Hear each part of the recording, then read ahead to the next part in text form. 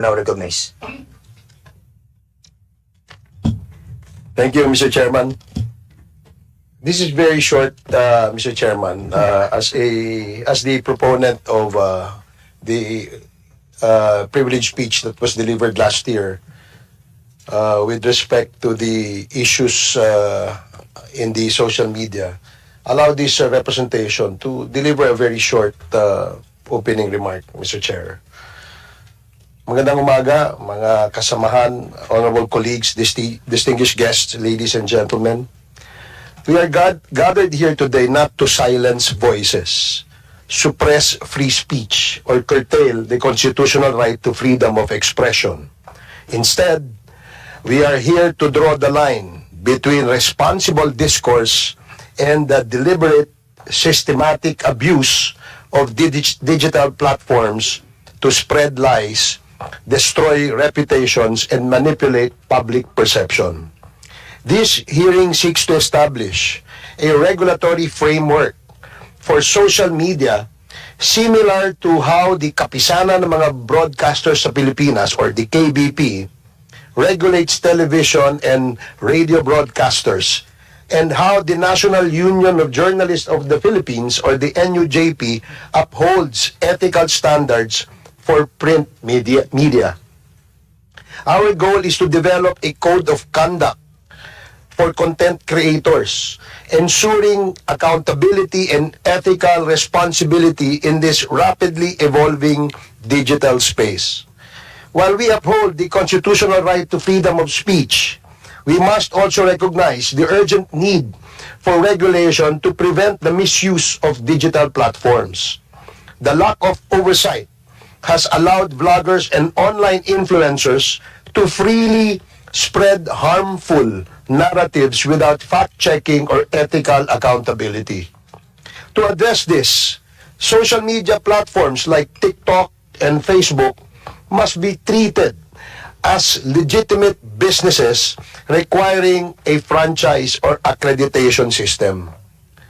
By holding these platforms accountable for monitoring and removing defamatory content, we can foster a safer and more responsible digital environment. This measure will not only encourage ethical content creation, but also curb the spread of libelous and misleading information. Just as traditional media operates under legal and ethical standards, bloggers and online influencers must also be subject to similar regulations to prevent the reckless dissemination of falsehoods. In recent years, we have witnessed the alarming rise of trolls, vloggers, and malicious online actors who, under the guise of exercising free speech, systematically spread fake news and engage in character assassination. These individuals and groups, operating with seeming impunity, have poisoned public discourse and in many instances tarnished the reputation of those who dare challenge their narratives. Despite the existence of laws such as the Cybercrime Prevention Act, Filipinos remain vulnerable to online deception, harassment, and digital attacks that threaten not only individual lives but also the integrity of our democracy. The reality is that these network of trolls are not simply expressing opinions. They are engaged in a well-orchestrated, well-funded campaign to spread disinformation, manipulate public perception, and destabilize institutions. The sources of funding for these operations remain in the shadows, possibly linked to illicit activities such as pogo operations or criminal syndicates. These financial resources are weaponized to create chaos, erode trust in government, undermine the media, and weaken our democratic foundations. Ironically, but not surprisingly, none of these actors speak out against China's aggression in the West Philippine Sea, proving our suspicion of illegal foreign funding. Let us be clear, This is no longer a mere issue of online criticism. What we are facing is a calculated effort to deceive, defame, and discredit those who seek to uphold the truth. These trolls are mercenaries of disinformation, paid to disrupt, confuse, and divide. Their mission is to drown out facts, distort the truth, and silence those who speak out against corruption and injustice. We too have not been spared. As public servants, we have been personally targeted by these malicious actors. Myself, my colleagues, and even the President. We accept criticism when it pertains to our official duties. But it is evident that these attacks go beyond public accountability. Their true intent is to discredit us before the electorate and the people we serve through personal and baseless attacks. The Supreme Court in Labargan versus People of the Philippines, GR number 246824, citing the Kev Jr. versus People in GR number 206015, ruled that, and I quote, offensive imputations against public officers do not constitute defamation if these relate to their discharge of official duties unless the prosecution proves actual malice. Defamatory utterances are malicious when made with knowledge that they were false or with reckless disregard as to its falsity, unquote. But this issue is bigger than any individual case, Mr. Chairman. This is about every Filipino who has been a victim of online harassment, cyber libel, and digital deception. If we continue to ignore this growing problem, we are failing the people we have sworn to protect.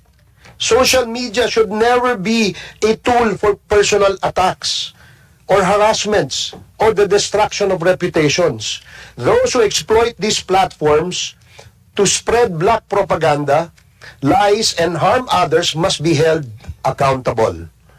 We have also received reports of bloggers soliciting donations under the pretense of funding their content, only to be involved in scams and online fraud.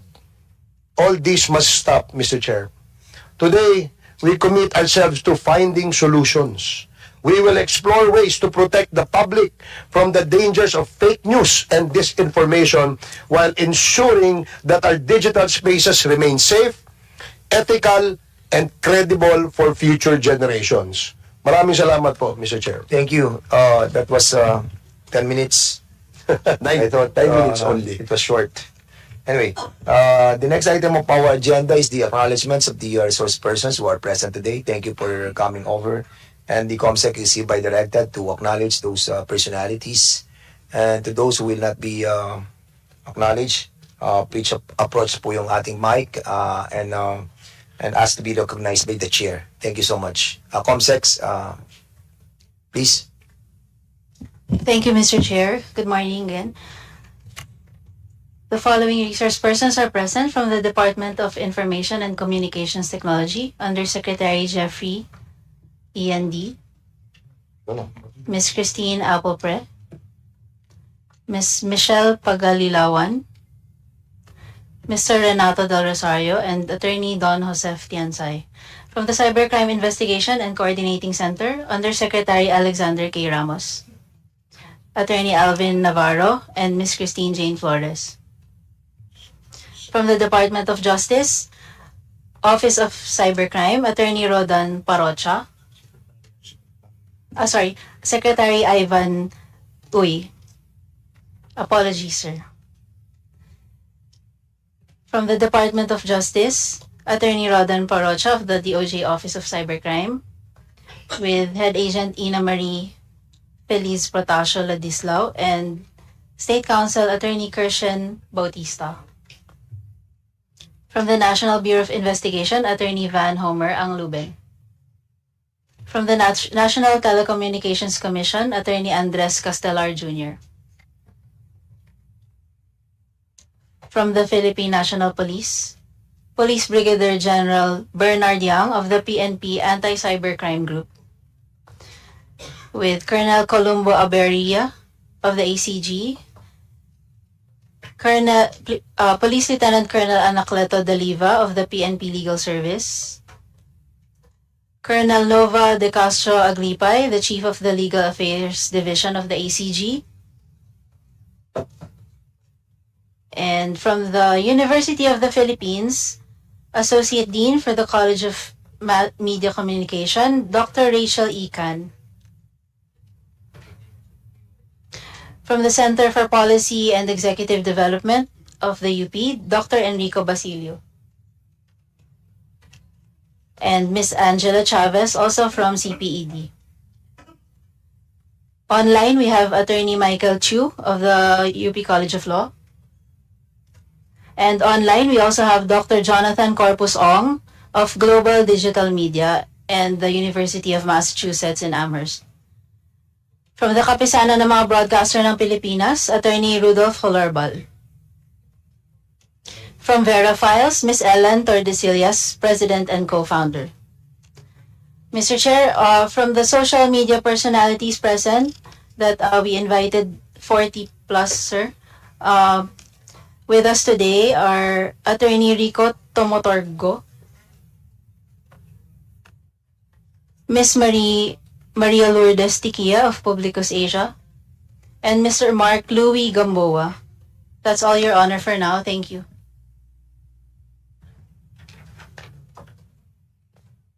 Okay, Additional resource person, sir, from Press 1, Mr. Felipe Ipe Salvosa, Editor.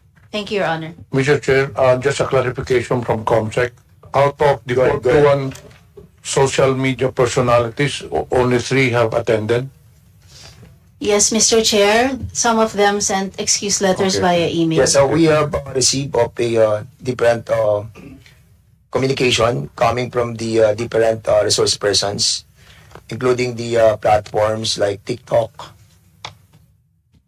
YouTube, Google, and Facebook, Meta, Facebook, and to some personalities who have written us an excuse letter. They want to see or to acknowledge these excuse letters. Siguro isa-isay natin, no, para at least maging fair naman po doon sa mga resource persons who have attended while others have not. So ito po yung mga excuse na galing kay Krizette Chu. I think this is reference to your invitation to joint inquiry. After careful consideration, I would like to respectfully turn down your invitation due to these following reasons. There are so many reasons, and maybe I'll be giving this to the members for their perusal afterwards para makita natin what action to be taken. Also from Aaron Peña, meron din po siyang excuse letter. Yes,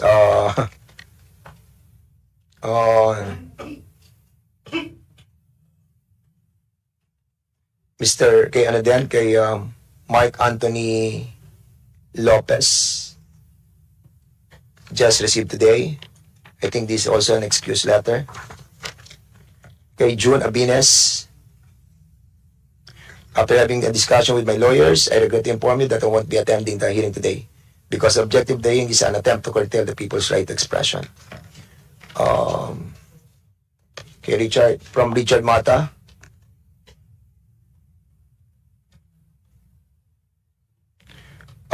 thank you for the invitation. I just received this yesterday. Just a day before the event, I consulted my lawyer and was advised not to attend. The late invitation plus the unclear purpose of the event. We support the freedom of speech. We also support it.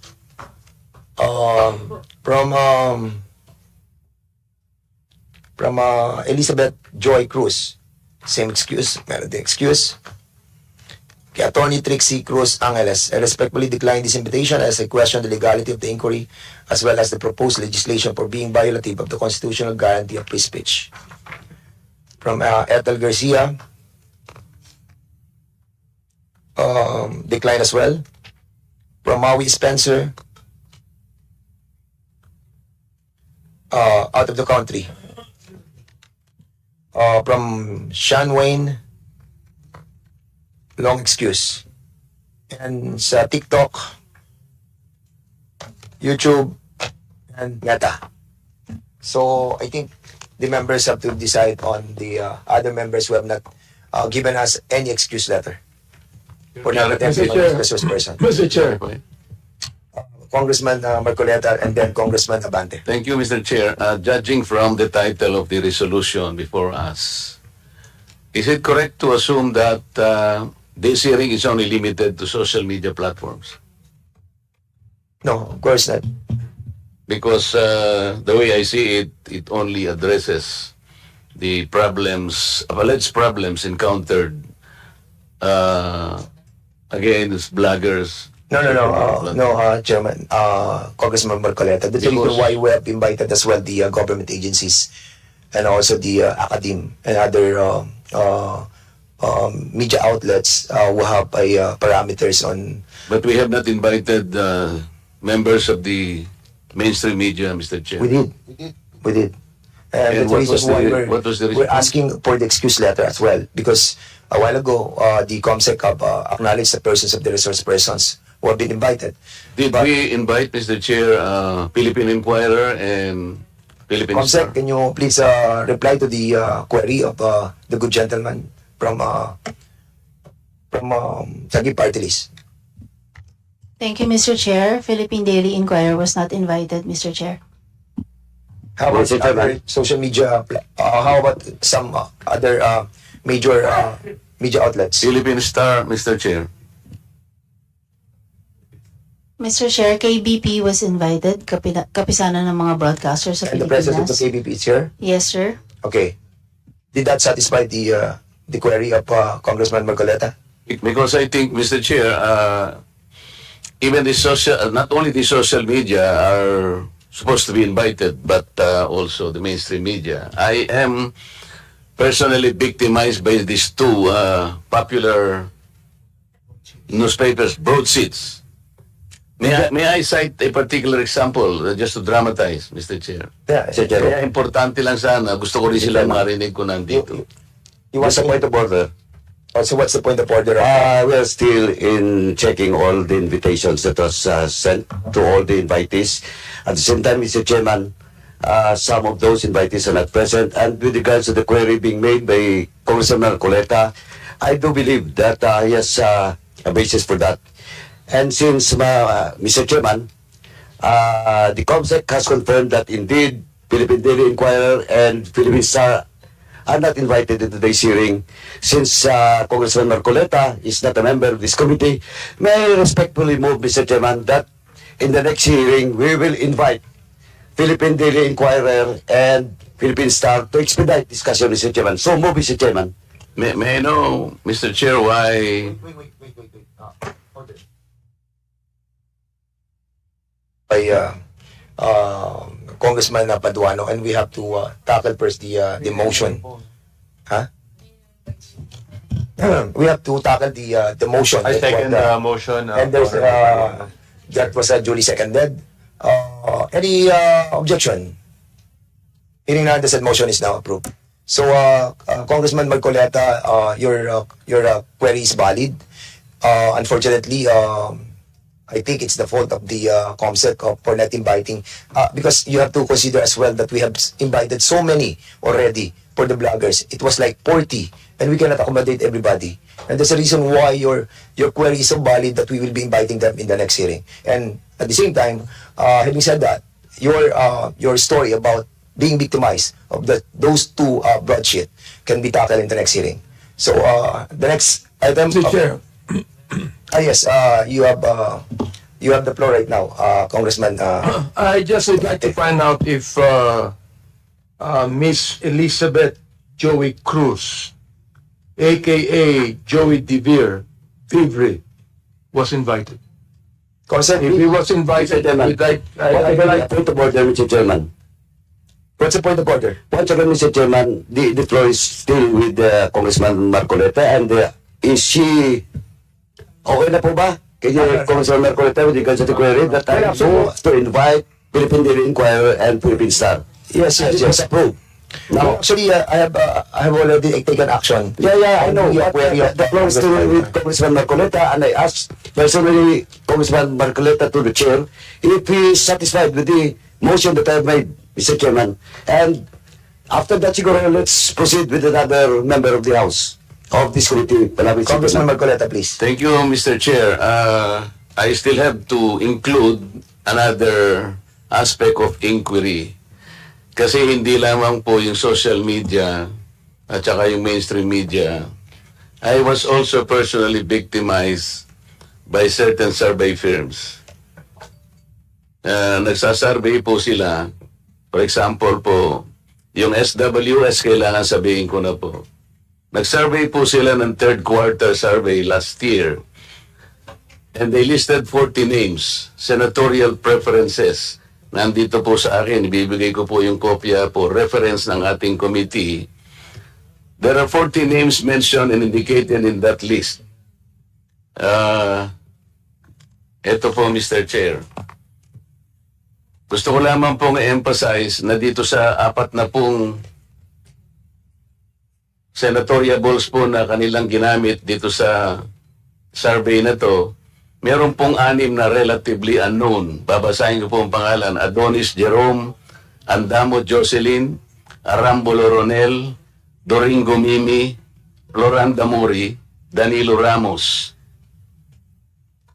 Meron po naman 7 na sikat, Mr. Chair, pero hindi naman nagpahayag po ng pagtakbo bilang senador. Andyan na po si dating Pangulong Rodrigo Duterte, dating Senador Franklin Drilon, dating Senador Richard Gordon, Harry Roque, dating Vice Presidente Robredo Maria Leonor, at saka po yung ating Secretary of Defense, Gilbert Chodoro. Pero po malinaw dito, Mr. Chair, hindi po nila ako nilagay dito sa 40. Pero no pong yung outcome pong ito ipalabas nila, number 36 po ako. Paano po mangyayari na ako po ay magiging number 36, hindi naman po kasali rito. Ito po yung klase ng mga manipulative surveys na pinaniniwalaan po ng mga tao. Sana po hindi na lang nila ako sinama sapagkat wala naman ako rito. Sino po ba si Adonis Jerome, Andamo Jocelyn, Arambolo Ronel, Doringo Mimi, Floranda Modi, Mr. Kong Barbers, may kilala ka ba rito? Bakit naman po, hindi ko naman po pinagpipilitan na isama nila ako rito. Ang problema, hindi po ako kasama, Mr. Chair, pero nilagay po nila ako doon sa resulta, number 36 ako. Hindi naman po tatama ito. Ito po yung gusto nating i-address lahat. Hindi lamang po social media. We understand that your predicament, Thank you, Mr. Chair. Congressman Marcoleta. And Bibigay ko po yung the kopya para sa the referensya po. representation also doesn't believe that because on my own assumption, nasa top 5 ka. So, Mr. Chairman, Chairman, just say, Mr. Chair, kidding aside. No. Kidding aside.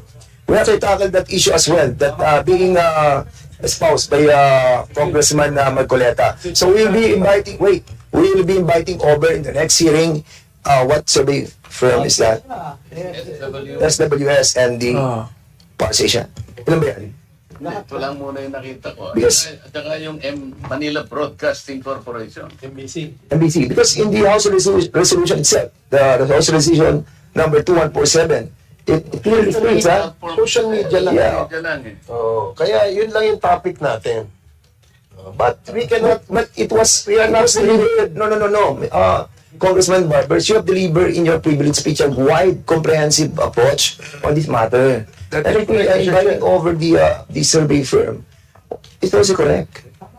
yeah, maybe we We can are tackling expand. not only the House Resolution number 2147, we're also tackling 2 privileged speeches that was delivered by you. So I think may basis po yung kay Congressman Marcoleta. Okay, and at the same time,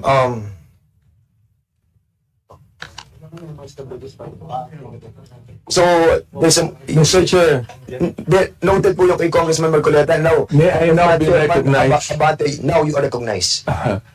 My query is if we have invited a certain Elizabeth Cruz, no? AKA Joie de Vivre, Mr. Chair. If we have invited her and she has an excuse letter, may I know what was the excuse, Mr. Chairman? Comsec, please answer the query of Congressman Abante. Please. Sa social media. Dito ay. Thank you, Mr. Chair. Miss Elizabeth Joy Cruz was invited and she sent an excuse letter via email. Ano po yung kanya excuse letter? Ano yung dahilan? One moment, sir. I'll get it from the chair. Thank you. Mr. Chair, Comsec, can you kindly also try to tell us those resource persons who have not attended this committee hearing? Yung may mga excuse letter, okay yun. But those who have not reply to our request to be present on today's hearing. Thank you, Mr. Mr. Chair, Chair. particularly first, Mr. Chair, Congressman Abante. particularly I am referring to AKA Joie de Vivre sapagkat matindi yung kanyang mga sinabi dito. Gusto ko talagang makita siya at makausap sapagkat dito minura niya ako at ang sabi niya, panay kabobohan sa quad. Sayang kuryente sa'yo. Bigyan mo sa kanya. Ano yung pack you? Yung pack you. Hindi ko alam yung pack. Huwag mo na sabihin. Congressman Abante. Dali lang. Tutuloy ko lang buta. Mr. Chairman, Congressman, don't be so personal. Let's be more comprehensive on this approach. Kaya binabasa ko lang po. Binabasa ko lang Sige, go ahead. I'll give you Pangalawa, November 13, 2024, nagmura na naman siya. Hindi ko na babanggitin yung mura niya. Pag tinatanong kung anong legislation ginawa niyo in relation to this, BS, ano ba yung BS? BS inquiry, sasagot ka. Swelduhan ka ng taxpayers, gago. November 3, 2024, si Benny Abante at si Romel Marbil ay mga protektor ng illegal na droga dahil pilit nilang pinalalabas na hindi ito ganon kasama. Tapos sabing ganyan, si Dan Fernandez and H. Barber's survey are depressing. Alam na nila na matatalo sila sa eleksyon. So what is the hearing for? Smoke screen for the discount. Tinabi ko ito sapagkat matindi po itong mga akusasyon na ibinigay nitong gusto ko nilang magmura Hindi na ako magmumura muna. Oo. Kailangan po, itong mga to, ang tatapang nila Ang tatapang sa pagmumura, nang wala tayong kalaban-laban. Ngayon, pag kaharap dito, hindi makaharap dito. Oo. Mga takot din pala yung mga yan Please hold your fire, please. Hindi. Just on the process of administrative, ano pa lang muna tayo, Congressman Abante. We can tackle that on the interpellation. Mr. Chair, gusto ko lang pong bagitin tong kanya excuse letter. Nakalagay dito, after meaningful consultation with my lawyers, gumayad pa na abogado. I have decided to respectfully decline. Respectfully? Minumura tayo, respectfully? To share my knowledge on matters. Hindi knowledge ang kailangan natin. The lawyer, this is like... Oo. Ask the lawyers kung libelous yung ginawa niyo o slander. No, nakalagay. I would like to categorically state that I am neither paid by POGO operators. Hindi na pinag-uusapan. Pinag-uusapan natin yung mga sinabi niya. Tapos respectfully, Elizabeth Joie Cruz. Nakikinig po sa atin ngayon, nanonood ngayon. Kumarap ka dito, kumatapang ka. Hirap sa iyo, nagmumura ka. Nang dyan na wala kaming kalaban-laban. Kumarap ka dito. Dito. Namo. Chairman. No, wait. Quiet, Chairman. Please observe, refrain from laughing or whatever expression you wanted to, please observe decency and, of course, Chair, I move that with we all due strike out. with all due respect, with all due respect with Congressman Abante, I feel your sentiment, I feel your sentiment, but we are in the process of finding out the, yung pong implementation of the 10175. And I respect your freedom of expression. But what I'm trying to tell you is to refrain from the fire that you wanted to express, no? But for now, nandun pa lang po tayo sa administrative matter, and we wanted to finish that, and then we will be discussing, or we will be approving the ground rules. Wala pa po yung ground rules, and kaya nga po doon sana yung kay Chairman Abante papatak yan sa ground rules. Anyway, having said that, siguro we'll proceed to the next item. Mr. Chair, is to approve. So that we can have an orderly hearing, we must first approve the ground rules. I believe that the COMSEC has already distributed copies of the ground rules Correct. to the members present. So therefore, Mr. Chair, I move to approve the ground rules. Yes, there's a motion to approve the ground rules, and I believe that the members of this committee have already received the yung pong ground rules natin, and you have already read it. So siguro I need a second motion for this. Any second motion? Second. This was duly seconded. Any objection? Hearing none, the said motion is now approved. Hindi ko basahin yung rules. So the next item of our agenda is for all the Mr. Chair, yes, Congressman Zamora. I would like to reiterate my earlier motion to strike out the expletive that was mentioned by my idol, Representative Abante. Second motion. Mr. Chair, Second motion. I object because it was not expletive. Sinabi ko lang, namo. That can mean anything. That can mean anything.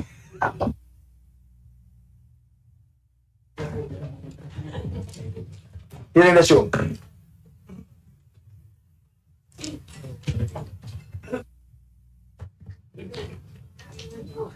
If that is the... Huh? So it was seconded, Mr. Chairman.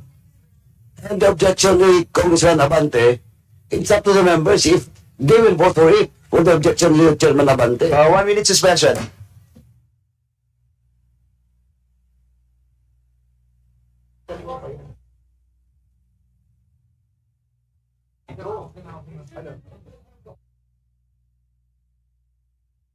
Okay na.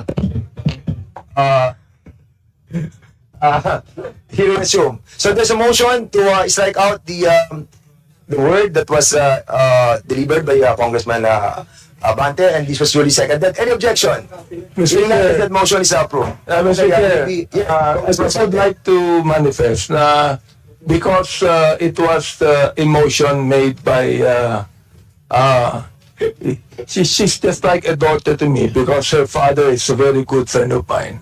So I would like to withdraw my objection, although it is not actually an expletive.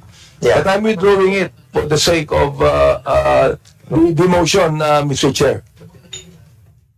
So the next item of our agenda is the administering the oath of the resource persons. Those who have been invited to attend this committee hearing, please stand up, and the COMSEC is hereby directed to administer the oath of the resource persons.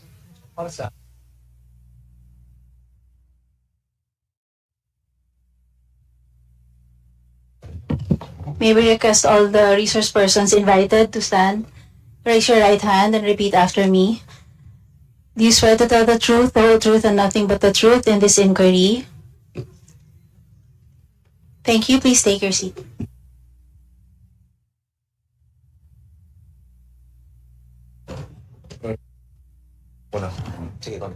Mr. Chair, once again, we would like to have an orderly proceedings of the hearings. So therefore, we have some reminders to the members because After this, we will now proceed to the deliberation and discussion. Please be reminded that pursuant to our ground rules, House members shall register with the committee secretary and shall be recognized on a first-to-register basis. Members shall be given 10 minutes each for their interpellation, excluding the answers of the resource persons. No member, except the chairpersons or the presiding officer and the senior deputy speaker, shall be allowed to speak or make interjections during the course of the interpellation of a member unless and until recognized by the lead chairperson or the presiding officer. Lastly, we enjoin everyone to observe proper decorum and basic courtesy in our proceedings. Please address your questions to the co-chairs and wait to be recognized. Thank you. Thank you so much, Co-Chair Pimentel. So, muna tapos doon. The next is Chairman Aquino for the discussion proper. Please discuss it. Yes, thank you, Mr. Chairman. With the permission of my co-chairs, I would like to propose that we first hear from the academe, then government agencies and independent media organizations to give us a situationer on the social media landscape. Each presenter shall have 10 minutes. Thank you. So the proposed flow of discussion, una po yung academe, si Dr. Jonathan Ong, then academe muna, then government agencies, then the independent media organization. This will be the flow of our discussion. But for the meantime, going back to the administrative matter, Congressman Chairman Chairman Paduano, have something to say? Thank you, Mr. Chairman. Just a matter of procedure, Mr. Chairman. And the protocol of every committee hearing, Mr. Chairman, all resource person being invited in every hearing and absent should have an excuse letter or explanation. And if that excuse letter is valid and acceptable to the committee members, so we will just invite them to the next hearing. But for all those resource persons with an excuse letter or without an excuse letter, they should be invited through a show cause order for the next hearing, Mr. Chairman. So that's a matter of protocol and procedural in every committee hearing, Mr. Chairman. That's why I want to go back to the invited guest that was mentioned by Congressman Abante. And it's up to Congressman Abante that what will be the next step for this committee for his or her invitation in the next hearing. I just want to make it clear, Mr. Chairman, that all invitees who are not present in today's hearing the committee should have a proper disposition with regards to their invitation, Mr. Chairman. Thank you, Mr. Chairman. So what's the pleasure of the body? Mr. Chair, in relation to what Congressman Paduano said, may I know if we're going to invite again those social bloggers? What's the pleasure of the body for those who have been invited and have not written us any excuse letter? Well, to me, Mr. Chair, to me, Mr. Chair, Yes, go ahead. let us invite them again. If they don't show up or make an excuse letter, then I'll make a motion that we issue a show cause order on them. So there's a manifestation by Congressman Abante that those who have not written any excuse letter will be invited again in the next hearing. Actually, hindi ito motion, but it's a procedure that is being governed as, no? So, doon sa mga resource persons na hindi po nakarating, na hindi nagpadala ng mga excuse letter, you are being invited again in the next hearing. And for those who have written an excuse letter, what's the pleasure of this body on the excuse letters that they have sent us? Because they have written as letters. Mr. Chairman, kasi po, in our procedure, depende po sa content ng excuse letter if it is valid or not. That's why, I suggest, kaya lang, tumatagal tayo dito, Yeah. I suggest sana na we will discuss each and every excuse letter. Kasi magkaiba po reason at saka content ng letter. Correct. Diba? For example, in the case of the person that was mentioned by Congressman Abante, ganon po yung sagot niya. Shall we invite her? Babae ba? Shall we invite her again or issue a show cause order? For me, Mr. Chairman, that is offensive and we should also issue a show cause order for her. And we will not just invite her in the next hearing, we will issue a show cause order for that person. Mr. Chairman. According sa, okay, thank you so much for that, Congressman Tuano. According sa Section 9 of our rules, witnesses shall be granted more than two postponements of appearance before the committee without justifiable cause. So we can issue a show cause order because wala silang justifiable reason. Mr. Chairman, Yes, Congressman Ako, please. we must distinguish the resource person who was invited but did not offer any excuse from the resource person who was invited but came up with a letter excuse. So why should we treat them the same? According to our protocols, as we have done in the previous committee hearings, those invited persons who did not offer any excuse, the next order is for them, for the committee to issue a show cause order to explain why. And for those people who offered an excuse for their absence, it's up for the committee to determine whether the excuse is acceptable or not. Thank you, Mr. Chair. Okay, I think we have so many excuse letters that were given to us by the COMSEC. Mr. Chair, And particularly, yes, the excuse order, the excuse letter of this Miss Elizabeth Joie Cruz. She said, I know that the time of the committee is precious and I am coming from deep concern on prudent utilization of public resources. Mr. Chair, this is contemptible. This is not respecting this committee. How dare she would say the prudent utilization of public resources? I therefore make a motion, Mr. Chair, that we issue a show cause order on this Elizabeth Joie Cruz. I move therefore, Mr. Chair. so there's a motion to issue a show cause order to that resource person. What's the name? Elizabeth Cruz. And there was a second motion. Any objection? Hearing that, the said motion is now approved. Yun po yung merong excuse letter. And there's still a lot. Like, for example, yung kay Sean Wayne, kay Maui Spencer, kay Ethel Garcia. But you have to read the content of their excuse letter. Like, for example, one of these, you want to move on this, or you want to discuss this on a later part of the discussion? Or you want to have an omnibus motion with all of this, But there are excuse letter which are valid. Like, for example, this personality, nasa Singapore siya. So, katulad ito, out of the country, si Maui Spencer, for not being there in our country yet. Nasa Singapore siya for vacation. So, I think, excuse yung kanyang, yung Tony Abiles, sige. After having discussion with my lawyer, isa-isa na natin to kung gusto nyo. Okay, after having discussion with my lawyers, I regret to inform you that I won't be attending the hearing today because the objective of the hearing is an attempt to curtail the people's right to expression. So, kay June Abines.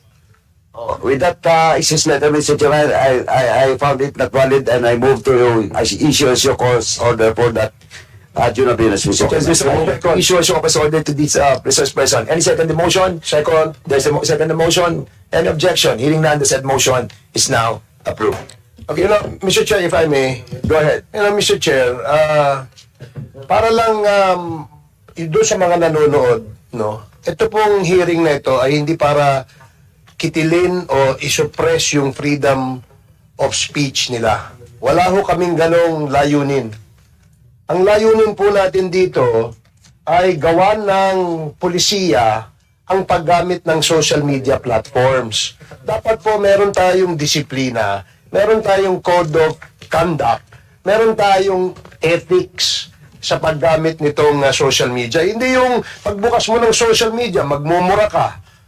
Meron dyan, nagso-social media, nagbablog, walang ginawa araw-araw kundi manawagan ng kaguluhan sa ating bansa, nananawagan ng people power, nananawagan ng kudeta.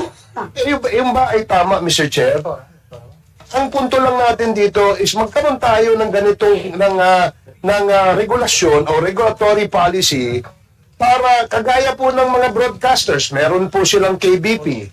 Kagaya po ng mga manunulat sa dyaryo, meron po silang NUJP. They're all bound by rules and regulations. So in this social media, the use of social media platforms, unfortunately, wala po tayong ganyan sa ngayon. At hindi po pwede na gawin pong rason ng mga yan na meron tayong freedom na kine-curtail natin yung freedom of speech nila. Huwag niyo pong lokohin ang taong bayan. Wala hong curtailment o suppression ng freedom of speech dito. Kaya nga kayo inimbita rito eh. Diba? Kaya kayo inimbita dito para makapagpahayag din kayo. Hindi po ba yan ay tamang freedom of expression? Ba't ngayon nagpapadala kayo ng mga sulat na hindi kayo pwede kasi hindi kayo naniniwala sa layunin ng pagdinig na ito? Wag po kayo magtago sa mga ganyan. Ang tatapang nyo, sabi nga ni Congressman Abante, in the advent of social media, suddenly Filipinos become political analysts. They become journalists. They become experts. We need your wisdom. Diba? Kayo, ang gagaling nyo magtuligsa eh. Dito nyo gawin para nang sa ganun, makagawa tayo ng isang pulisiya na hindi po maabuso ito. Ngayon, nandiyan kayo sa social media. Kung mag-retire kayo, wala na kayo, hindi na kayo nagbablog.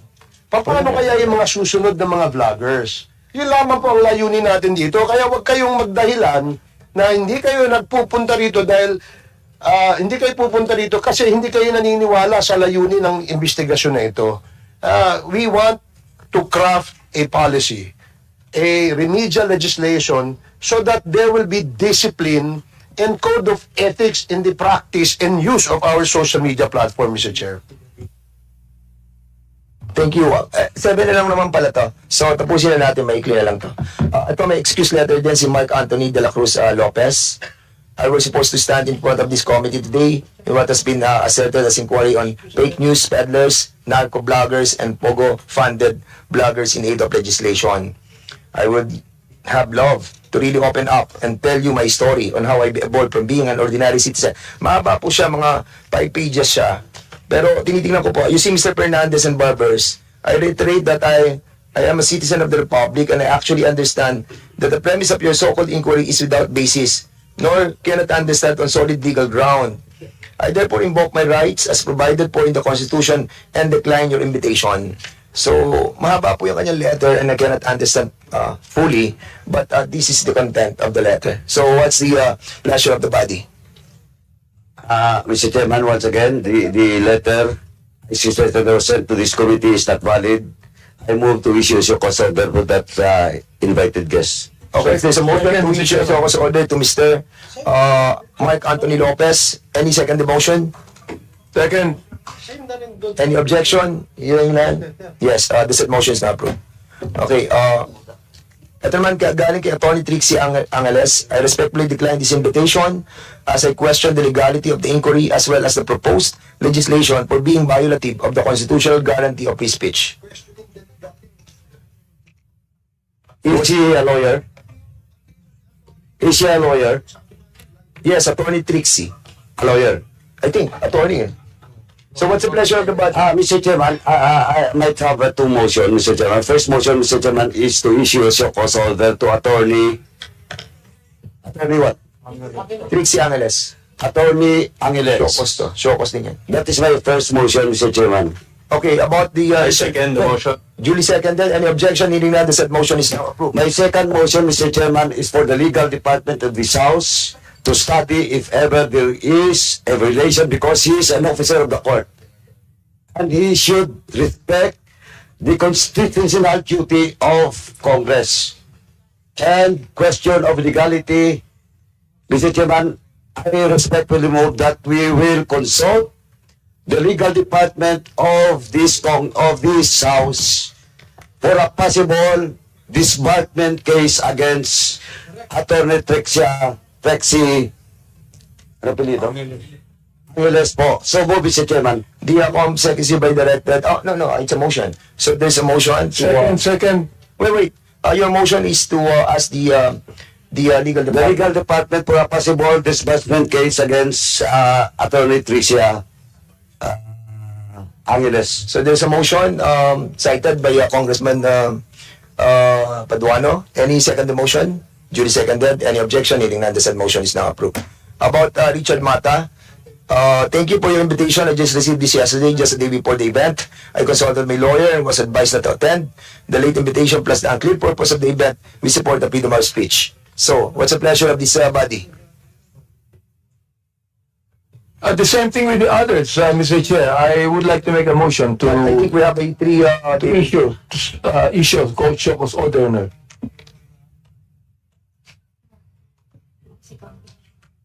There's a motion. Any second the motion? Duly second. Any objection? Hearing none, the said motion is now approved. About the Aaron Peña. While I initially wanted to accept, I would like to respectfully decline your invitation to share my knowledge on matters that were raised by Representative Ace Barbers in his privileged speeches. Last year, after a series of consultation with my lawyers, I would like to categorically state that I'm neither paid by POGO operators nor drug lords, and so my knowledge is not used for the goal of the joint committee. Same thing. Motion. Mr. Chairman, I move to issue a show cause order for... There's a motion to issue a show cause order to this person. Any second the motion?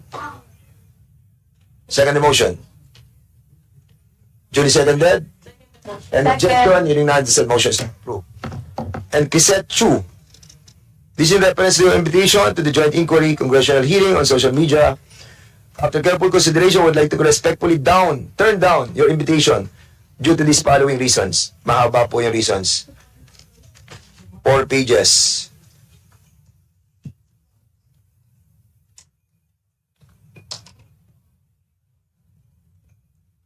And sa nababasa ko ba, ang tema niya ay justification of the laws protecting the rights. So I think, what's the pleasure again? I think it's not about health reasons or whatever. It's also justifying not to be present on today's hearing. Once again, Mr. Chairman, I move to issue a show cause order There's for the the motion mentioned to invited guests. show cause order to meet Krizette Chu, and this was duly seconded. Hearing no objection, the said motion is now approved. About the Sean Wayne, it's a long excuse as well. No health issues and not out of the country. So I think same. No, it's not out of the country. So, nag-decline lang siya. And this goes also to Miss Ethel Garcia, para yun na po yung lahat natin. So, dalawa po sila, same naman ang reason almost. Mr. Chairman, I move that we issue a show cause order for both the invitees that also mentioned by the chairman. So, There's the motion to issue show cause order to Miss Ethel Garcia and Sean Wayne. Duly seconded. Any objection? Hearing none, the said motion is now approved. So now we will be... Mr. Chairman, just one last admin. 11:30 na. Go ahead. Mr. Chairman, the committee has received a letter coming from the Philippine Entertainment Portal, and they're requesting for the presence to be invited in the next hearing, Mr. Chairman, so that they can also give some inputs with regards to the House resolution that we're tackling in today's hearing, Mr. Chairman. So move, Mr. Okay, Chairman. so we will be inviting them over as well. There's a motion, duly seconded by Congressman Luiso. Any objection? The said motion on the said motion, hearing no objection, the said motion is now approved. Okay, punta na po tayo sa flow ng presentation natin. Kanina, sinabi po natin yung academe po mauna. We will be recognizing via Zoom si Dr. Rachel Khan, Associate Dean, UP College of Media and Communication. Pakinggan po natin yung mga taga-academe natin. Go ahead, nandiyan ba siya? Kung mauna to, kasi mag-out siya. Okay, so unahin po muna natin si Dr. Jonathan Ong, University of Massachusetts. Andiyan po ba siya? Via Zoom as well. So via Zoom. Sige, go ahead. Sige, Dr. Ong, you are now recognized.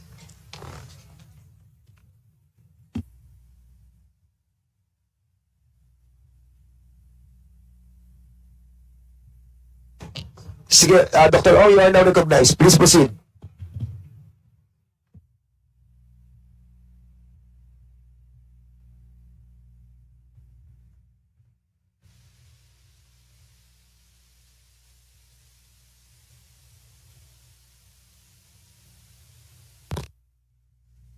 Academic research and tech policy papers on social media and disinformation. Since 2016, I've collaborated with many news and nonprofit organizations in the country. Several of them are invited and present in today's hearings.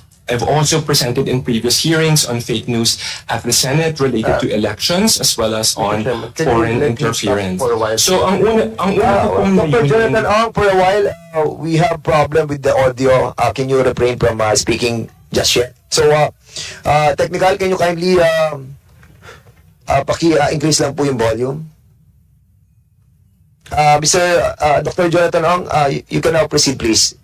We'll Okay. just try to check it out. All right. Can you hear me fine? Go Can ahead, you see the presentation? It's much better. Thank you so much, sir. Okay, so magandang umaga po. I'm a professor based po ako Sir sa Jonathan Boston. Ong, But Dr. before I Jonathan was Ong, a again, professor sa I'm Pineda, sorry, Manila. I'm a disinformation Doctor. researcher and director of Sigla Research Center based po sa Manila, and I've been publishing academic research on social media and disinformation since 2016, and I've collaborated with many human rights organizations and newsrooms, some of them present in today's hearings. I've also presented at the Senate on fake news and elections, as well as on foreign interference. So, ang una ko pong layunin sa araw na ito ay magbahagi ng research on disinformation. Number 2 is to review trends in global context. It's important to conduct comparative research with our neighboring countries kung ano-ano na nga ba yung mga effective solutions based on other countries' direct experiences, including with legislation. Pag-usapan po natin kung paano maaaring suportahan at posibleng pondohan ng gobyerno ang iba't ibang mga interventions. Third, it's important that we share lessons of what has worked and what hasn't in the Philippine context, and what risks that researchers, journalists, and other organizations in this space have been facing. Fourth, I also wanted to share the vision of Sigla Research Center and myself as a sociologist in terms of tech justice here in the Philippine context. So, my colleagues advocate for tech justice solutions that are sustainable, long-term, and aligned with our country's cultural context.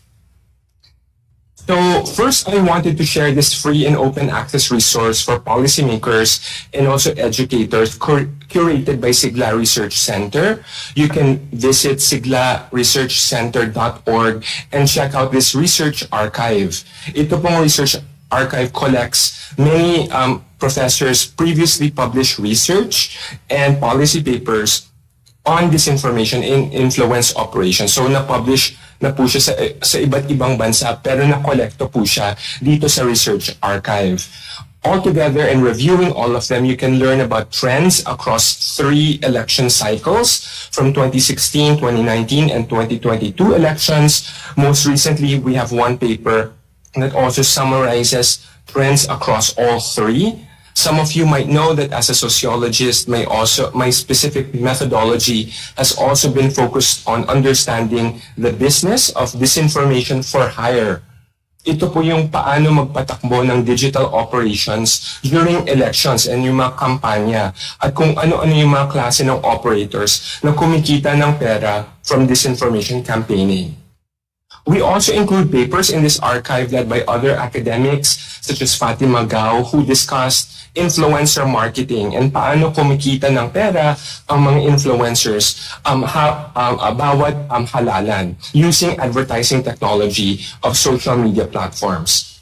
Finally, we have collected research about counter-disinformation actors in the Philippines and kung ano-ano yung mga interventions na na-implement dito sa ating bansa. So, baka may mga nakakaalam na po sa inyo itong research paper published noong 2018 entitled Architects of Network Disinformation. I was asked to share this with you again today. This research was co-authored with Jason Cabañas, and this analyzed the behind-the-scenes work of disinformation campaigns, how they are organized, the different kinds of workers involved, who sets the agenda, and who executes the campaign. So our research involved interviews with politicians, political operators at various levels of the hierarchy. Kasama na dito mga advertising and PR specialists, influencers, fake account operators, and digital volunteers. This academic paper has also been translated as a podcast produced by Puma Podcast, where we interviewed disinformation whistleblowers. So ito po yung mga operators na nagtrabaho sa mga political campaigns, and you can hear from them directly. Maririnig nyo how they were recruited into their work at paano sila kumikita ng pera. 3 of our findings: political trolls are not tech-brainwashed, uneducated, poor voters in rural areas. Some of them are from middle-class families, and they see political trolling as just a side gig, a hustle to make ends meet. There are different kinds of workers, and we need to hold accountable the people at the top, yung mga elites in advertising and PR industries. Ibig sabihin, sana wag lang po natin habulin yung mga low-level workers, yung mga bots, but pati na rin yung mga mastermind. Pero mahirap pong gawin itong kind of research. Ang naging pangalan po sa methodology ng research na ito ay Disinformation for Hire, yung pag-aaral ng paano nagiging hanap buhay kumbaga ang paggawa ng fake news sa industriya. So ang napag-aralan namin ay ito.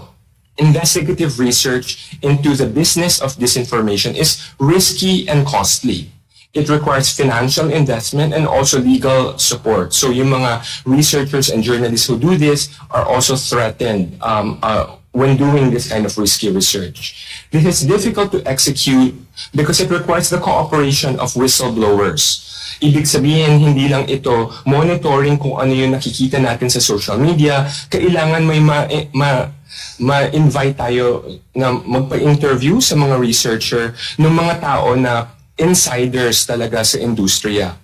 This means that we need civil society to support worker power movement building in the digital and creative industries. Kailangan ma-encourage natin sila at magkaisa mapag-usapan ng ethics or lack thereof sa industriya. So, may iba't ibang interventions na nasubukan na. So for example, codes of ethics have been attempted by legal advocacy groups like Lente, which I'm sure you're familiar with. Unfortunately, these attempts have had very little buy-in from advertising and PR agencies themselves because it threatens their ways of working and their bottom line. Thus, it has become easier to just hunt and fact-check low-level trolls and bots rather than to hold accountable itong mga masterminds. So, pag-usapan din natin ng foreign interference. And it's important that we review prior research. Of course, it's important to invest in cybersecurity monitoring of foreign interference. Ito po yung pag-track ng mga bot accounts operated overseas and how they interfere on wedge issues, such as how Chinese accounts were discovered by Facebook's own investigation as pushing CCP propaganda around the West Philippine Sea. However, we also need to fund local investigative research that can probe the transnational labor networks to expose itong mga financial transactions during campaigns, especially during elections. So for example, during the 2019 elections, we found at least one example of a Chinese mainland business tycoon funding a local politician's digital operations for a mayoral race. dahil may personal business interests siya sa lugar na iyon at naisip niya na matulungan itong local politician. This should also count as foreign interference and ways of circumventing campaign finance regulation in the country. So, kasama na din sa pag-discuss ng foreign interference, we need to understand how it can come from many different countries, including from our allied countries, such as the United States. Reuters journalists last year exposed the Pentagon as seeding anti-vaccine memes in our country at the height of COVID. We need to pursue unanswered questions from this expose, including identifying possible local Filipino collaborators who participated in the translation and dissemination of this US-funded disinformation campaign. So I'm almost at the very end of this presentation. I just wanted to highlight research from other neighboring countries about the risks of top-down government legislation against fake news. So it's important to recognize that many human rights organizations and international legal scholars have raised alarm about the global trend of anti-fake news laws being used as quote-unquote weaponized lawfare. Ang sabi po ng maraming eksperto ay ang mga batas ukol sa fake news ay karanasan nagagamit in an inconsistent and arbitrary fashion, often used by incumbent politicians and governments to target activists, critics, journalists, and opposition parties. So kahit mabuti ang intensyon ng batas, kung hindi specific at transparent ang batas at ang mga implementers na ito, top-down regulation can actually do more harm than good. Kaya nga, kahit UNESCO, nakaaway siya ng mga civil society organizations around Southeast Asia in 2023. So nagalit ang mga civil society organizations sa UNESCO for trying to encourage governments to have control of social media content. They had 3 objections. In effect, this would be rubber stamping local overregulation. It would embolden authoritarian regulators, and it would incentivize platforms to comply with illegitimate government requests. So these objections are not new. Back in 2018, the Center for the Protection of Journalists spoke out against how journalists have been imprisoned on charges of fake news spreading. It's important to note that we should consider different kinds of legislation, hindi lang po imprisonment and fines penalizing social media users. Pwede din po ay legislation focused at big tech corporation na focus siya on content corrections, so mandating big tech to implement content corrections, or number 2, administrative compliance measures for participating in transparency mechanisms with independent researchers. So I'm almost at the final slide, and so now, given the risks of top-down legislation that might do harm than good, yung advocacy ng Sigla Research Center is kailangan civil society-driven ang lunas sa fake news, and kailangan angkop sa ating konteksto. We need to have full awareness of risks of regulatory capture and overreach. So these are 4 very practical solutions that would be more civil society driven rather than top-down and overreaching.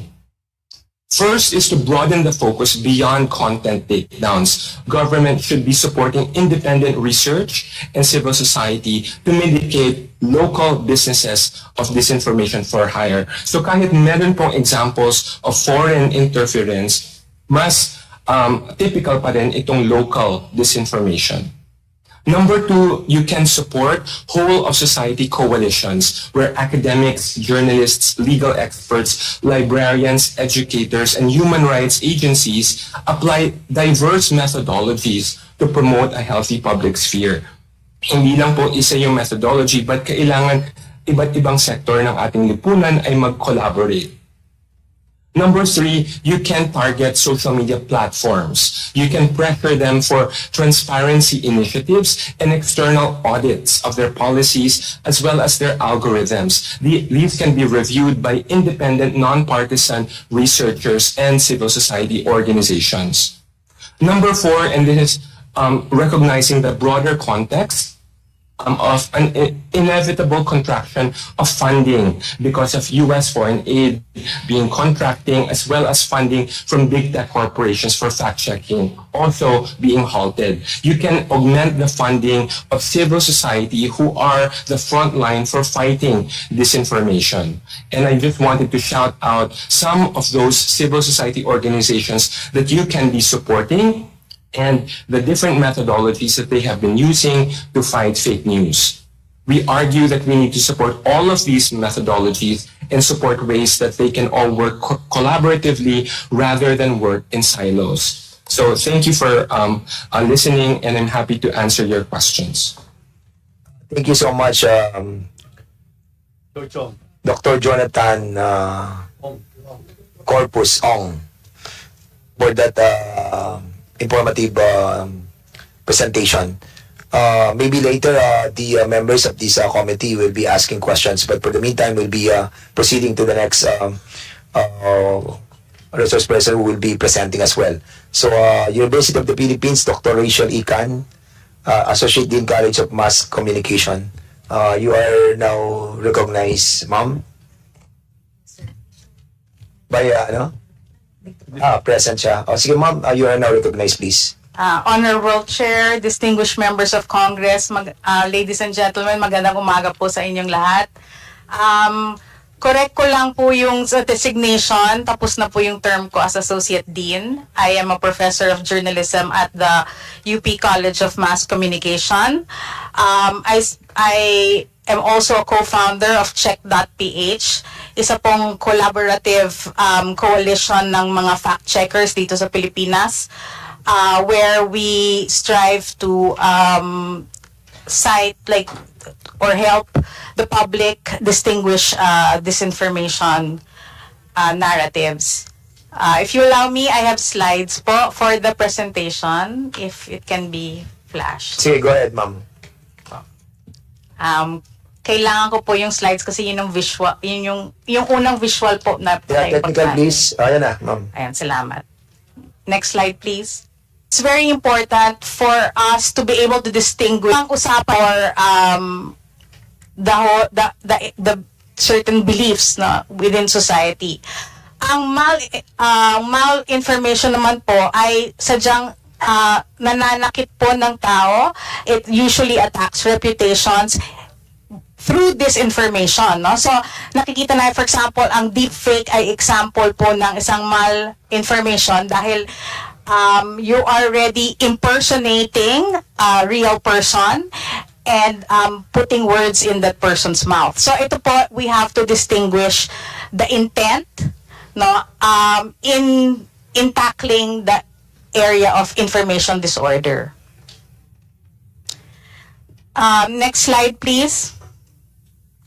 So I thought I would just summarize what I have to say in ABCD. Ang abakada po ng disinformation. Ang una po ay manipulative actors. They are people with clear groups, institutions with clear intention to disrupt democratic process or the information ecosystem. The second is the deceptive behaviors, mga tactic po. And I'll go through it given the limited time one by one. Can we have the next slide? So I'll tackle it more systematically. So una po, manipulative actors. So as Jonathan had said earlier, dun sa nakasite po sa kanyang study Architects of Network Disinformation, ito po ay mga institutions, mga tao, mga groups na nananadyang nagkakalat ng disinformation. I've listed here some examples of these manipulative actors, such as yung tinatawag or na-label ni Craig Silverman, isang journalist who focuses on disinformation also in the US, na mga black PR agencies. These are boutique PR agencies that really focus on, sometimes they operate during elections to either attack or to attack certain individuals during the election period, or feed disinformation in other forms, like in environment issues, no, health issues, mga ganyan. So sadya silang nagta-target ng audiences. Many of them are not necessarily members or officially recognized public relation firms in the country, but are also ad hoc. And then po yung mga POGO na or community-based fake account operators. No, so ang danger po ng isa pang danger ng POGO ay they have the machinery and the equipment to operate not just online gaming, but they can easily convert to scamming and other forms of harmful activity. And then, of course, apart from them, you also have community-based fake account operators. Ito yung mga grupong na-hire, usually kasama rin sila ng mga black PR na siniset up para mag-attack ng or mag-kalat ng disinformation. Then, of course, you have the hired trolls, yung mga tao nila, hired influencers. Now, this can be individuals who are selling their platform, no, to the highest bidder, not to be able to share whatever information their financier wants to give out. No, whether it's just for propaganda sake or it's disinformation. And then, of course, yung grassroots supporters, ito po yung hindi ito bayad, ito yung mga na-involve lang sa disinformation dahil masyado silang, for example, loyal sa isang personality. No? So, kung kahit anong sabihin itong influencer na to, i-echo nila. Sort of like blind loyalty. So, many of them are victims also of disinformation. Unfortunately, kahit na biktima sila rin yung nagpapakalat ng maling impormasyon. Alright, so the commonality here is that they are not operating in and for themselves, but are guns for hire, where the weapon is disinformation and the aim is the manipulation of the public sphere. Sometimes po we can, next slide please, there is some times when it's state-sponsored disinformation. As we can see here, I have 2 studies from that were published by the Deutsche Welles about Russian disinformation targeting Germany, and published also by the BBC News of Chinese-led state propaganda and disinformation. Next po, letter B, deceptive behavior.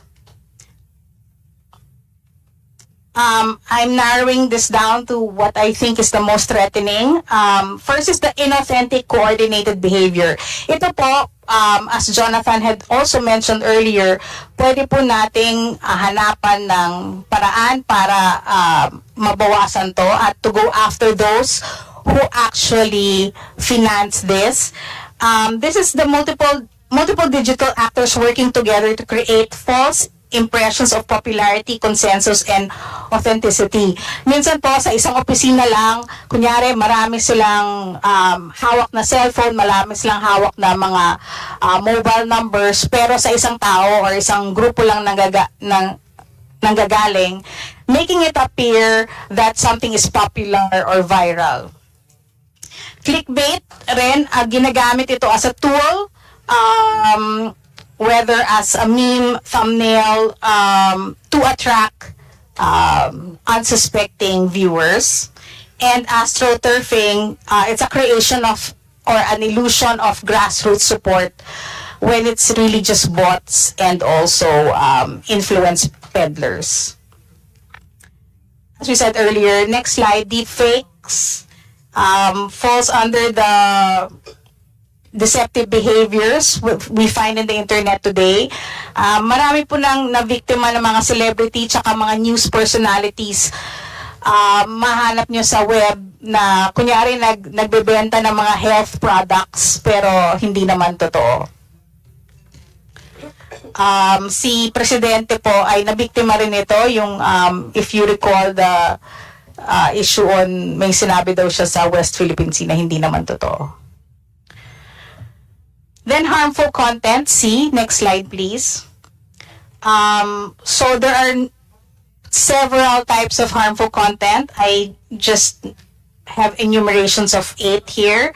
False medical information, incitement to violence, no, ito yung hate speech, encourages and glorifies violence, including suicides, defamation, election interference, financial fraud, imposter content. Yung imposter content, yung nag-hack into legitimate websites and creating a clone website. So, akala ng mga viewers, pinupuntahan nila yung, kunyari, pinupuntahan nila yung Inquirer, yung pala ay clone site siya ng mga disinformers. And then, public safety risks also, yung mga fake emergencies, or yung mga fake na humihingi ng tulong dahil sa isang typhoon or whatever, pero wala pa naman sila doon or hindi naman sila talaga apektado.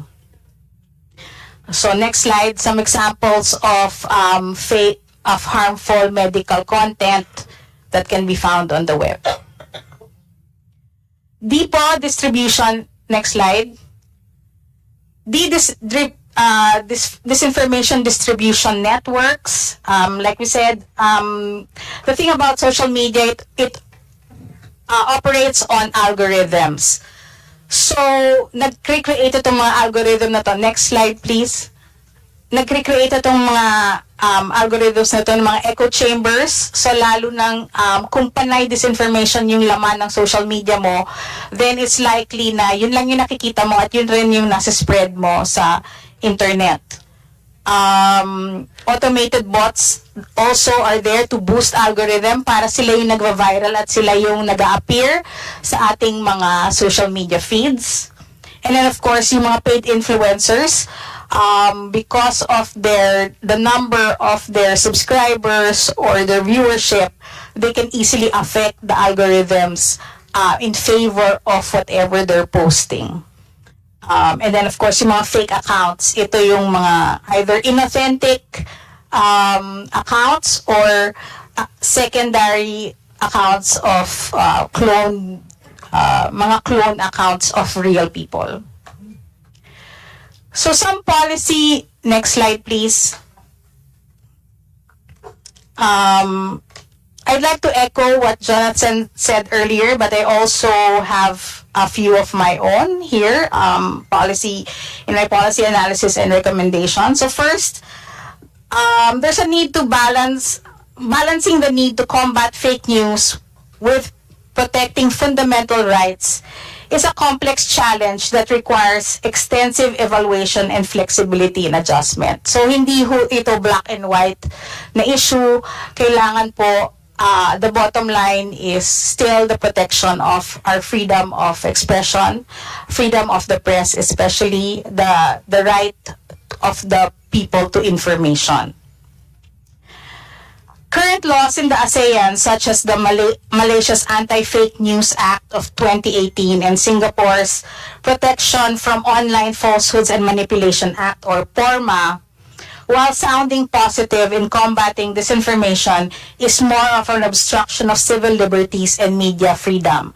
Kung titignan natin po itong dalawang sample na laws na to, malabo po, very ambiguous po yung definition nila ng disinformation. So kahit ano pwede mo siya ipasok. Kahit na legitimate reporting po ng news, especially on areas of corruption or public complaint of, let's say, services not rendered by public utilities, etc., pwede pong masakop dito. So, it's really against freedom of expression.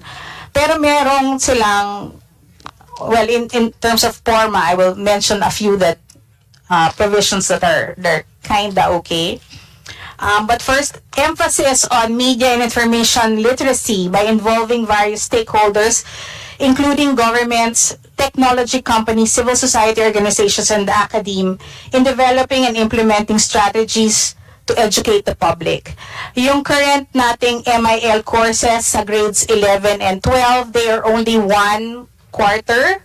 So it's not enough considering that it's now as important as reading and writing and arithmetic, no? Yung 3 R's kasama na dapat po ang media literacy, which means that it's hindi lang po sa grades 11 and 12, dapat po bumaba ito ng grade 1 pa lang ay tinuturuan na natin ng mga bata maging media literate. Penalizing masterminds, no? Especially black PR firms engaged in disinformation. Yung mga influence operators po na sinasabi, there has to be a way to penalize the masterminds rather than yung individual trolls. Kasi wala ho tayong mararating kung maghahabol tayo ng individuals rather than yung naghara sa kanila or yung nagbabayad sa kanila. Some solutions in other countries. Next slide, please. Sa Finland, they have implemented a comprehensive media literacy program in schools and the general population, leading to higher levels of public awareness and resilience against disinformation.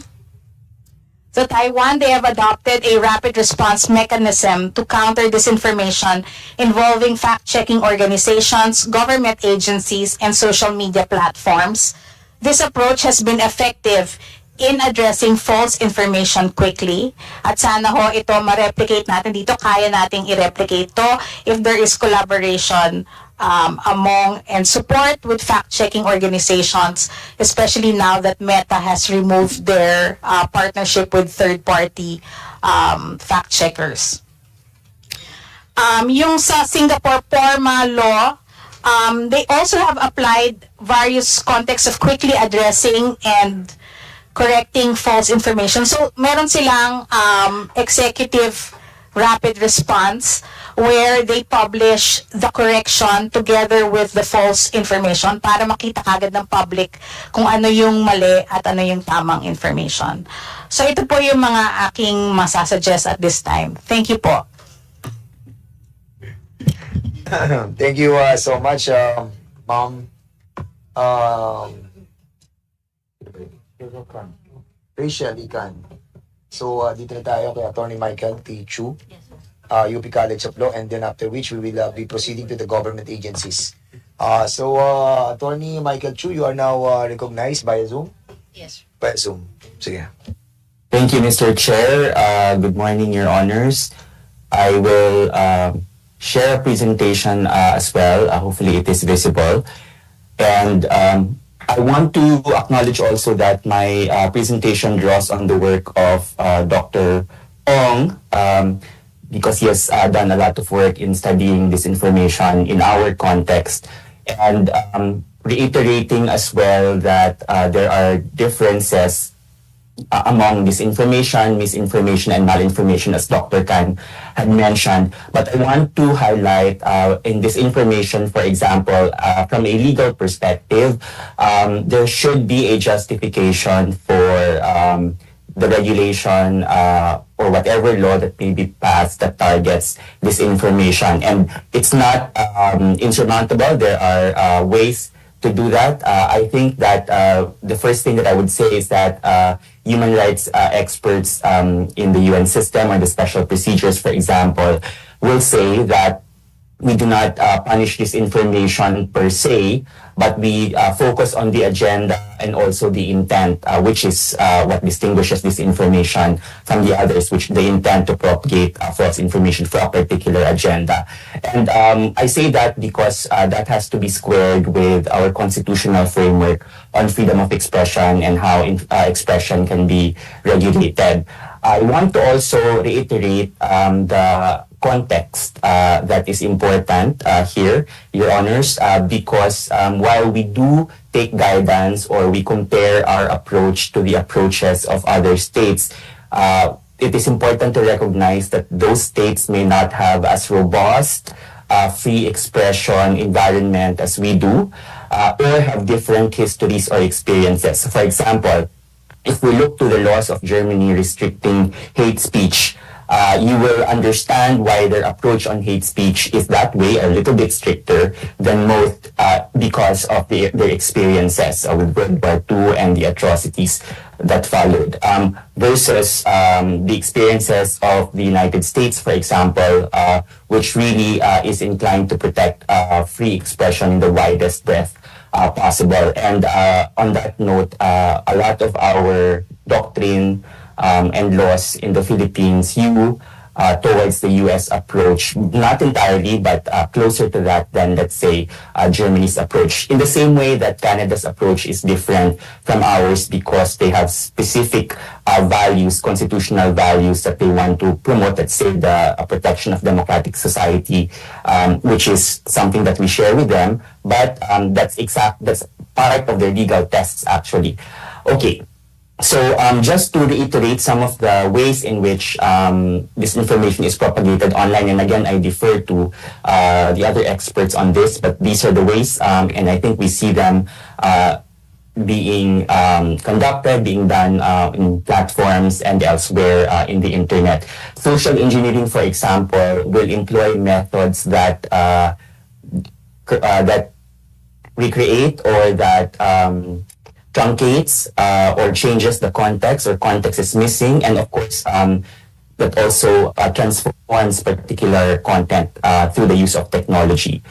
Okay, and these are some of the models. Dr. Ong's work generated some of the models, and I'll defer to him regarding that. I also just want to emphasize that that companies should be able to see, social media companies, for example, should be able to see the disinformation networks, because these accounts are interconnected. See, so often, because of analytics and the technology that they use, they will be able to spot patterns in their platforms, and that should be visible to them, and especially when these disinformation networks cross platforms. So, for example, in the case of Meta, where you have Facebook and Instagram, they can cross platforms, and therefore it should also be visible to those companies, given that they also use algorithms and artificial intelligence to spot those.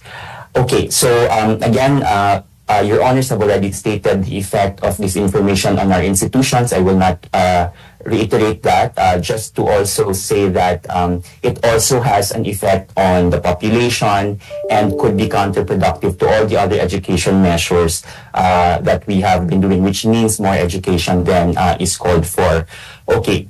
So these are some of the strategies that have been offered, and we'll discuss them briefly in a little bit in the context of how other countries approach it. My contribution to the discussion would be to echo that, of course, expression and content are protected under the Constitution, save under exceptions. And this is why I emphasized earlier that disinformation per se should need to be carefully reckoned with, because it's such a breadth that some protected expression, or a lot of protected expression, might be covered by a law on disinformation. So, but there are ways, again, to deal with that from the legal standpoint, in addition to the policy recommendations. So we have fact-checking, of course, platforms do that, although, as discussed by Dr. Khan, had taken a different path here. Media literacy. So some studies, especially, let's say this case study from West African countries, tell us that when students are taught media literacy and critical thinking skills, they are able to better combat this information, because the end user, or those who are targeted with this information, are able to discern the type of information that they are receiving. And so, again, to the point that was asked in the invitation to talk about education, education is really an important part of it, but really tailored education, and also in the formative stages, and also the universities will be very important, because critical thinking is also developed at that level, a deeper critical thinking. So, and then some of these also suggested by our experts. Now, I want to turn to the approaches of the countries, our neighbors, and those who are elsewhere. Singapore, as mentioned, has a law that focuses on online falsehoods that can harm public interest. And some of the remedies in this law will be collection orders. So I think you scale it. And international law also requires us to be proportionate in our response. So if the response to the type of harm can be remedied by a collection order, you don't need to remove it. A takedown order if it's of a graver nature, and then account restrictions would be imposed on such grave offense. So there are penalties involved there. Vietnam also has a decree on this, and it targets interstate service providers, internet service providers as well, and social media platforms. And one of the remedies is removal of content that they define as illegal. Mexico's government has a fact-checking site. So this is also an important countermeasure used broadly, so that there is a government source that counter-checks whatever information, false information is out there. And Finland, this was mentioned, also have national media education policies and new literacies program. This ties deeply into the whole of society or nation approach that was mentioned earlier, because this cannot be addressed by one single law only and penal law only. It also has to be proactive in preventing future susceptibility to this information. Nigeria has a private effort called Africa Check. Canada has anti-online disinformation that has tools relating to different types of specific areas where disinformation happens.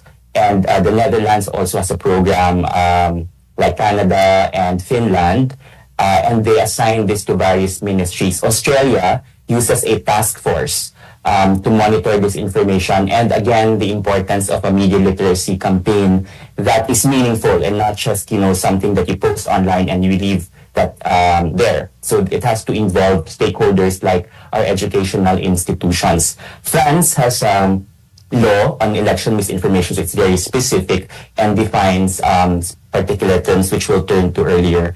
One of the more significant regulations will come from the European Union through the Digital Services Act. Here, the focus would be on platforms, large platforms. I think the threshold is 45 million users or subscribers, and there are certain obligations that are imposed on those platforms for them to be able to operate in the European Union. And just to recall as well that the European Union is an economic union for the most part, and so that's the target. But it also protects EU citizens from harm. So they are obliged to do risk assessments, those companies, to report those risk assessments and to be audited by an independent third party.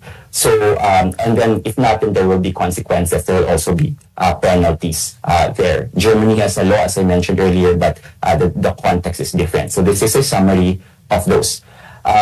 To turn to our approach, and I will go quickly because, of course, as members of the House of Representatives, you are very much aware of these. But we have unprotected speech in our constitutional framework that is already existing. So as mentioned earlier, libel and defamation. So some of the ills or the problems that had been mentioned earlier might already be covered by unprotected speech. So these things, of course, Congress can legislate on, can amend the laws that we already have, based as well on case law that the Supreme Court had released interpreting some of these provisions. So these would be helpful guideposts in what is unprotected or protected. The rest that are not covered by those would be protected. And so if Congress, the House of Representatives, decides to pass a law that restricts expression that is not covered by those which are already unprotected, then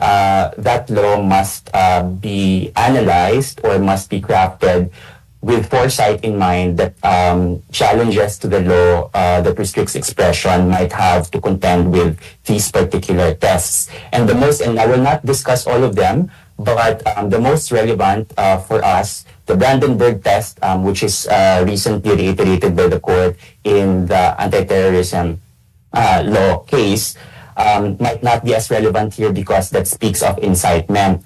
But what is relevant here might be the clear and present danger test. So here, as we can see how the test is formulated, Congress has the right to legislate on an evil that the government has a right to prevent. So that can be very broad.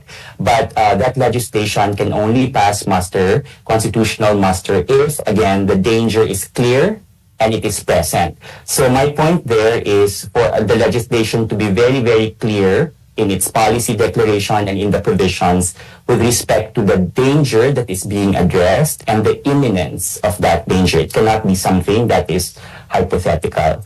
And so those are some of the tests that we have, Your Honors, and I'll be open to questions on them later because in the interest of time. But one of the international laws that also govern state conduct is the International Covenant on Civil and Political Rights. Here it allows laws that might have an impact on speech as long as it satisfies three tests. The first one is legality. So that means that the law's definition have to be very clear so that the citizen, who in this case we may have an issue of trolls or influencers that will bear the impact, know exactly what conduct to avoid. And that shouldn't also lead to chilling effect. And then the legitimate aim is covered because public order is one of the legitimate aims, as well as respect for the rights and reputations of others, and necessity and proportionality. So the fines should not be too exorbitant, or imprisonment should not be too exorbitant that it's no longer proportionate to what was, let's say, it's misinformation or malinformation as opposed to disinformation. Meta strategy was also discussed earlier. So just breezing through, and maybe I'll end here with the final points on what the U.S. had done. The U.S. Federal Trade Commission Act declares that unlawful, unfair, or deceptive acts or practices that includes influencers. And part of the practice guidance here is for disclosures from influencers.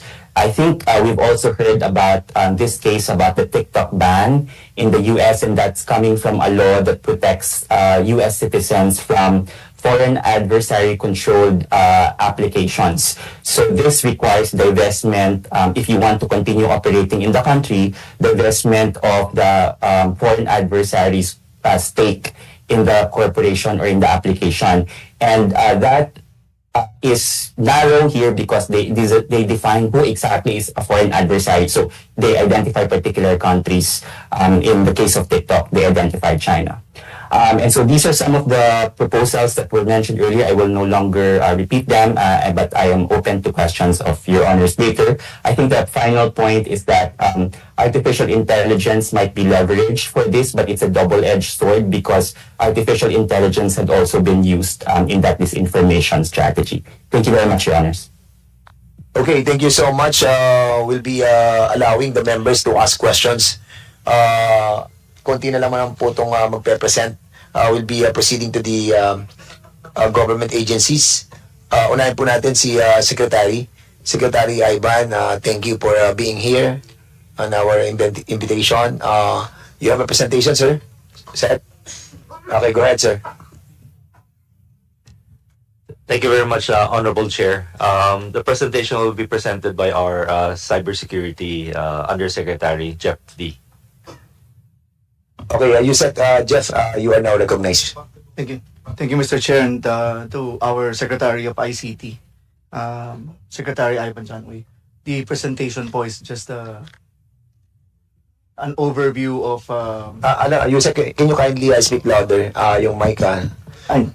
The reason why we invited the government agencies is to find out if they are compliant with the Republic Act 10175, especially on the implementation of the Cybercrime Investigation Coordinating Center. Kung ito po ay nagpa-function para to abate this problem of misinformation, disinformation, and malinformation. And siguro with your presentation, makaklaro sa ating mga kababayan kung ano na yung estado at kinalalagyan ng ating gobyerno on abating this problem. Thank you, Yusek and Secretary. You can proceed with your presentation. So Mr. Chair, so there will be two presentations. One presentation from the DICT USEC for cyber, and then the next presentation will be from CICC on specifically what or your point of inquiry. Yes, bali, sa ano muna, on the point of the department. Yes, And then afterwards, yung sa CICC, which was created under the Public Act 10175, they have presented to that as well already. But nakita namin na very informative at siguro kailangan malaman po ito ng taong bayan. So sige, Yusek Jeffrey, proceed. Thank you, Mr. Chair. Thank you, Secretary. So, yung presentation lang po, if we can flash it on the screen. This presentation also went through the CICC, the Cybercrime Investigation Coordinating Council Executive Committee, which convened last week. Next slide, please. Just an overview, the Philippines is ranked number 2. Quiet, please. Okay, go ahead. Just an overview of the Philippine social media landscape. The Philippines ranked number 2 in social media usage with approximately 86.75 million social media users. That constitutes about 73.4% of the entire population. We average daily 3 hours and 34 minutes of screen time in social media. And the most popular app still remains to be Facebook and Facebook Messenger. A very far second is TikTok, although Instagram and X, which was formerly Twitter, is more famous dun sa younger audiences. Let me point out lang, Your Honors, that most people maintain multiple social media accounts. So the statistics might be a little skewed in favor of Facebook because some who also use other social media platforms have their own Facebook accounts. Next slide, please. So, with regard to misinformation and concerns, according to a survey by the World Economic Forum and some other, and the United Nations, 43.9% of Filipino social media users follow particular influencers. And 63.8% of users signified concerns about what is real or fake on the internet. 70% of Filipinos on social media also bought a product due to an advertisement by an influencer's recommendation. We're generally talking about influencers not necessarily as artists, but also yung mga sikat po na mga vloggers at saka yung mga sikat pong nagbebenta sa TikTok at saka sa Facebook Marketplace. Next slide, please. We would like to present 2 cases just to express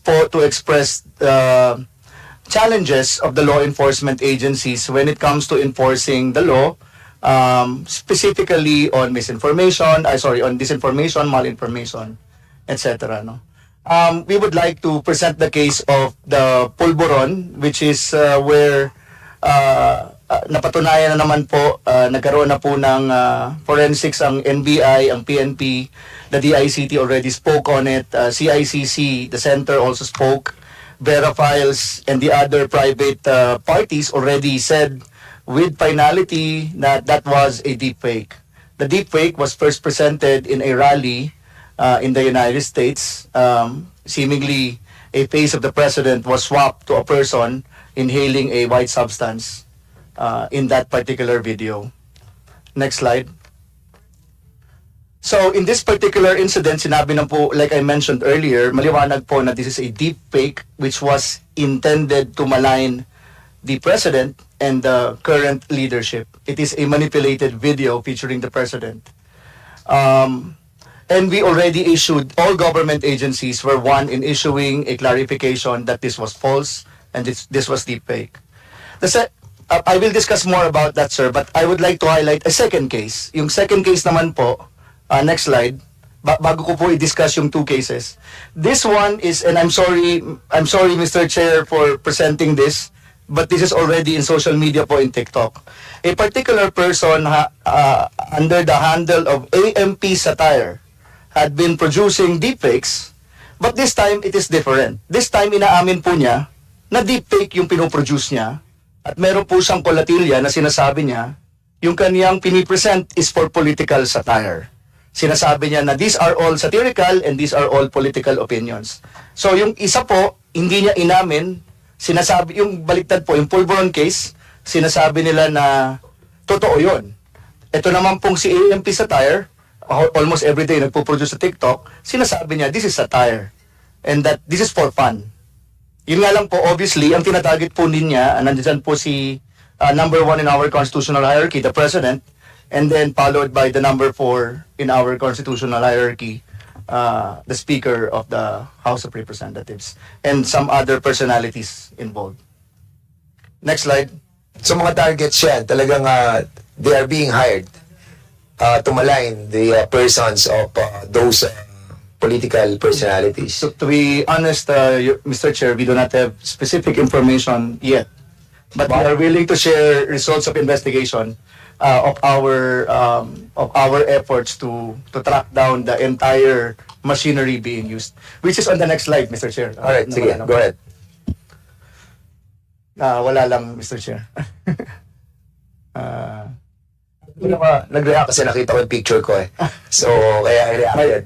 My apologies, Mr. Chair. Sige, pero kung meron na kayong makukuhang mga sources dyan, maganda for us. Sige, go ahead. So, Mr. Chair, first I would like to seek the apology of the committee because no charges until now have been filed with case to the Polvoron, pero meron kaming map out of the personalities that engage in kung sino yung anchor. Ang tawag namin doon anchor eh. Yung parang source, tapos ini-spread nila systematically using a case of hashtags. So you have the information about that? But we would like to request sana, sir, kasi wala pa namang official case na we are ready to present this sana in executive session to Congressmen. Your Honor. Surely we have to have an executive session on that matter. This entails national security. Okay, Congressman Barbers. Mr. Chairman, just clarification kay Yusek Jeff, no?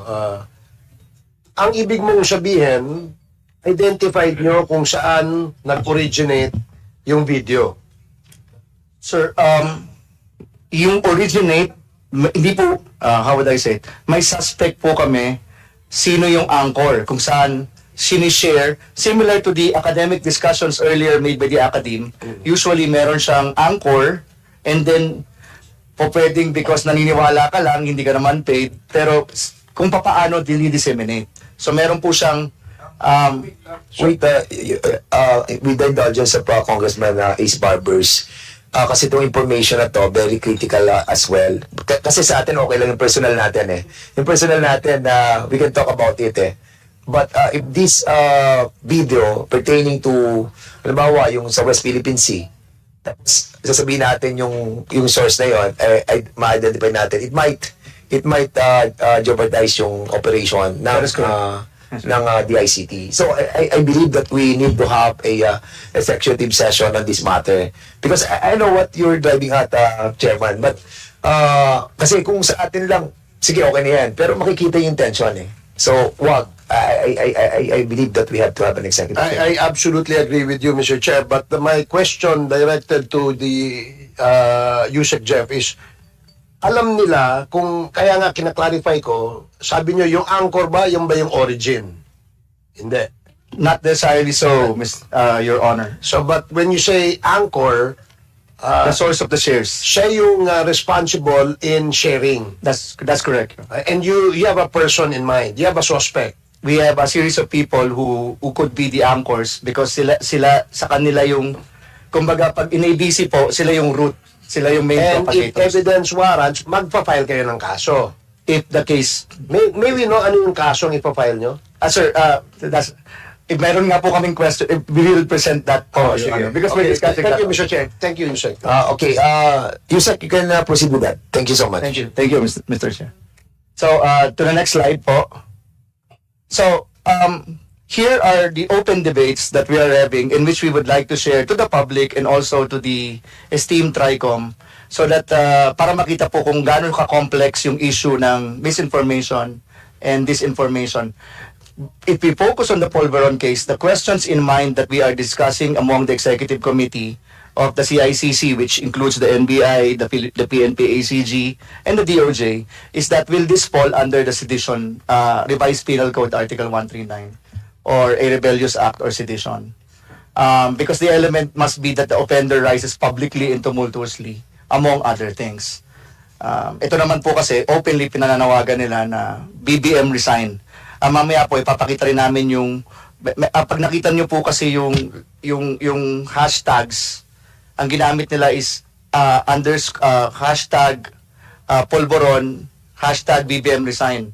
And then they used hashtag PNP, hashtag AFP. Parang it seems that they are fooling the public that the AFP, at our armed elements, our legitimate armed forces, are part of this particular call. So may mga ganun po kasing ginamit sila. Pero yung hashtag is like, para lang inform kayo of this content, right? Yes, sir, but it's also being used as a metric for virality among social media To make it banners. viral. To make it viral, yes, sir. But they're not part of that. No, yes, sir. Sige, okay. Next slide, please. So, now, in this particular case study, again, let me emphasize two things which our esteemed colleagues from the academy have already presented. The case of the Polvoron is very, very clear mal-information. Kiniklaim nila totoo ito. So, it is a national security concern. In the case of AMP satire, it was self-identified, pero tinatago pa rin po niya yung kanyang yung kanyang true identity. So, mga questions namin ngayon, does it fall under sedition law? Can sedition case be filed in the case of Polvoron case? Pero ito po yung number 3 bullet point po ang actually mas mahirap. Usually, the information being requested on the actual people behind handles, like in the case of AMP satire or in the case of other, kasi hindi po totoong identity minsan yung pinapost nila sa Facebook, nahihirapan po kaming mag-acquire kasi we need to issue a cyber warrant, and I think the law enforcement agencies would be more would be more authoritative to enlighten that matter. Pero usually po kasi for the case of cyber libel, pag magpa-file po ng MLAT, which is mutually legal assistance treaty, sasabihin ng US, for example, but libel is not a criminal offense in our jurisdiction, ergo wala, you cannot compel us to produce that information. Just to give you an example, Your Honor. So, next slide. Dahil sa kanila, sa state, civil. Civil case po ang libel. And it was committed in the United States. United States, yes. And that's the reason why it's hard for us to... One of the reasons why we're having some Yeah, difficulties. correct. But talking about you were talking about the subpoena power. Yes, sir. Papunta po kayo doon? Yes, sir. Yes. Okay, good. Yes, sir. Sa PINAPAW.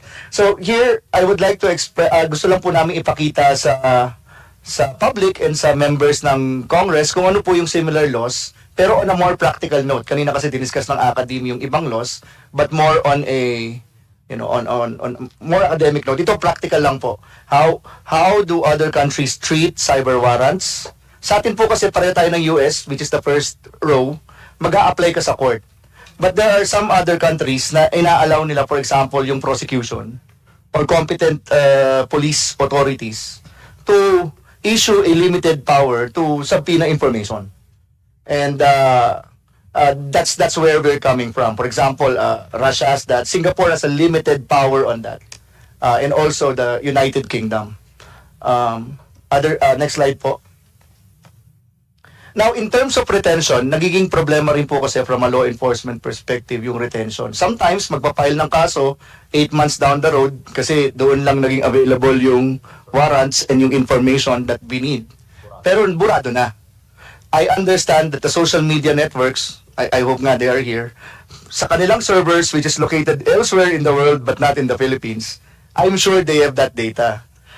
Because they also have data retention policies with other countries.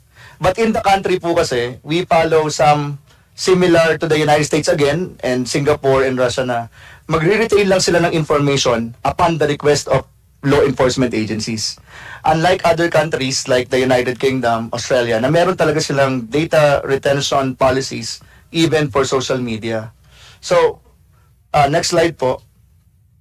And so here is a summary of the issues and of what we are requesting just in case something to think about po dun sa House bill that was proposed for social media regulation. And this is what the DICT has been referring to as social media regulation.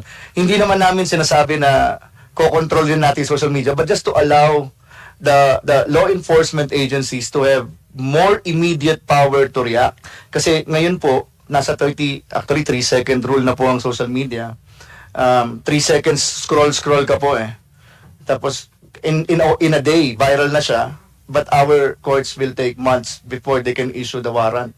By that time, tapos na yung viral, ibang issue na po yung viral. So, for example, we have a challenge in obtaining information and evidence. Sinabi ko na po yung sa jurisdictional issue. If the crime or the alleged crime was committed outside of the Philippines and they don't treat it as a crime, we have a difficulty obtaining information. Now, on the third bullet point po on takedown requests and parameters and content removal, we take note, which was also discussed by the academe, the Decini case versus the Secretary of Justice in questioning the constitutionality of 10175. We understand that if the law is too superfluous or ambiguous, they strike it down as unconstitutional. But let me point out also, Mr. Chair, that in the OSAIC law, it was allowed na may auto-takedown kapag ka child pornography. So, I think if we craft a law that will allow a auto-takedown but with specific parameters so as not to curtail freedom of expression in the interest of national security, then we can then I think that could be allowed, no? So an answer to the Decini versus Secretary of Justice when they question the You're talking about the automatic takedown on the part of the platforms. Yes po. Actually, yung ano po kasi 10175, if I remember, the original provision was Section 5, grants the power to the Secretary of Justice to issue a takedown order on any website or platform if there is evidence that there was a criminal intent doon po sa post. Yun po yung na-strike down ng Supreme Court. The Supreme Court. Section 12 ba? I'm sorry, I'm not sure about the section, sir, but there is a section there. NTC was telling me section 19 now, sir. So yun yung next strike down, but I think, as I mentioned, yung sa OSAIC law kasi inallow ng Supreme Court, basta child pornography. So with the proper parameters.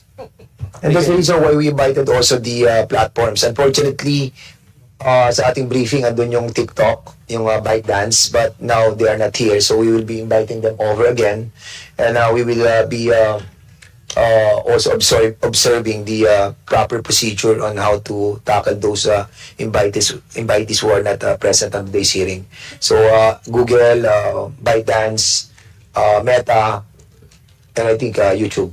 So later on, I'll be asking the members also to have a motion. Sige, go ahead, proceed please. And Mr. Chair and esteemed members of the TRICOM, we also propose that there be a data retention policy where the law enforcement can ask for data just in case a case is to be filed in the future date. So, yung po kasi isa sa mga nagiging problems natin. In the case of Polvoron, na-take down na nga yata yung mga posts. So, ang ibig sabihin po, Yusek, you're talking about the retention of the post on the social platform. Opo. Kasi once na-take down nila yon, ang court will not appreciate the filing of the case without the content being in the page. That is correct. Kasi ang lalabas po, questionin na, sabihin, screenshot lang naman yung ebidensya mo, or video yan from another video. You took a video of a video in a past social media platform. So medyo nagkakaroon po ng differences or difficulties. Kaya ako nagulat din ako kasi may mga text sa akin, yung mga nag-post na tinitira tayo, tapos suddenly, wala na, deleted na. So meaning kasi nagkakaroon na sila ng siguro natatakot din po sila because of the action being taken by this Congress. And we need to tell our people that the government is doing their job. Fortunately, the privileged speeches, ikaw lang pala, dalawang speeches yan, di ba? Two privileged speeches that was delivered by Congressman Barbers, and the resolution will do justice not only to the members of this house and the executive department, the ordinary people, the showbiz industry, and others as well. Siguro talagang kailangan gawin po ng CICC, Cybercrime Investigation Coordinating Center, yung trabaho. Kasi ang worry ko po dyan yung sa subpoena power. Like for example, yung how can you subpoena those who have violated yung mga offensive contents. So, thank you for that question, Mr. Chair. So, in our presentation, we did mention that walang subpoena powers ang CICC, wala rin ang PNP ACG. Ang nagsasubpoena po, NBI, but actually, wala rin yatang force of... Pero content powers ang NBI, sir. we have discussed that yesterday in the briefing eh. Yes, sir. Okay, yung CICC walang subpoena power. Yung CICC that was created under 10175. Correct. It is just a coordinating center. Correct. But the CIDG or the PNP, which is part of the coordinating center, and the NBI have a subpoena power. Wala rin po. Iba-iwan. So, CIDG? Andiyan si General Torre ata, andyan? Sir, umalis na po, sir. Umalis na si General Torre. So, di ba ang CIDG you have a subpoena power? Yes, sir, we have, but it is exclusively for cases handled by CIDG. Cases exclusively handled. Yes, sir, handled by CIDG. What do you mean by exclusively handled? If this case were investigated and subsequently filed by CIDG, then we can issue subpoena. No. I'm being a part of the coordinating center. Being a part of the cybercrime investigation coordinating center. That will be exclusively a part of the PNP because you are a member of the coordinating center. And that's the reason why you were put in the 10175. Precisely, you have the power to subpoena those people. Kaya it is the responsibility of the CIDG having a subpoena power to issue it to those who have violated the illegal content. Di ba? Yes, actually, sir, it is the NBI. yes, sir, it is the chief PNP who has the subpoena power, sir. Huh? No, the CIDG have the subpoena power. That is vested on your directorate. Di ba?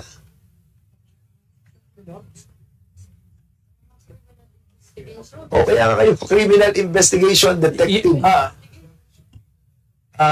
Sayang wala si Chairman ako, baka na-sermonan ka. No, sir. The chief PNP, sir, is the member, sir, of the CICC. And he has also subpoena power, sir. Yes, I know that. But the problem is in the creation of the CICC, siyempre, this is being headed by the ICT. Di ba? And then, ang vice chairperson is the NBI. Member, ang chief PNP. Well, kung titingnan mo yung caliber of leveling of the positions, medyo nasa member lang si chief PNP. And that's the reason why we are asking the CIDG to fill in the gaps na kayo pumasok. Hindi mo ipasok si chief PNP doon sa pagiging member ng CICC. Hindi aatin dyan. Yes, sir. If it involves investigation conducted by the CICC and the CIDG is part of this investigation, then we can issue You will be a subpoena. part of the investigation. Why? Because you are a member of the coordinating center. Kaya coordinating center siya, and the reason why we have a hearing like this because we wanted to put that CICC as a agency in the amendment that we will be filing. Kailangan na tayo magkaroon ng sariling agency. Hindi lamang po siya coordinating center. We will have a power of an agency to issue subpoena as well. So for the meantime, that we don't have like that agency as just yet, I think the CIDG and the NBI should be coordinating talaga doon sa CICC para may ngipin po talaga tayo. I think yun na naging Yusek Jeff, yun na naging balakid po ninyo. Am I correct? Well, hindi naman siguro balakid, sir, kasi palagi naman kami nag-uusap. Marami rin namang nahuli na si Yusek Ramos, but nag-focus lang, sir, in the past scams. So, mga MC catchers, scammers. So, you're right, sir. We borrow the powers. So, we coordinate with the law enforcement agency. Sorry for the quote, but seemingly to borrow their powers so that they can, similar to how the PAOK operates po, no? So, kasama ang PNP, kasama yung... Kasi most especially now that nakita po naman natin that there are issues in the West Philippine Sea. Yung mga have you seen the post of ni Army Chief natin na nasisira yung kanilang fight sa West Philippine Sea because of the fake mga That's national security. Di ba? And if I may read, may read, basahin ko lang po.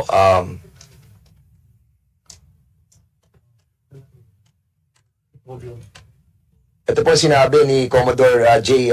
Tariela, yung Philippine Coast Guard po natin, spokesperson for the West Philippine Sea, on the role of social media influencers in the discourse surrounding the West Philippine Sea. February 3, 2025. Ngayon lang to. Sabi niya, I would like to commend the House of Representatives for leading this initiative by inviting social media personalities who sometimes model the conversation regarding our fight in the West Philippine Sea. At times, some of them even amplify PRC narratives and weaken our own position. It is important that we make these influencers recognize the limitation of their freedom of speech, particularly when it jeopardizes our national interest and undermines our own struggle in the West Philippine Sea.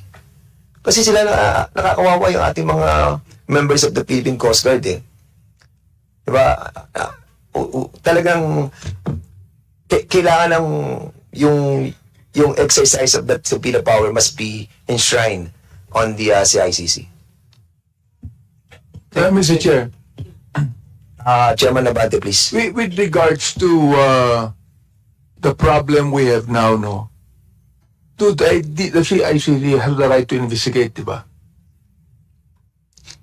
Motu proprio investigation. Pwede ba yan? Even though na walang complainant.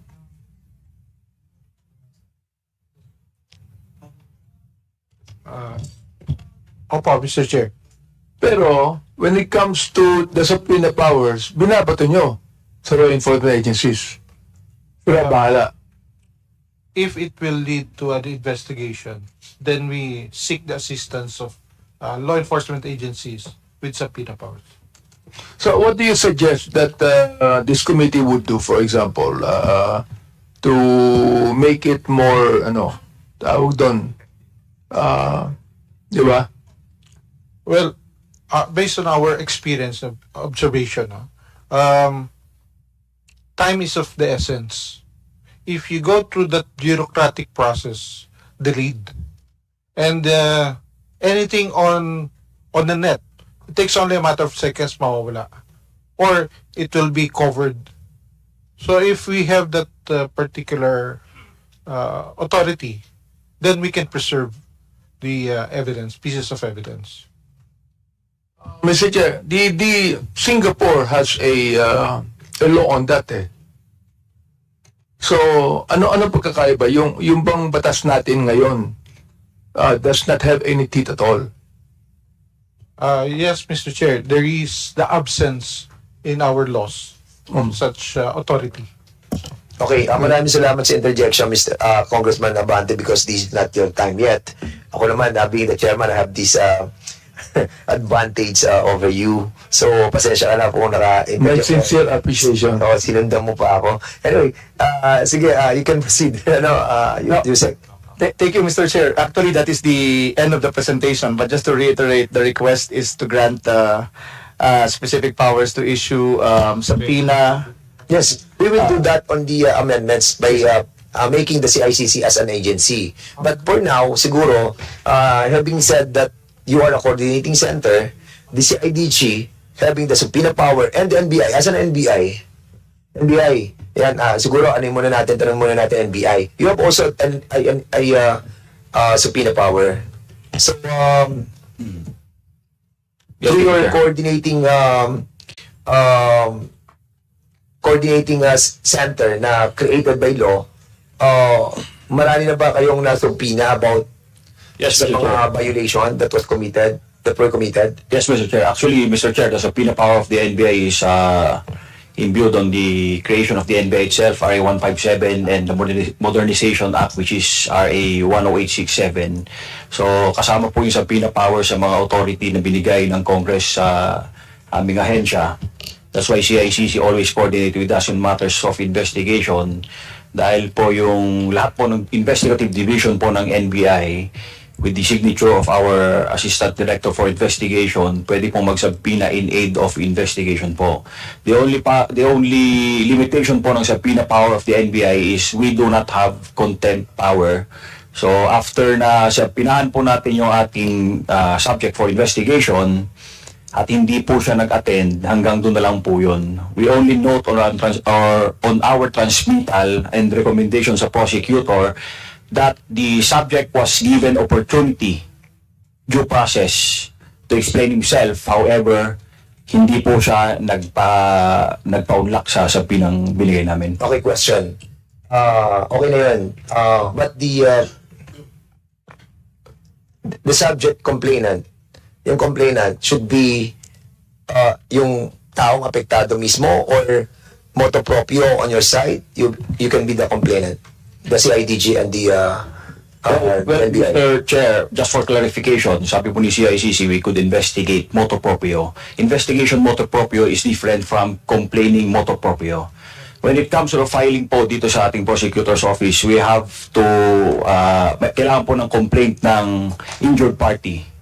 But that is after the investigation was done. After the So investigation. the complainant can follow through. Yes. Yeah, good enough. At least, kasi at least you can inform. Like for example, ngayon, magkakaroon ng malapit na eleksyon. Nagdadami na talaga that against us eh. And ang dami mga videos, YouTube, TikTok, ang talagang nakikita natin that, like for example, may example lang ako, Mr. Chairman, Co-Chair. Dahil kahapon lamang, meron kami sa pamantasan ng lungsod ng Kabuyaw. Meron tayong dinonate doon, nabanggit yung pangalan ko. You know how many bad comments ang nagbarrage doon sa page nila? 24,000 comments in, I think, in 2 hours. Can you imagine that? That's bots. Photo bots. Kaya nga eh. So, ganun sila ka-desperate. 24,000 comments. Well, basically, maraming mga bad comments. Yung good, siguro, kakonti. But that is bot, di ba? Bots yun, di ba? Now, ang tanong. Kasi baka ang tao hindi naiintindihan yung bots eh. Kaya ganun kabilis because sa isang source nang galing yon. Am I correct? On this analysis? You said? Yes, sir. So, kasi kami na nasa Quadcom, nasa Tricom ngayon, for sure, maraming aabutin tayong mga ganito. But we have to let the people know na mga bots yun. Even the what do you call it, the Texas, di ba? Mga gawa ng AI. So, wag natin paniwalaan basta-basta na yung mga messages na nababasa ng ating mga kababayan doon ay galing mismo sa tao. Dahil hindi siya galing sa tao. And maybe a little while that can be explained by the CICC because kahapon when this was presented to us, ako mismo nung ko lang naintindihan na yung mga messages doon sa mga maraming barrage of messages, the bots. That is correct, Your Honor. Di ba? Lungkot. Ganito na ka-desperado yung ating mga kababayan dahil malapit ng eleksyon na talagang wawasakin tayo. And even yung mga ating mga members of this Congress, sometimes they feel nararamdaman nila yung depression because makikita mo ang daming views, nag-viral, ang daming comments. Pero makikita nila yung source, it's just one source. Yung mga messages. And that's bots. That is correct, Your Honor. That's AI. Kaya, we need to have a tool that will help the people to understand what is deep fakes and what is bots. Saan nang galing yung source. And that is your responsibility on our on our people to give us these tools para ma-appreciate namin ang truthfulness and falseness of one content and the views and the messages that are being put in the pages of the different citizen of this country. Yun naman kasi lahat eh. Pag may kalaman kasi negosyo, yung restaurant mo, tirahin lang ng bots, di lugi ka na. Pero madami naniniwala, manipulative nga eh. Katulad ng sinabi nila ng ating mga akademe, minamanipulate nila yung mga trolls para mag-side dun sa narrative nila na yung restaurant na yan, masama ang pagkain dyan. Huwag kayo dyan kumain. Para sa amin, masama yung politikong yan. Dahil ito yan, pinasok ng mga bots at ng mga AI. Sige, Yusek, tapos ka na po, no? Yes, Your Honor. Pupunta po tayo sa CICC. Siguro yung presentation po ninyo because yung sa tinatawag natin deepfakes, how can the people recognize that this is deepfakes? Kasi meron kayong pinakita sa amin about kila Tom Cruise, kila, ano yan? Del Fernandez. hindi ako kasama. Meron ako deepfakes eh. Meron din eh. So, paano natin ma-inform yung tao? Oh, Mang Pedro, yung pinapanood mo is a deep fake yan. So, paano? Go ahead, sir. Thank you, Mr. Chair. Well,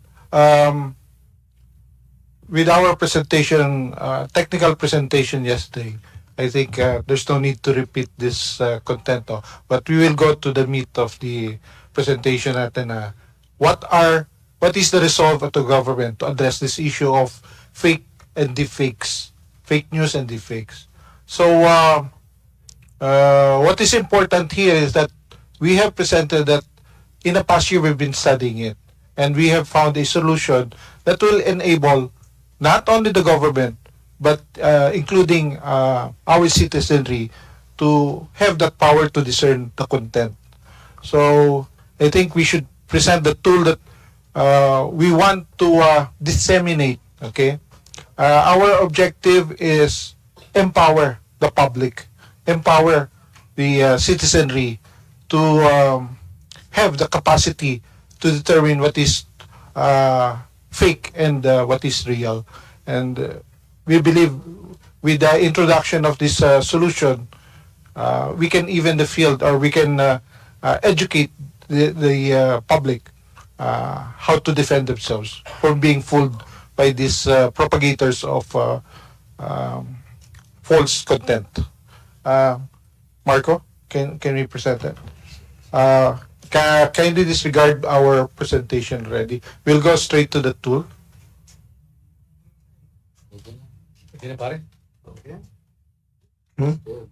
Hindi pa. Meron pa sila. Tapos na ba? Ayan. Then we will go to the their presentation on the how to determine yung negation. What you try to tell us is about how to negate, no? How to negate the fakes. The fakes, no? Yes. Para lang for the information of the body, no? Para makita po natin, ma-recognize po na. Kasi ako, kahapon, makita ko rin, saka ko lang nalaman na ganun po pala ma-appreciate yung deep fakes, no? Doon mo lang makikita na, fake pala to. Kasi otherwise, yung lalo na yung mga ordinary people, hindi nila malalaman na fake pala yung pinapanood nila. So, i-capacitate natin sila. Yeah.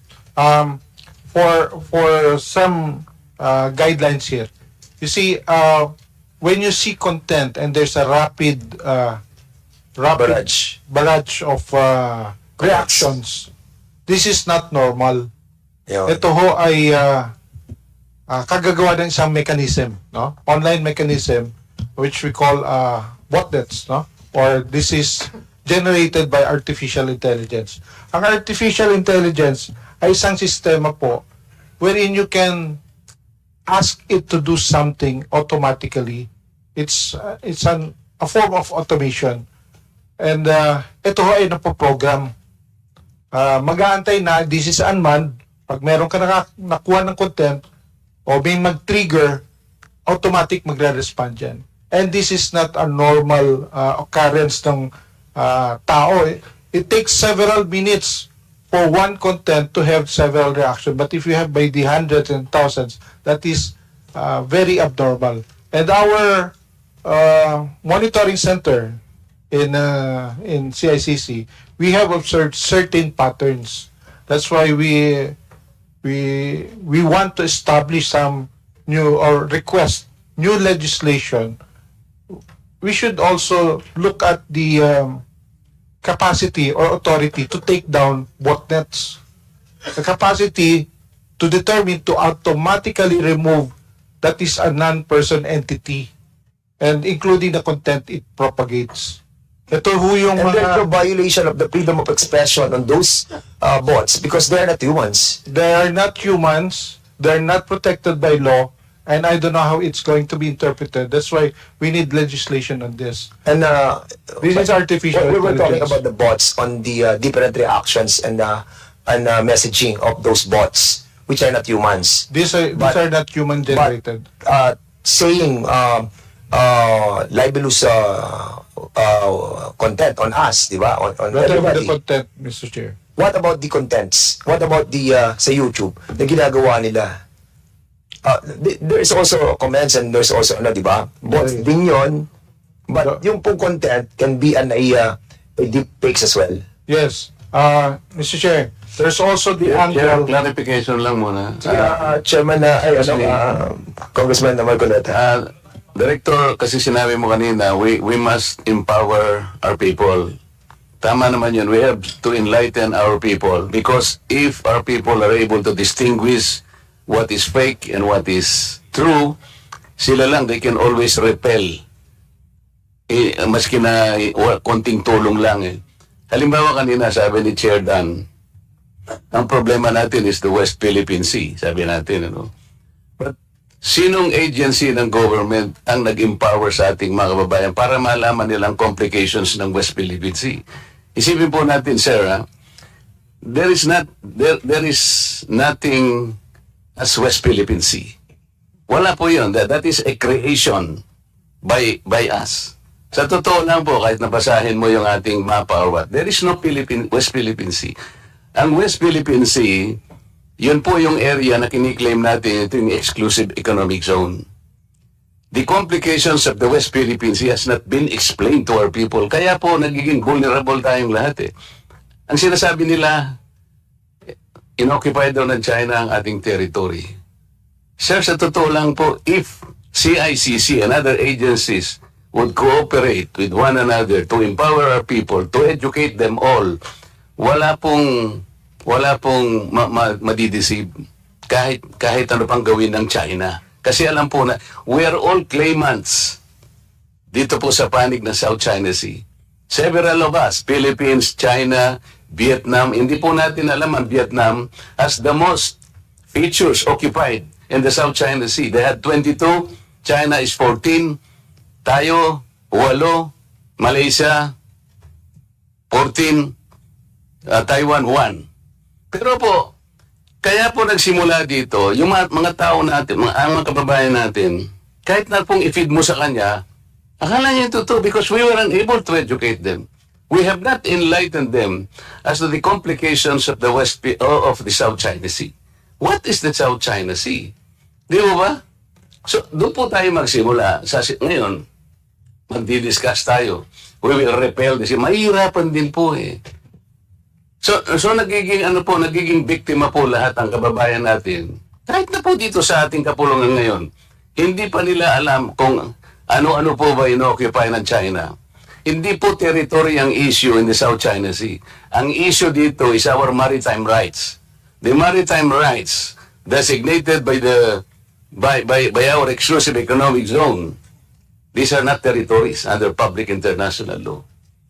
So, kailangan po tayong mag-educate. Tama po kayo sa premise nyo kanina, but until and unless you are able to educate our people on the complex issues surrounding the South China Sea, pare-pareho tayo pong mabibiktima. So yun muna, Mr. Chair. Maraming salamat, Congressman. I agree with you. But with all due respect, the policy of the government about the West Philippine Sea must be followed by all of us. Because people governing this country is elected by the people. And having a policy like what was delivered by the Coast Guard of this country, we have to adhere with that. So, sige, proceed na po tayo CICC para pumunta po tayo doon sa tinatawag po nating deepfakes on how to analyze and to find out kung ito po ay peke o hindi. With the permission of the chair.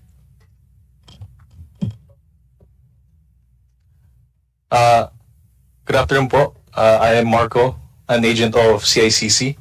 And I'll be presenting one of the tools that will basically detect deepfakes. So this tool, if you run it on your computer anything that will be seen or you've watched on the computer, say for example, a YouTube video, Facebook video, a video from X, this tool will be able to detect it. So I will be quickly doing a demo of this tool.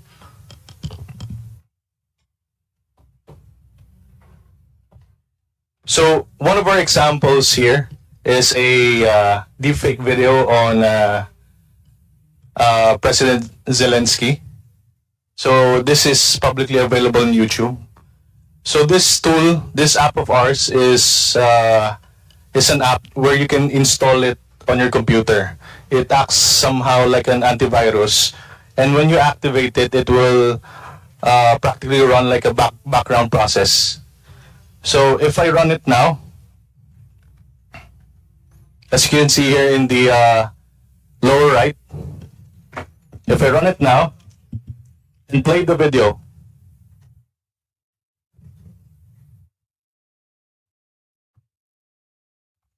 so it will take some time to analyze the video. And you can see on the lower right that you have a notification there. The zoom. Zoom yan. Yeah, on the lower right, please.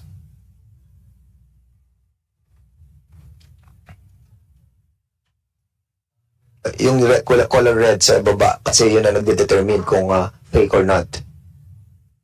Ito. Yung nasa lower right, it's not an application that you have to put on your computer or on Yes, your cell phone.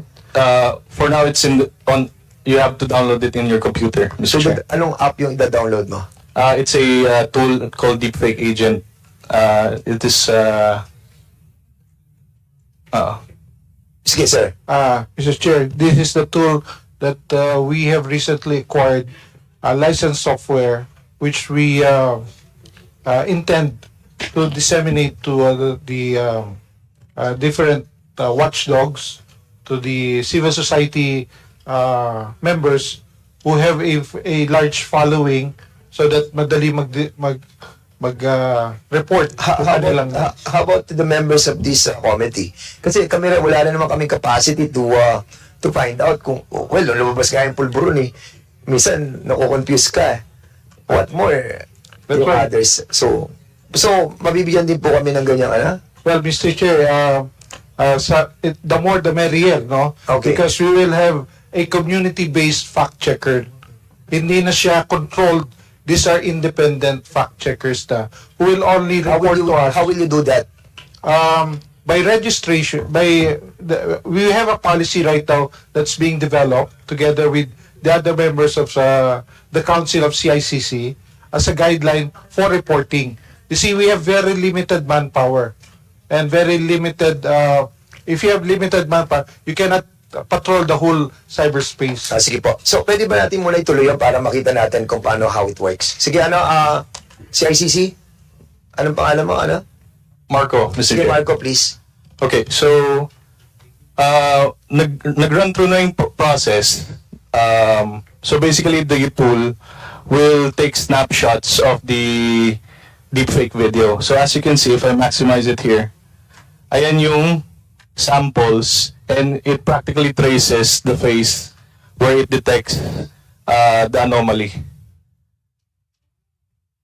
So it's practically automated na. So anything you view sa screen mo, and at the same time this tool is being run, magno-notify agad siya pag merong deepfake. So, kapag nasa iyo na yung tool na yan, halimbawa sa laptop or sa cellphone, bago ka manood ng isang content or isang video, mo muna yung, yung tool na yun. Correct, Mr. Chair. And then, lalabas yung color red that kanina nakita namin. Yes, Mr. Chair. Alright. Sige. So, baka may question yung ibang kasi medyo maganda tong isyong to na makapacitate po natin yung ating mga mamayan how to distinguish. Para hindi na po nagdedepensa ang gobyerno o sino man na, uy, ano yan? Deep fake yan, di ba? Sige. Meron ka pang sample? May isa pa tayo example, Mr. Chair. Go ahead. Ito naman si Tom Cruise, no? Cruz. Ayan, Tom Cruise, go ahead. So, ang gagawin ko ulit is to activate the tool and then run through the video.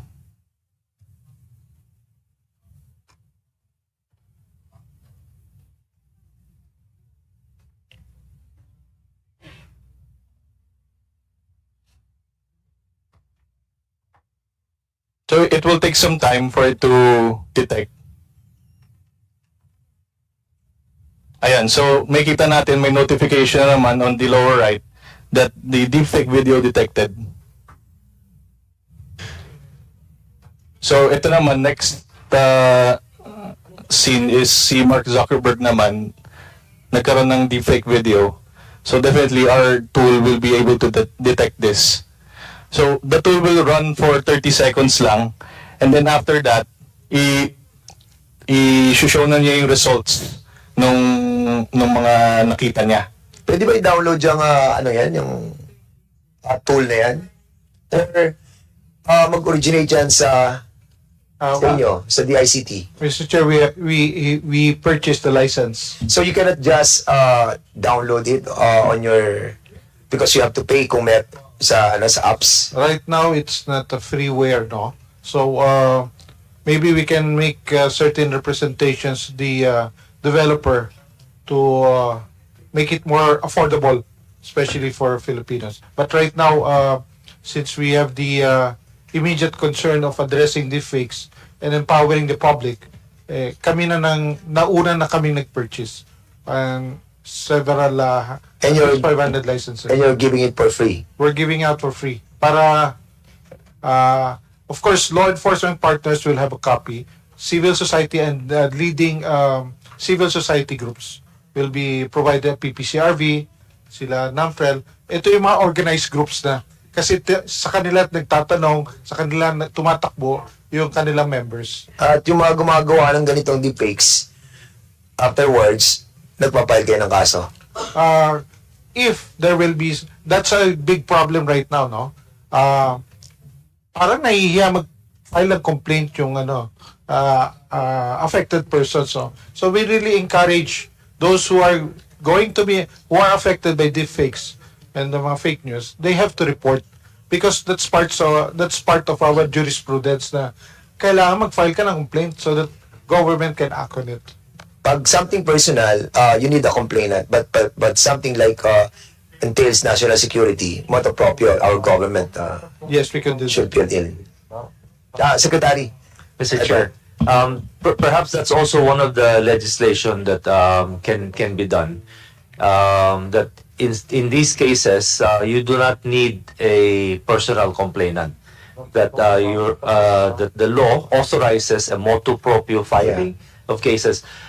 If you would notice, Mr. Chair, in many instances, these cyber criminals really exploit this gap in the law that you require a complainant. So in the past, when a criminal robs a bank of 10 million pesos, you definitely have a complainant, the bank, kasi ninakawan siya ng 10 million. But the cyber criminal will steal 1 peso from 10 million people, there will be no complainant because ang ninakawan, piso lang. And the complainant will not go to the extent of filing a case and going through all of that for 1 peso. So they get away scot-free because the law requires a complainant to file the case. So in this case, I think the law should allow the law enforcement agency or the prosecution the motu proprio power to represent the people. Since it's always the people versus the represent the people without a private complainant to file against these cyber criminals. Yeah, I agree with you. Yes. At least nakikita natin yung mga lapses natin, loopholes natin. So, it's a good thing that we have a committee hearing like this, no? Para ma-resolve po natin yung mga gaps. Siguro, proceed po tayo sa, kung wala na po sa CICC, punta na po tayo sa DOJ. Meron pa ba sa CICC? Ha? That's all for now. NTC pala, NTC. NTC please. Good afternoon, Mr. Chair. We joined CICC and DICT's representations. Thank you so much. Ang LTC kasama sa ano, no? Hindi nila kasama sa coordinating center, di ba? Sige, tanungin na lang kayo ng mga members mamaya LTC. DOJ. Good afternoon, Mr. Chair, as well as the co-chairpersons of this TRICOM and our esteemed congressmen. First and foremost, Your Honor, I am State Prosecutor Adan Parocha, Your Honor, and I am representing the Office of Cybercrime in my capacity as the OIC Director, Your Honor. And we joined the presentation of the DICT and CICC, Your Honor, as a council, which we agreed upon and formulated last Friday and yesterday, Your Honor. So we are already part of the presentation, Your Honor. Yes, okay. NBI Cybercrime Division. Good afternoon again, Mr. Chair and our esteemed members of the Congress. We are one with the CICC as member of the Council. So the presentation of the CICC was a consolidated effort of all of the agencies involved in the Council, Mr. Chair. Okay. NBI, PNP, the Cybercrime Group. Thank you, Mr. Chair. Good afternoon to everyone.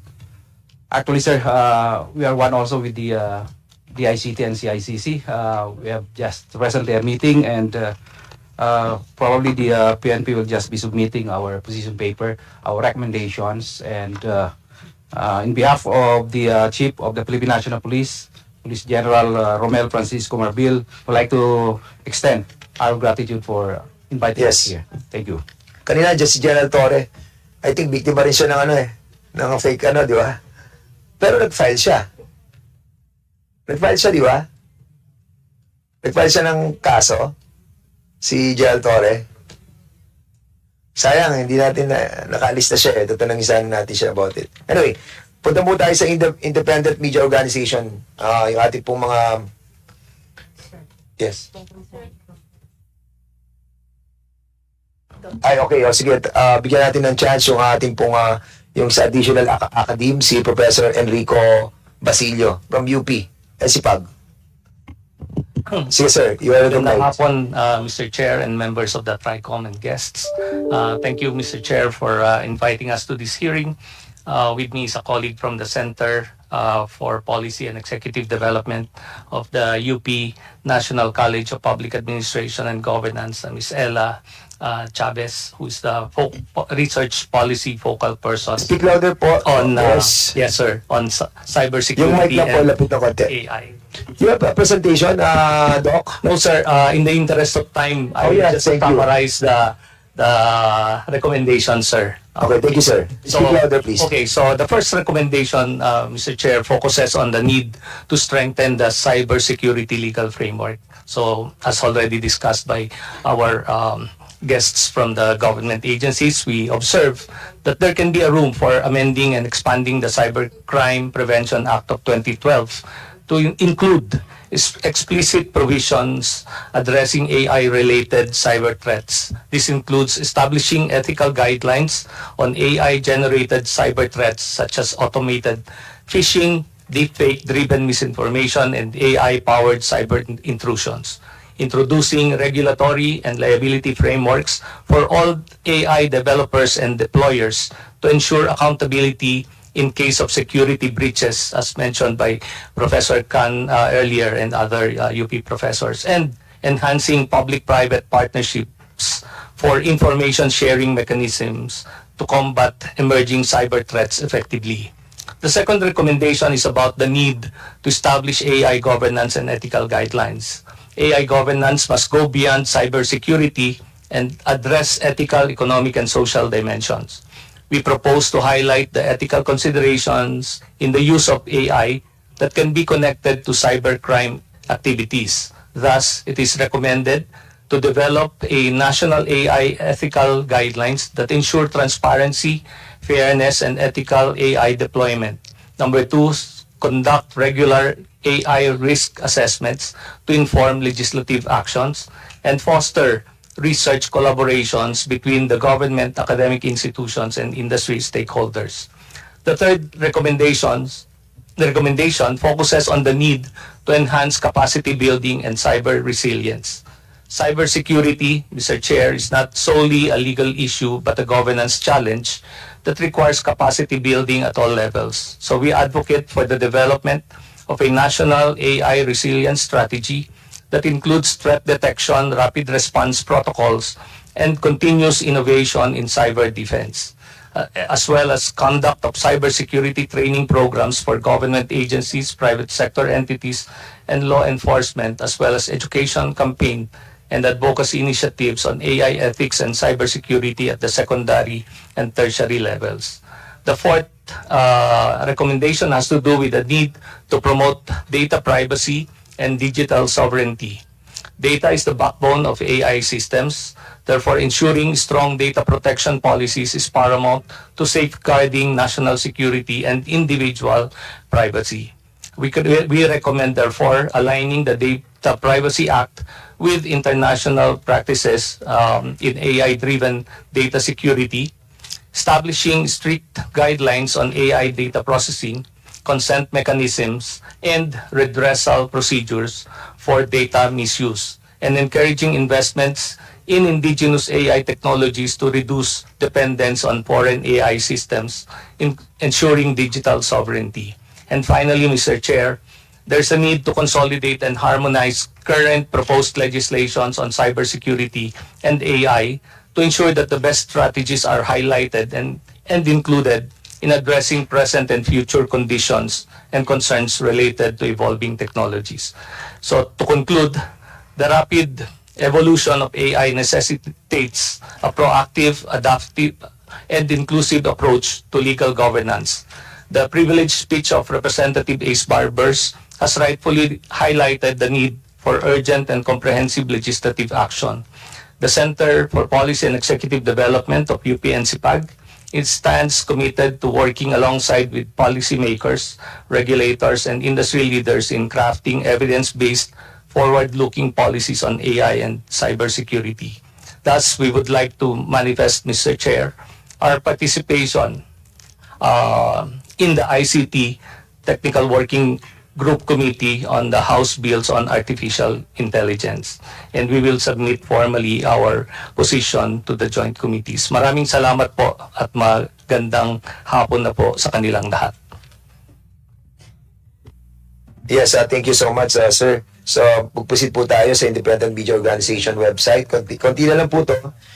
And then our mga vloggers, and then we can start the interpellation. So, si Miss Ellen Tordesillas, President ng Vera Files. Ma'am, you are recognized. Magandang hapon po, Chairman Fernandez, saka yung mga co-chairs itong sa Joint Committee, at saka lahat na, the Honorable Congressman here.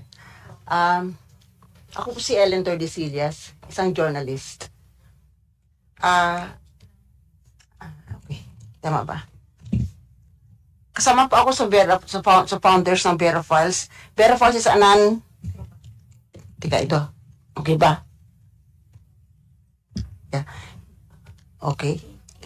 Vera Files is a non-profit media organization registered with the SEC. Yeah. Our objective in forming Vera Files is to advance excellence in journalism, which we consider as an important pillar of democracy. Again, Vera Files does a lot of fact-checking, fact-checking with us is we debunk published falsehood with verified facts. And it is also, fact-checking is also accountability journalism. We want to hold responsible all those who spread falsehood.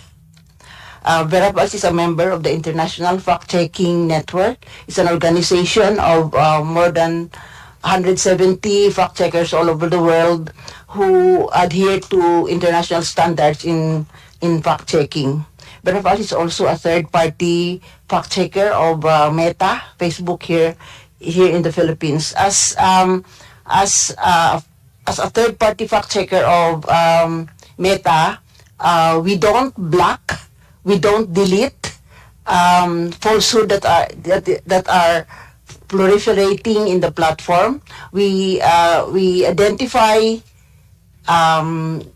what are false, misleading in the platform to help the platform become more safe and to prevent harm for those who are visiting that's the purpose of Meta setting up the program of fact checking in their platform. Then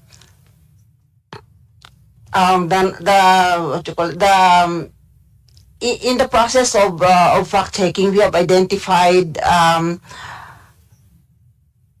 most of the falsehoods that we identify in social media are scams, hoaxes, and Mr. Chair, can I interrupt?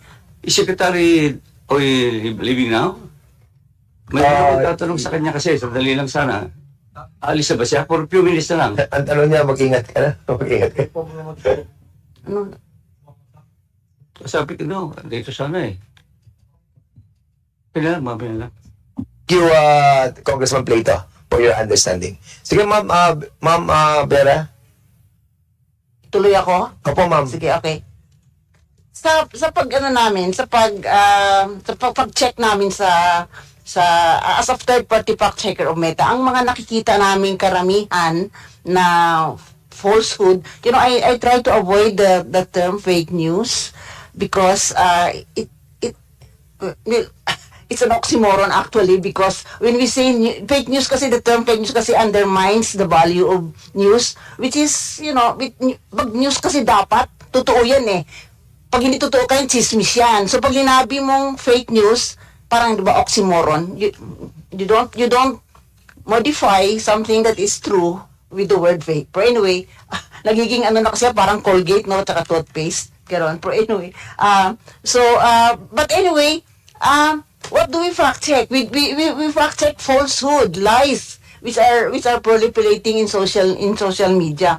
We follow criteria in deciding which to fact check. Dahil sa dami-dami talaga, tama yung sabi ni Chairman Fernandez, na talagang pag nagba-viral in thousands in a matter of minutes and hours, ganon. So may criteria kaming fina-follow what to fact check. Number one, it should be a statement of fact.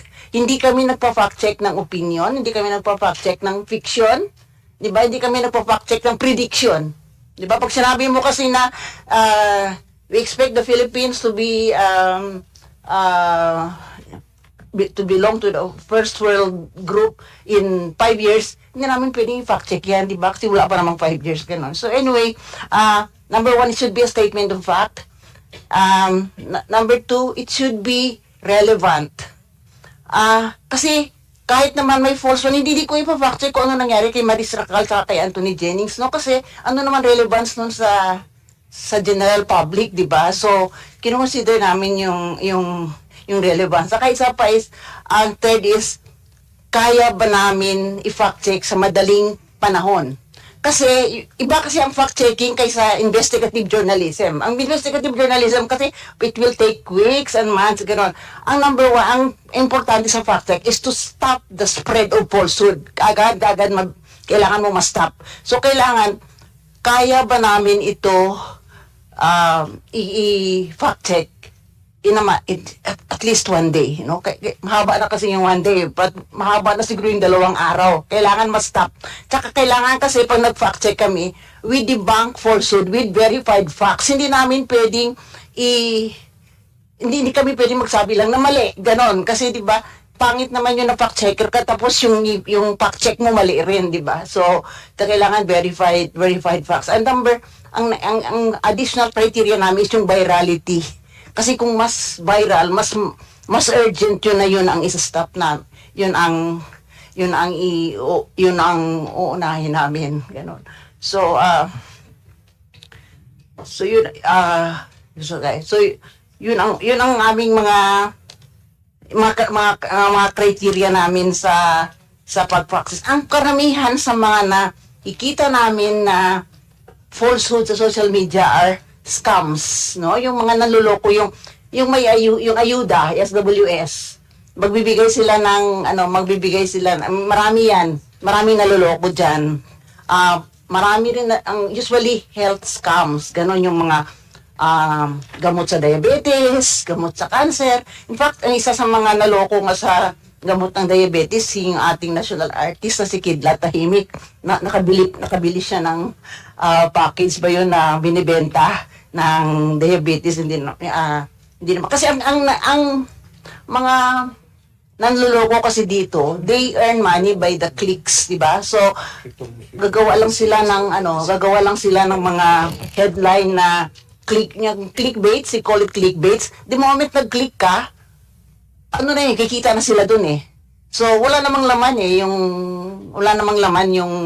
yung kanilang website, pero kumikita sila dun. So, tingnan, marami. Tapos hoaxes, yung mga namamatay, like, namatay si Jackie Chan. Yan, kahit na, magugulat ka, di ba? Magugulat ka. Tapos, kahit na later malaman mo na hindi totoo, nakaklik ka na, di ba? So, yun ang marami. Tapos, ngayon habang lumalapit yung election, tumataas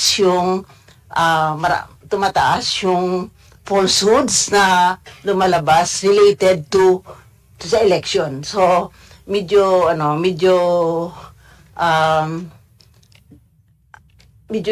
kasi 'di ba yung ang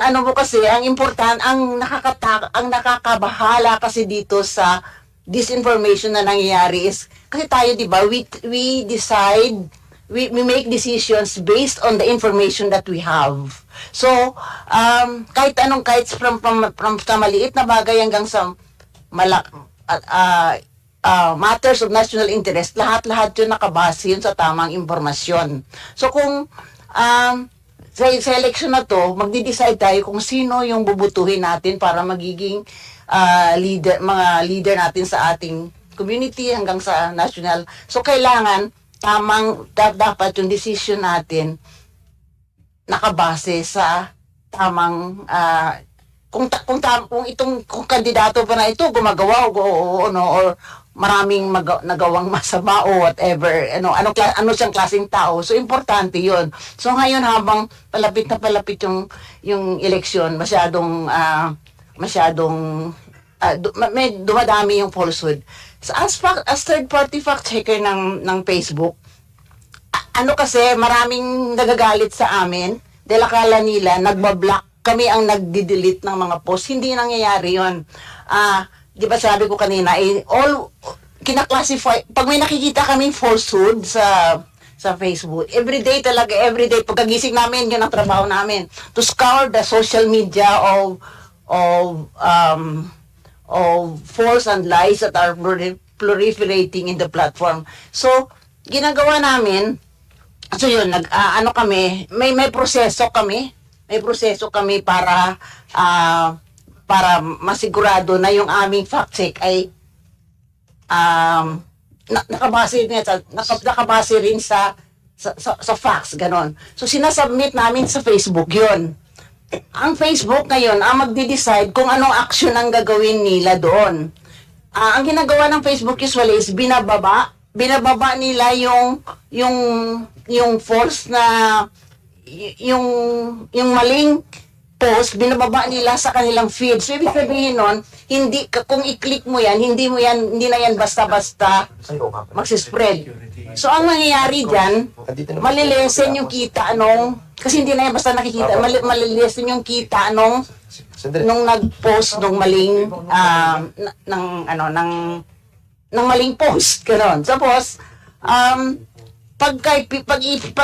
tapos pag kinlik mo yan, pag kinlik pa niya para i-share sa iba, may lalabas na advisory na this post has been tagged by Vera Files as false. Tapos kahit yung beneficiary, yung target na papadalhan niya, magkakaroon din ng ganong notice. So, pero nandyan pa rin sa platform yung kanyang post. Kasi hindi sabi kasi ng Facebook freedom of expression, kaya hindi nila yan dinidelete. Pero sa katagalan pa rin, pag tumagal ka rin na palagi ka na lang pina-flag namin, darating na rin yung oras na Facebook, magde-decide na rin yung Facebook na yung account mo siguro medyo maapektuhan yung account mo. Pero hindi Mr. Allan, may tanong lang po ako sa inyo. Ilan po kayong mga fact-checkers sa buong Pilipinas? Dalawa lang kami dito ang Ano po isa? Facebook. Aside from Verified. Verified Rappler. Saka? Tapos, Saka Rappler po. yung sinasabi ko kanina, yung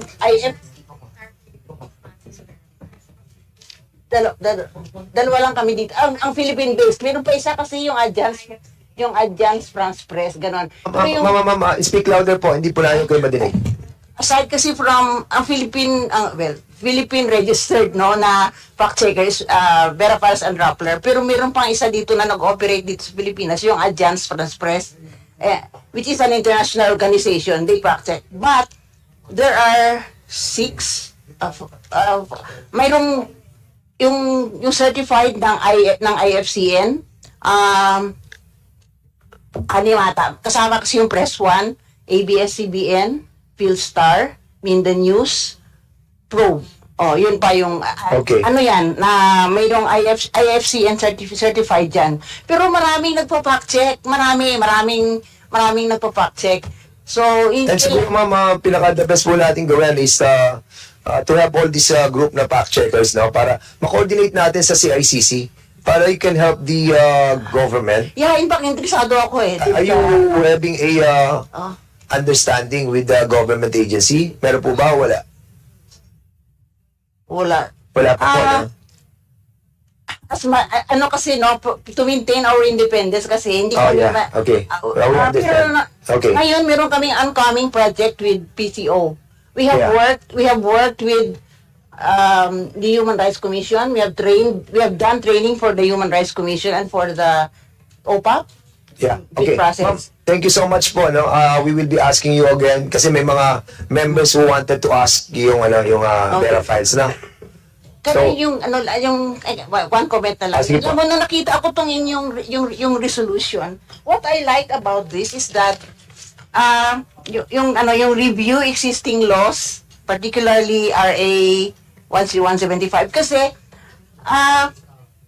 tama yun kasi yung I like the fact that you are reviewing existing laws kasi baka kasi marami ng yung ating problema ngayon, baka nandun na yun sa ibang existing laws lang At least you are not starting from zero, di ba? Parang ganun. So, I like that. Thank you. That's one thing I like that about. Thank you so much po, ma'am. Parang ko lang isa pang importante is, That's the very essence of our conducting this hearing. Yes. Marami po salamat. yung isa lang kasi yung fact check, the fight kasi against disinformation should not only be the responsibility of professional fact checkers. It should be responsibility of each and every one of us, So, we try to train as many people as possible to how to spot fake news. Pero ang importante talaga is the value of yung valuing truthfulness. Kasi dapat pag may nakita tayong lies and false, so dapat yung antena mo dapat mag-on at saka mag-turn off ka Kaya lang, I'm worried sometimes that we take, the lack of truthfulness, parang casually for granted. So I think we should, yun ang pinaka-ano ko is, I think we should strengthen our appreciation for truthfulness. And it should not start only, it should start, the school should have as Yes, ma'am. Meron lang interjection si Congressman Barbers. Barbers, can you Thank you, Mr. say Chairman. something, please? We appreciate Ma'am Ellen yung iyong comments, no, dahil gaya rin po ninyo, gusto rin po natin na puro katotohanan din yung nababasa, nakikita, napapanood sa social media. Matanong ko lang po kayo sa inyong personal na opinion na Miss Ellen, ano ba ang opinion nyo tungkol sa mga vloggers? Kaya sinabi ko kanina, I'm a journalist. Yeah. Kasi merong mga journalist na nagbablog, di ba? But blogging does not make you a journalist. Yun kasi as a journalist kasi, we adhere to the core values of journalism, which are truthfulness, fairness. Meron po kayong code of ethics, di ba? Yes, Meron po oo. kayong code of conduct. Tama? Dito ba sa social media vlogging, naniniwala kayo na kailangan natin lagyan ng code of conduct or at least man lang merong ethical standards Dapat. ang gumagamit. Okay, salamat po ma'am. Yun lang po ang opinion na gusto namin marinig sa inyo. Thank you. Yeah, sige, yun. Salamat din.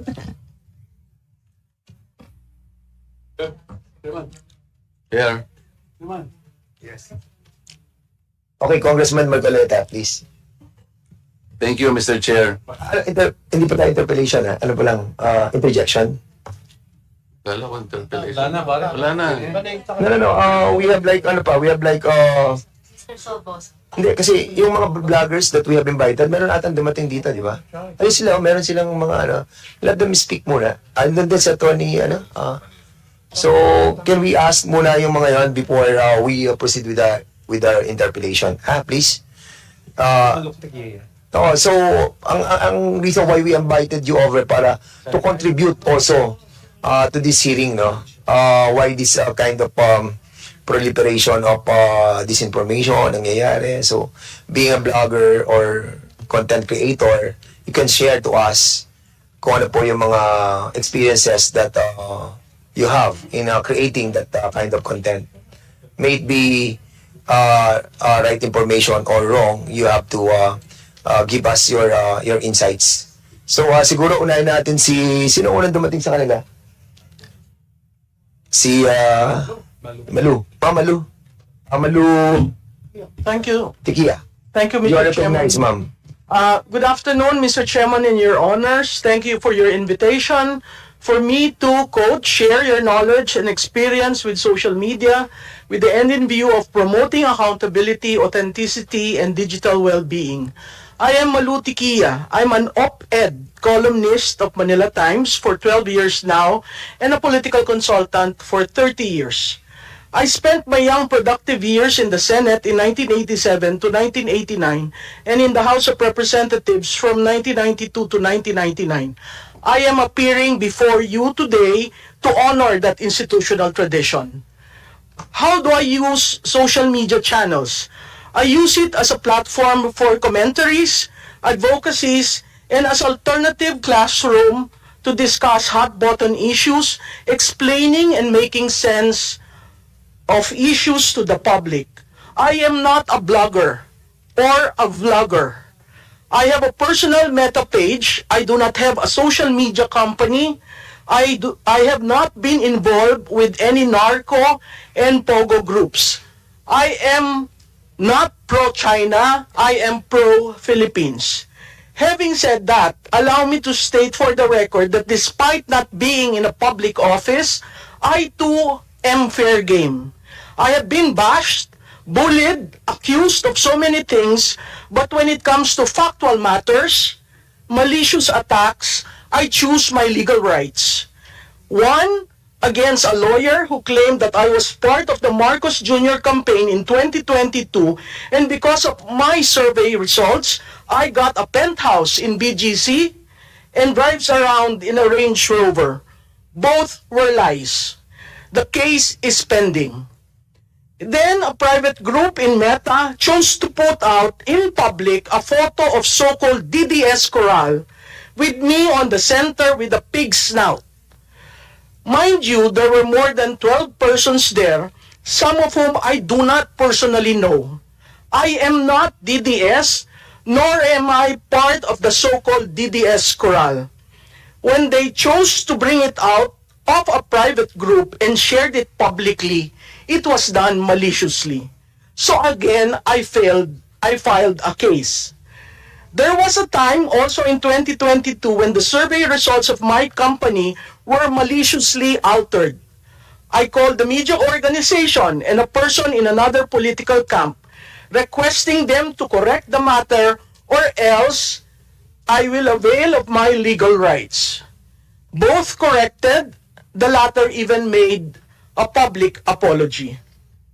Mr. Chairman, Your Honors, the Constitution begins on page 1 with 3 words, "We the people." And Article 3, Section 4, refers to the Bill of Rights, specifically freedom of speech, freedom of expression or of the press, and freedom of assembly are the bedrocks of democracy. But in politics, as you very well know, truth have various shades. For so long as there is no malice, we should err on the side of freedoms than contain them. Your Honors, contrarian views are protected by such rights. Prior restraint is anathema to democracy. My thoughts in this hearing, number one, please be fair. And I say that because are you inviting critics, bloggers, creators, joiners, collectors, spectators, inactives? Because the 3-second rule really controls social media. These are the different classifications when you refer to social media. If Congress wants to deal with false narratives, all sides must be present. Number 2, be careful of reported social media strategists who offer politicians, candidates, a plan on increasing followers. Your Honors, Mr. Chairman, followers are not voters. And the staggering costs are so scandalous and borders on being scams. You are being scammed if you follow the dictate of the more followers, the better for campaign. There were reports too where some influencers became guns for hire during campaigns. Number 3, Congress, and I am being, a lot of people are asking me not to say this, but I am sticking my head out here. Congress should ban the use of troll armies. Troll farms represent a significant challenge in the digital age, blending cyber warfare with psychological manipulation. Addressing them requires technological innovation, regulatory frameworks, and public awareness to safeguard democratic discourse. I am happy to note that these committees started with the pioneering work of Dr. Jonathan Ong and Dr. Jason Cabañez, entitled Architects of Network Disinformation. Number 4, near January 20, 2025, the inaugural of the U.S. President, Meta ended fact-checking and replaced it with community notes, which X was an early adopter of. This is an evolving matter that we need to consistently be aware of, as well as AI and deepfakes. Congress should study what has been done in various countries that have implemented measures to ban or regulate the use of troll farms and coordinated inauthentic behavior, especially during campaigns and elections. I am referring to some 11 countries here for you to consider. As far as EU is concerned, they came up with the Digital Services Act and the Code of Practice on Disinformation. The US has Honest Ads Act. Germany has the Network Enforcement Act. France bans false information spread close to elections and mandates ad transparency. Brazil has fake news law that criminalizes the creating of fake accounts to spread election falsehoods. Taiwan recently criminalized foreign interference, including disinformation campaigns, with a fact-checking initiative to counteract troll army activity. Canada has Elections Modernization Act that prohibits foreign interference and mandates ad transparency. Australia has Electoral Integrity Bill criminalizing foreign interference and requires ad disclosure. The UK has an online safety law that holds platforms accountable for harmful content, including election disinformation. South Korea criminalizes spreading false information during campaigns. And Singapore, which was mentioned a while ago, allows government correction and removal of falsehoods. The 3-second rule is the controlling law in social media. And because of that, legislation has to be circumscribed and made quickly, so that for the 2025 elections, we remove the disinformation effect of the troll farms.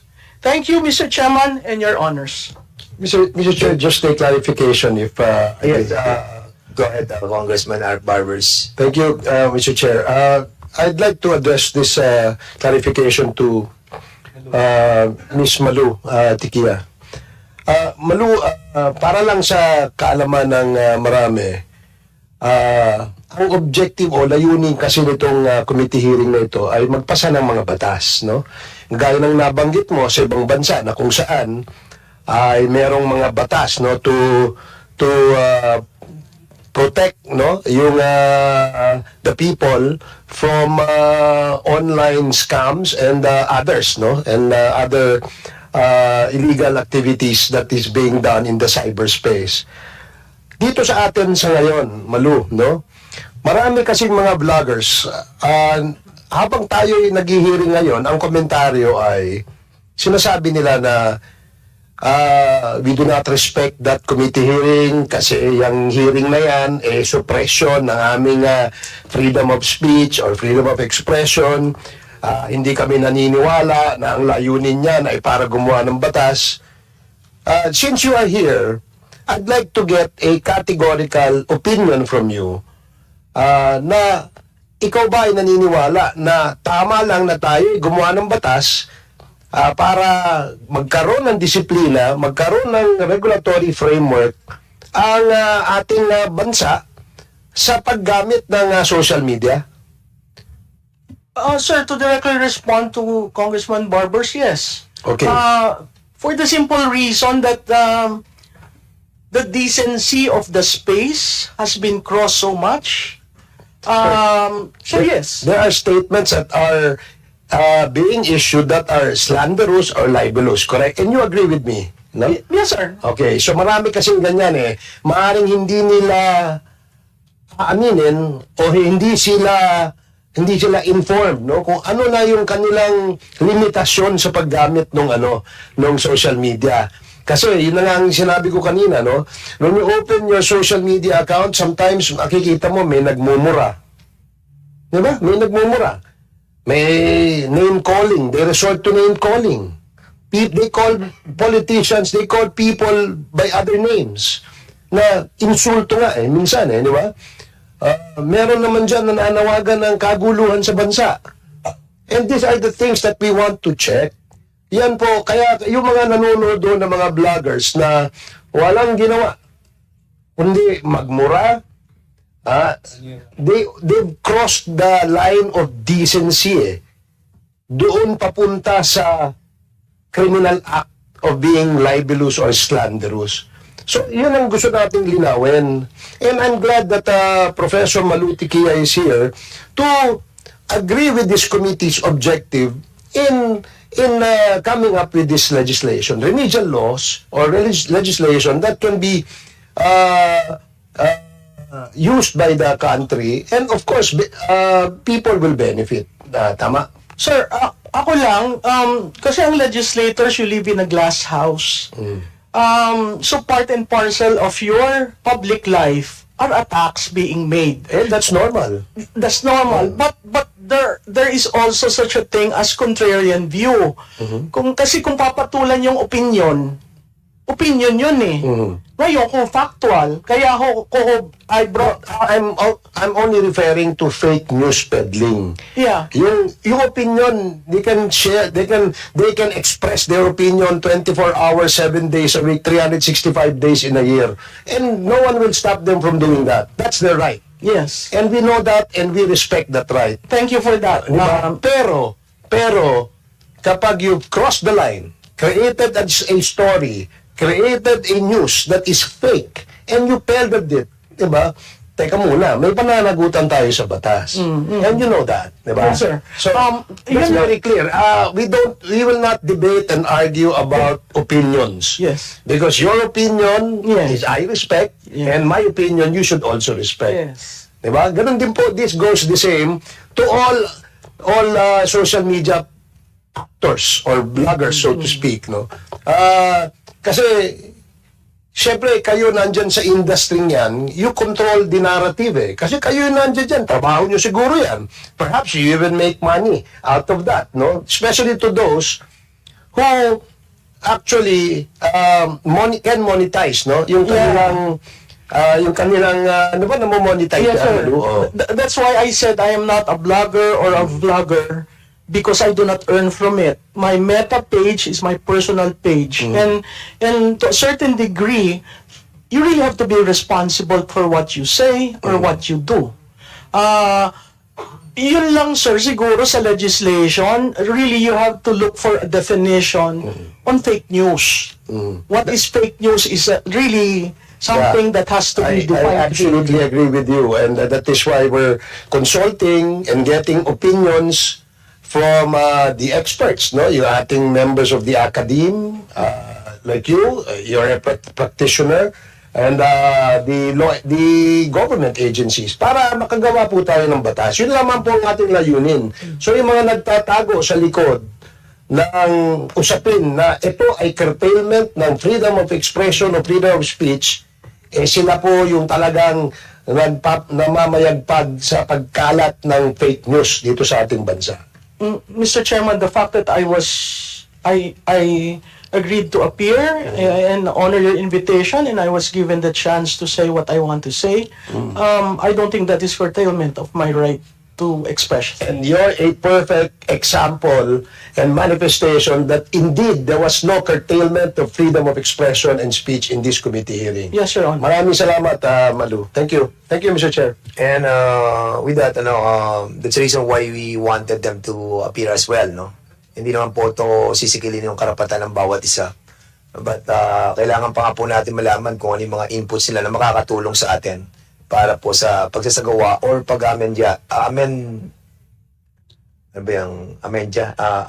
amendments. Hindi sa Tagalog, ano ba yung amendments? Amyenda ng ating pong kasalukuyang batas. So the chair would like also to recognize yung si Mark Louis Mr. Chair. Gamboa. Vlogger din po kayo, sir. Yes po. Sige po, sir. You have the floor. Yun. Thank you, Mr. Chair. Ako po si Mark Gamboa. I've been a political vlogger for the last 6 years.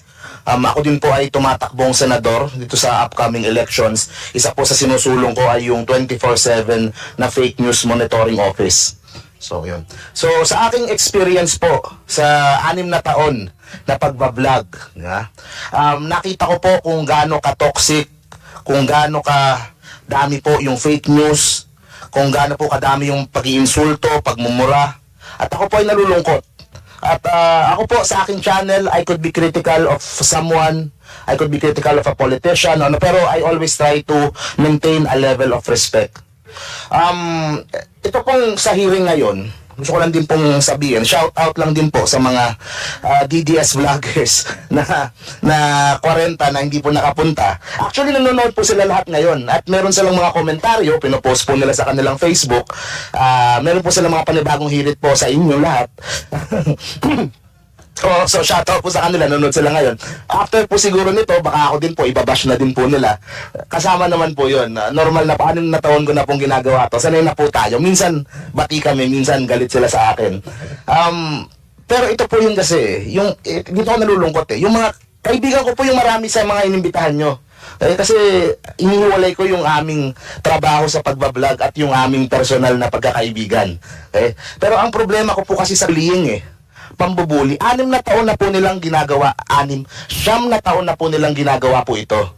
Diba? Kapag merong hindi nag-agree sa opinion nila, kapag merong taliwas, kapag merong bumabatikos, o yung kunyari yung quadcom na ginagawa nyo po na ang daming nabubunyag na mga kalokohan o illegal na ginagawa nung panahon ni dating Pangulong Duterte, ay attack mode na po sila. At doon na po pumapasok yung kanilang pagiging bastos, yung kanilang pag-iinsulto, mga below the belt na tira, mga personal na tira, at nakakalungkot po na umaabot po sa ganon. So ako po I fully respect yung pong freedom of speech ng aking mga kasamang vlogger, at ako din po mismo ang unang lalaban para sa kanilang freedom of speech kahit anong political affiliation. Ako po ay concerned lamang po sa ilang mga bagay. Una po, mas concern ko yung mga pages at yung mga accounts na wala pong muka. Kasi po at least yung mga vloggers na wala dito, pag nagsasalita sila, kita yung mukha nila. So, kung accountable sila doon sa sinabi nila. Marami din po yung mga pages, katulad po nung Amp Satire at ng mga iba pang mga YouTube accounts na wala pong mukha, kaya po kung mambalahura at kung tumira po ay sobrang grabe, sobrang below the belt. Kasi po walang accountability, walang transparency, hindi natin alam kung sino yung nagpo-post, kaya po ang tapang nila. Buti nga po nagkaroon ng ganitong hearing para po magkaalaman. Pangalawa, sa akin po, walang masama kung meron kang sinusuportahan politiko, kung maka Duterte ka, kung maka Marcos ka, o Lenny, o kung sino man. Ang sa akin po, I'm deeply concerned kapag ang nag-i-impluwensya sa iyo o ang sinusunod mo ay galing na po sa ibang bansa. Katulad po ng sinabi niyo po, yung issue sa West Philippines, kanina po may nasabi si Honorable Congressman Marcoleta na kailangan daw may information drive yung pong pamahalaan. Meron po. In fact, nag-attend po kami doon sa mga information session na yon kay Commodore Tariela, kung saan dinedebunk po niya yung pong mga fake news about sa West Philippine Sea. O kaso after po nun, ibabash na naman itong sa Tariela. Titirahin na naman yung mga nagde-defend sa West Philippine Sea. Nakakalungkot po kung meron man akong kasamahan o kung meron mga ibang vlogger na maaring nakokontrol o nababayaran o kung anumang paraan, kung anumang way na naiimpluwensyahan po ng ibang bansa para po manggulo dito sa atin, para po iusog yung kanilang mga agenda, para po ma-destabilize yung pong ating bansa, para po doon sa bansa na tinutulog. Yan po ay isang pagtatraidor sa ating bansa, at dapat po mas mabigat yung pong mga batas kapag gano'n na po yung usapan. Kasi it's one thing kung politiko laban sa politiko, parehong Pilipino yan.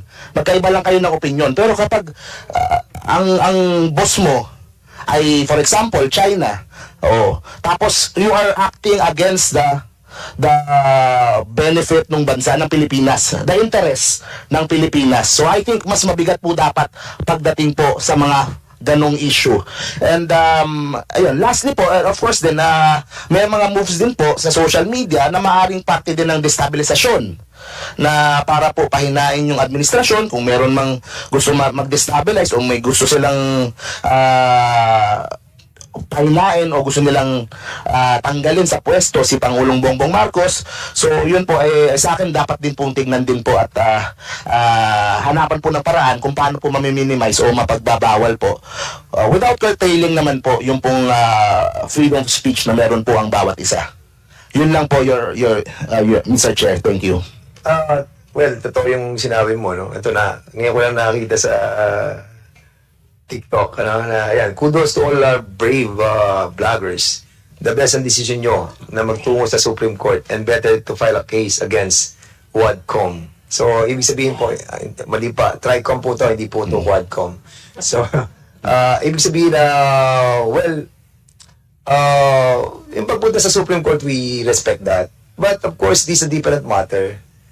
This is an inquiry in aid of legislation. At meron na po tayong may decision na po ang Supreme Court about it. So sana respetuhin din po sana yung ating pong patawag, and to these people, no, kay Mark, kay Malou, and kay Attorney Ricky, salamat po sa pagpunta po niyo dito, at we will be recognizing na ngayon yung ating pong huling vlogger that attended. Ito pong tatlo. Sige mo, Attorney Ricky, Tumutog, ano po ipinili niyo, sir? Tumutorgo po, Mr. Chair. Tumutorgo. Yes, sir. You are now recognized, sir. Thank you, Mr. Chair. Ako po si Attorney Ricky Tumutorgo. Actually, nagbiyahe pa ako from Bicol. Dumating ako 2 a.m. kanina. Ako po kasi lawyer at nagtuturo rin ako sa law. At ang tinuturo ko pa naman, constitutional law. At ang subject ko na hinahawakan ngayon, constitutional law to Bill of Rights. At human rights lawyer din ako. Kaya itong dito, pinag-uusapan, malapit ito sa advocacies ko. Pero aside kasi sa lawyer, vlogger din ako. Kaya doon sa lumabas na pangalan na invited na 40 na mga social media personalities, kami ni Ross ang nasa last. Pang 39 ako, pang 40 siya. Humabol si Mark, pang 41. So, unang-una, yung mga estudyante ko nagtatanong, Attorney, invited ka doon, mga fake news daw, pinapatawag, mga fake news peddlers. Sabi ko, doon pa lang parang biktima na ako kagad ng fake news. Kasama na ako doon sa 40 na nakagrupo kasi lahat yun 40. Ayaw ko sanang umattend kasi may klase ako tonight. Kaya start pa lang ng klase, pero gusto ko nang i-clear yung issue na napapasama ako doon sa 40 na fake news na mga vloggers Kaya akong umattend dito. Pero hindi ko rin alam bakit ako in-invite. Attorney, mix po yung ating invitation. As a matter of fact, kasi hindi po natin kaya accommodate lahat ng mga vloggers.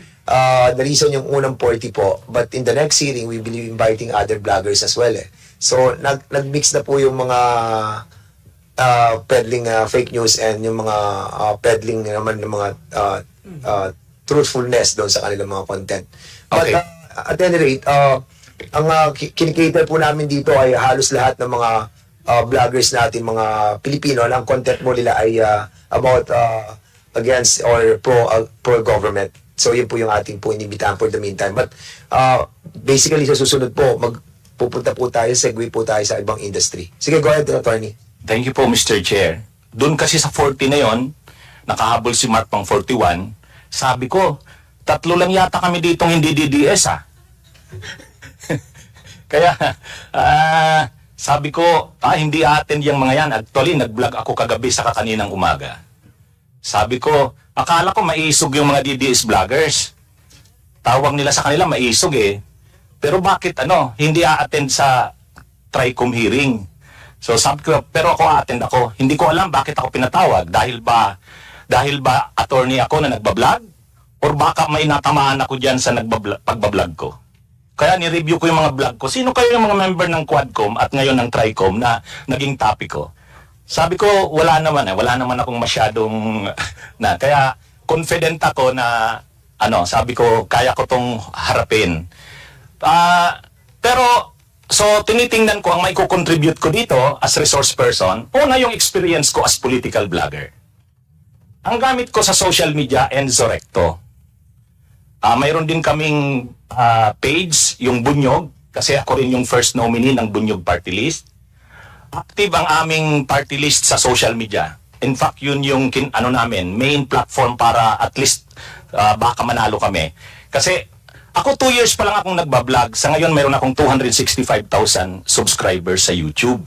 So, na-appreciate ko na yung mga tao, maraming nag-a-appreciate ng aking vlogs. Pag hindi nga ako nag-vlog, hinahanap ako So, dito ko nakikita na ang vlogging, usually kasi pag sinabi yung vlogger, para talagang tagakalat ka ng fake news Pero hindi ako nahihiya na sabihin na vlogger ako. Pag nagpapakilala ako, pinapakilala ko talaga ang sarili ko na vlogger. Kasi hindi ko nakikita na ang vlogging ay masama. Siguro kung may gumagawa man yan, sila lang yon. Pero ang internet kasi, ang social media, ang cyberspace, magagamit natin sa kabutihan ng bayan. Pero magagamit mo rin siya sa kasamaan. Ako, nakakahiya naman, nagtuturo ako sa Ateneo, College of Law. constitutional opponent tapos magiging tagakalat ako ng fake news? So, hindi. Ako natutuwa ako. Alam nyo, sa isang araw, 9 ang videos kong kinikreate. In just 2 years, 9,500 videos ang create namin. Kasi may channel ako, maraming channels na yan. Nag-hire na ako ng mga staff ko sa channels ko. Kasi gusto ko talagang ma-educate ang tao sa mga current issues and events. And maraming nag-appreciate. Pag hindi ako nag-live sa araw, hahanapin ako. Marami ng messages akong natatanggap. Attorney, hindi ka pa nagla-live. Mayroon kasi akong magandang araw Pilipinas at mundo. Sa start ka agad yan. Tapos kape at kwentuhan din before sa gabi, gabi-gabing talakayan. Ang dinidiscuss ko, current events talaga. Paborito kong itong Quadcom, yung investigation kay Sara Duterte. In fact, nag-create ako ng grupo ng mga vloggers. Nandito yung mga kasamahan namin. 78 vloggers kami. Yun yung nag-initiate ng rally noong January 18 sa EDSA People Power Monument. Nandun yung pangalan ng 80 vloggers. At proud kami na sabihin na kami ang mga vloggers na hindi kami nagpi-fake news. Pero may stand kami on. Mr. Chair, Yes, what's the interjection? point of order. What's the point of order? He was telling us that he would like to give recommendations to us. But he is not telling himself. He is now giving a story about himself. Na sana, attorney, hindi mo ginagamit itong aming TRICOM para mag-campaign ng iyong party list, no? Kaya naman si Mark, para i-campaign na kanyang sarili. Okay. Kailangan namin yung recommendation mo. Okay. Hindi namin kailangan yung sinasabi mo na ginagawa mo sa vlog mo. Alright? Okay, thank you and sorry, Mr. Just a point of Congressman. clarification. Benny. Sige, go ahead, Attorney Ricky. O so dito na proceed Ricky na ba? ako. Tama. Gusto kong i-share na ang problema talaga ng kasi, itong fake news, disinformation, itong nagpo-proliferate na mga fake news nga sa social media, pag-balance kasi ito ng freedom of expression, freedom of speech, at saka yung pag-protect naman ng reputation ng mga nagiging subject ng mga sa social media. Ganun din yung interest ng bansa. So paano siya ibabalance? Actually, mayroon ng landmark case diyan. Yung case ng Dicini versus Secretary of Justice. Sa landmark case na ito, GR number 20335, February 11, 2014, ito yung unang pag-challenge sa constitutionality ng Republic Act 10175, yung Cybercrime Prevention Act of 2012. Challenge dito. Ang contention dito ng mga dalawa, hindi ko na itatouch yung ibang aspect ng cybercrime. Yung mga scamming, hacking, data privacy violations. Dito na tayo sa aspect ng freedom of expression. Kasi mayroong specific na provision dito sa Cybercrime Prevention Act of 2012, yung section 4, paragraph C, number 4. Tungkol yan sa cyber libel. Pero actually, wala namang bago. Wala namang bago dito sa cyber libel kasi kahit naman doon sa revised penal code, pinipinalize yung libel kung wala man doon sa written, oral na libel, mayroong other similar means. So yung cyber libel, pasok doon sa other similar means. Yung paggamit ng cyberspace or internet sa libel. So ngayon, nung challenge ng petitioners yan, na unconstitutional yung provision na yan, yung cyber libel provision, nitong Cybercrime Prevention Act, ang contention nila, yung mga recent daw na jurisprudence, sabi ng petitioners, hindi na kontra sa libel, hindi na inaano ang libel kasi dinidecriminalize na nga, yun yung trend. So sabi ng mga petitioners, alisin na yung provision sa Cybercrime Prevention Act or RA 10175 tungkol dyan sa cyber libel. Ang contention naman ng Solicitor General, hindi pwede. Kasi pa rin yan, kailangan protektahan pa rin ang mga private individuals na nagiging biktima ng cyber libel at ganun din ang public or ang state. So, ang ruling ng Supreme Court dyan, ganito. Binalance ng Supreme Court. Ang pagbalance ng Supreme Court, nandyan pa rin ang cyber libel. Constitutional yan. Pero, pagdating sa malicious imputation, yung mga defamatory yung mga defamatory imputation. Iba ang treatment sa private at sa public. Yung mga public officials, yung private na mga subject ng malicious imputation, presumed na malicious. Presumed na malicious. Kapag defamatory ang imputation mo, na libelous kumbaga yung sinabi mo, kapag ang subject ng ano mo ay private, presumed malicious. Pero kapag public, hindi. Kailangan i-prove na may actual malice. Yun yung ruling ng Supreme Court yan sa landmark case na yan. So kung binabalance, kailangan pa rin protektahan ang publiko, hindi pwedeng sabihin na unconstitutional ang cyber libel. So, dineclare pa rin ng Supreme Court dyan sa landmark case na constitutional, invalid. Pero, sinabi rin, kailangan protektahan din ang freedom of expression. Lalo na rin kapag ang subject ay public officials. So, yun yung ruling dito. May isa pa dito, yung Section 5, tungkol naman dun sa mga nagsishare, naglalike. Sobra naman. Yung mga nagsishare, naglalike. Wait. Can you wrap up, attorney? Because we're about to go with the members of the House because there's a lot we've been waiting for so long, no? Inalok lang yung doctrine sa case. Ang last na lang yung Section 5. Sa Section 5, yung bang pag-share, pagla-like, pagko-comment, can that be considered also as crime? Sabi dyan, hindi. Yung ruling sa Disney case, hindi. Yun lang original author. Kaya, so makikita natin dito yung pagbabalance talaga ng Supreme Court dun sa freedom of expression at dun din sa mga nagiging biktima ng malicious na mga defamatory imputation. Yun na lang siguro muna. Thank you po, Mr. Chair. Thank you so much, Attorney Ricky Tumotolco. So we'll now proceed to the interpellation of the members of this Congress. But before I recognize Congressman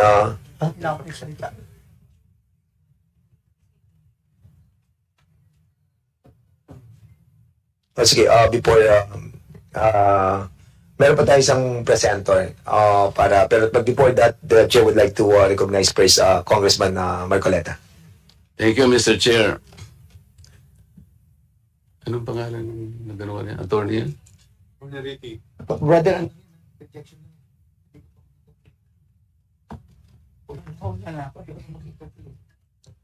Hindi, tungkol lang sa sinasabi yung doktrina kanina. Attorney, abogado ka pala na nagtuturo sa Ateneo. At sinasabi mo, ang diferensya ng private sa public figure, pagka public figure ay hindi basta-basta. Kahit nabirahin mo, parang may lisensya ka na, parang gano'n sinasabi mo. Pero pag private, talagang kinakailangan may malis ka agad yun. Siguradong. Kaya lang nung ikaw ay nag-vlog, ito yung title ng vlog mo sa akin eh. Huwag maniniwala sa pakulo at panliling lang ni Marcoleta. Ano ang panliling lang ko, attorney? Public figure ako, pero kailangan malaman ko, sapagkat dito lang may malis ka na eh. Una, hindi mo ako kilala, ikaw hindi rin kita kilala. Pero dito lang the title na title pa lang. Huwag maniniwala sa pakulo at panlilin lang ni Marcoleta. Attorney, kahit kailan wala akong nilinlang na mamamayan ng Pilipinas. Wala kang karapatan na akusahan mo ako ng ganito. Kung ang pinag-uusapan ay gusto mo lang ma-informahan ang mga nagpa-follow sa'yo kung sino-sinong maraming nagpa-follow. Pwede mo ba sagutin ito muna? Ano yung panlilin lang na sinasabi mo rito? Marami na po kasi akong naging hindi ko ano yung particular na. Ito pakikita ko sa iyo, ayan hindi ko po alam kung anong particular doon na. Attorney, gumawa ka ng vlog. Yes po, ako po. Responsibilidad mo sa public ito, lalong-lalo na yung naniniwala sa iyo. Hindi ko maniwala kung paano mo silang napaniwala. Pero itong sinabi mong ito, may pakulo ako at panlilin lang. Ito yung sagutin mo. Hindi ako naniniwalang hindi mo naalala ito. Mr. Chair? Actually po, dun yata yan sa rally ng Iglesia ni Cristo na naging subject din ako po ng programa ninyo sa yung dalawang pong kasama, Honorable Congressman Marcoleta. Ako po yung naging subject nyo doon sa ganang mamamayan. Kasi ako yung nag-comment na sabi ko, dapat yung Iglesia ni Cristo, kung talagang malaki yung mobilization nila, doon nila gawin sa Luneta, huwag sa Liwasan. Yun yung kasi, pag sa Liwasan... Attorney, huwag mong nililihis ang usapan, ano? Ang pinag-uusapan yung panlilin lang na sinasabi mo at pakulo. Walang kinalaman yung rally ng INC dito. Doon ko po kita, Honorable Congressman... Anong panlilin lang ginawa ko doon sa rally? Yung po yatang speech nyo doon sa speech. Hindi pa yata. Kailangan siguruhin mo. Nagsalita ko doon. Anong parte ng speech ko ang nilinlang ko ang mamamayang Pilipino? Honorable Congressman Marco, yung reaction ko po yata yung speech nyo po doon sa ano nga? Kung alam mo yung speech ko, ano yung panlilinlang doon? Tingnan ko po dito sa ko kung ano yung... Ang dami ko na po kasi naging content tungkol. Hindi ganun. Ako kapag sinabi ko, alam ko ang pinagbabasihan ko. Kahit matagal na yon, maaalala ko. Pag nilinlang ako ng isang tao, alam ko. Problema sa inyo, hindi ko nilalahat ang vloggers, ano? Ako, hindi ko minamasama yung vlogs. Yan ay part ng, ng ating free speech. Expression. At yan ay ginagaranti ng ating saligang batas. Totoo naman na kapag ka public figures, hindi dapat balat sibuyas. Hindi kagaya ng balat sibuyas ni Kong Barbers, alam ko yan. Pero hindi nangangahulugan. Kailangan i-establish ninyo. I-establish mo. Ikaw ay abogado pa rin, kagaya na sinasabi mo, nagtuturo ka pa sa isang reputableng institusyon. At pagkatapos, tinatanong ko lang ngayon, ikaw ang nagbablog, oh. Basta po tungkol po talaga yung naging topic ko po kayo tungkol dun sa rally ng Ano nga yung sinabi ko sa rally na nanilang ako ng Pilipino?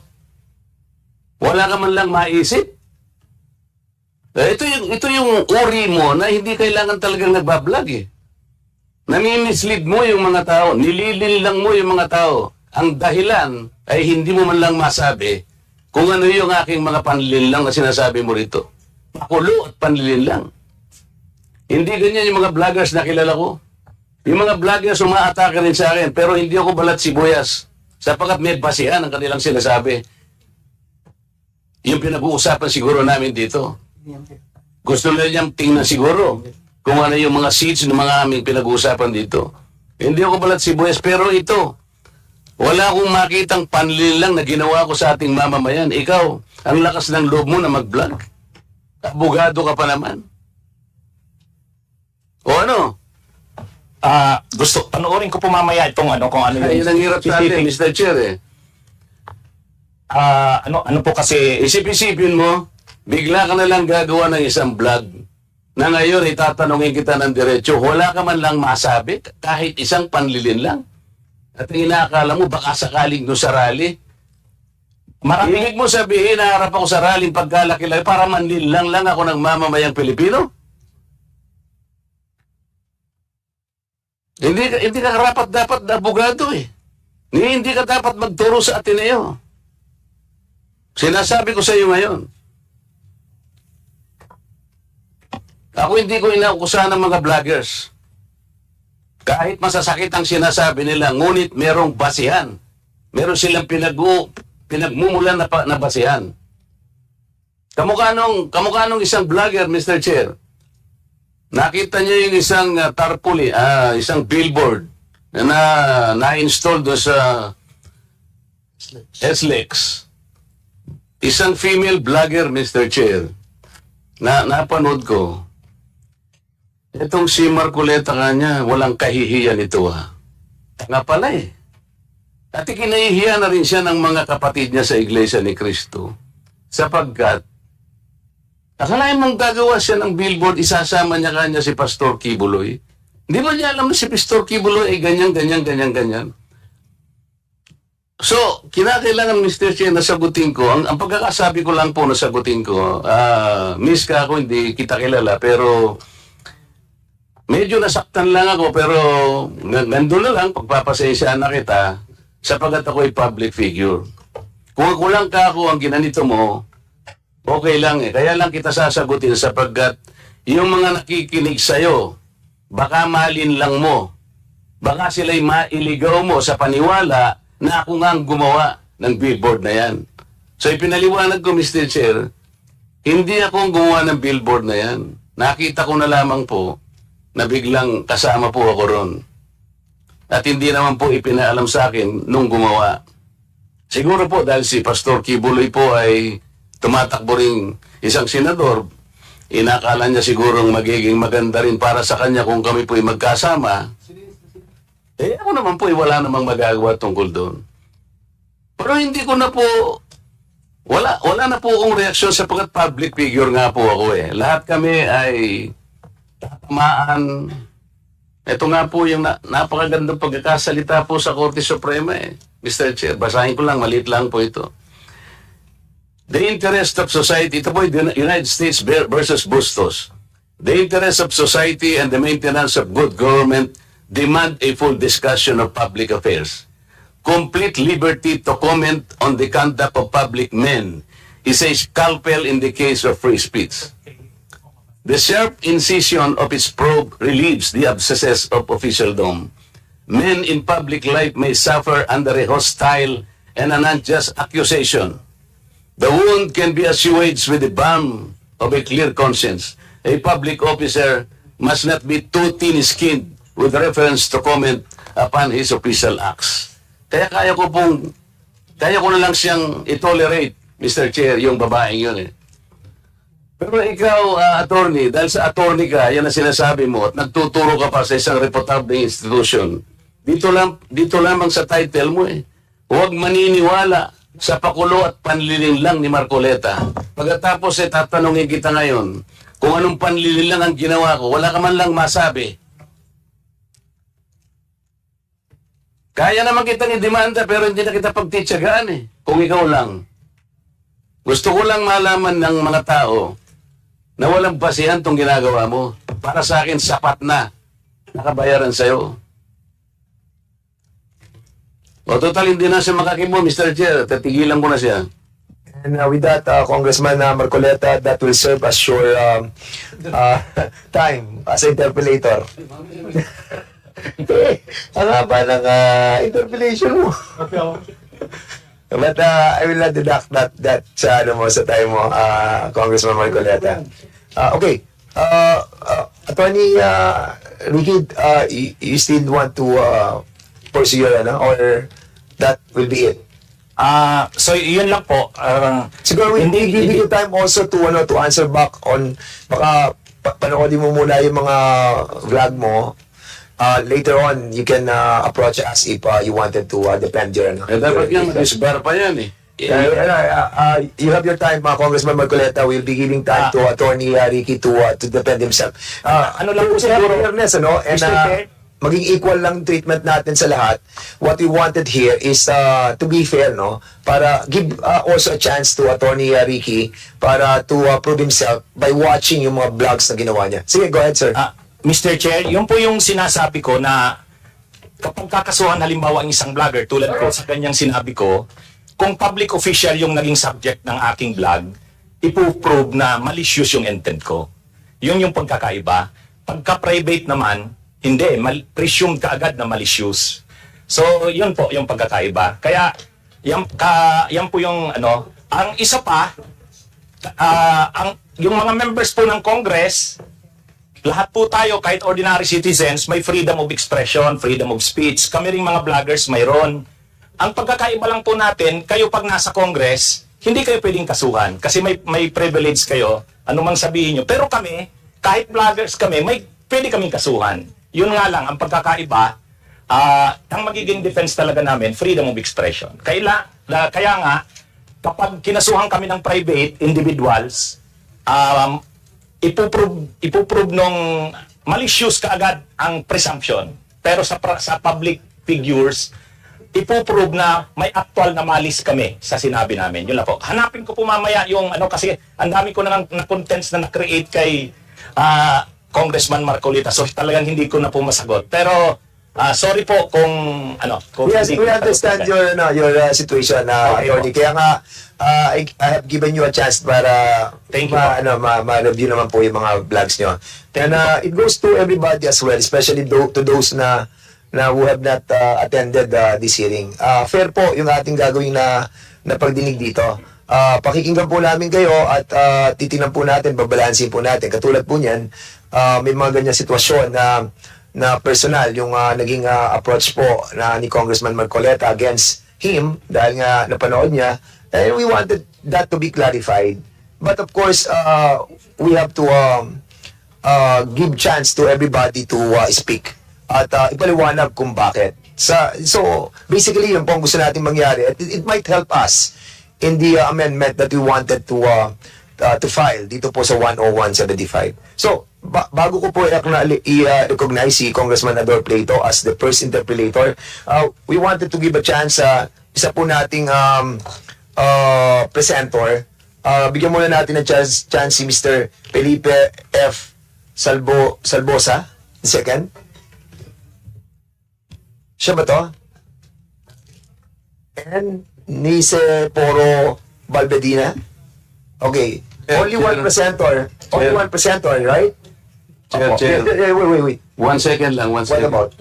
Yung sinasabi niyan sa INC, 3 months ago pa yung post niya. Sige, mamaya na yan. We will be giving you a chance. For the record lang, for the record. Okay. We'll be giving you a chance on your time as an interpreter. After all, pangatlo po kayo. So, sige, go ahead. Mr. Felipe Salbosa.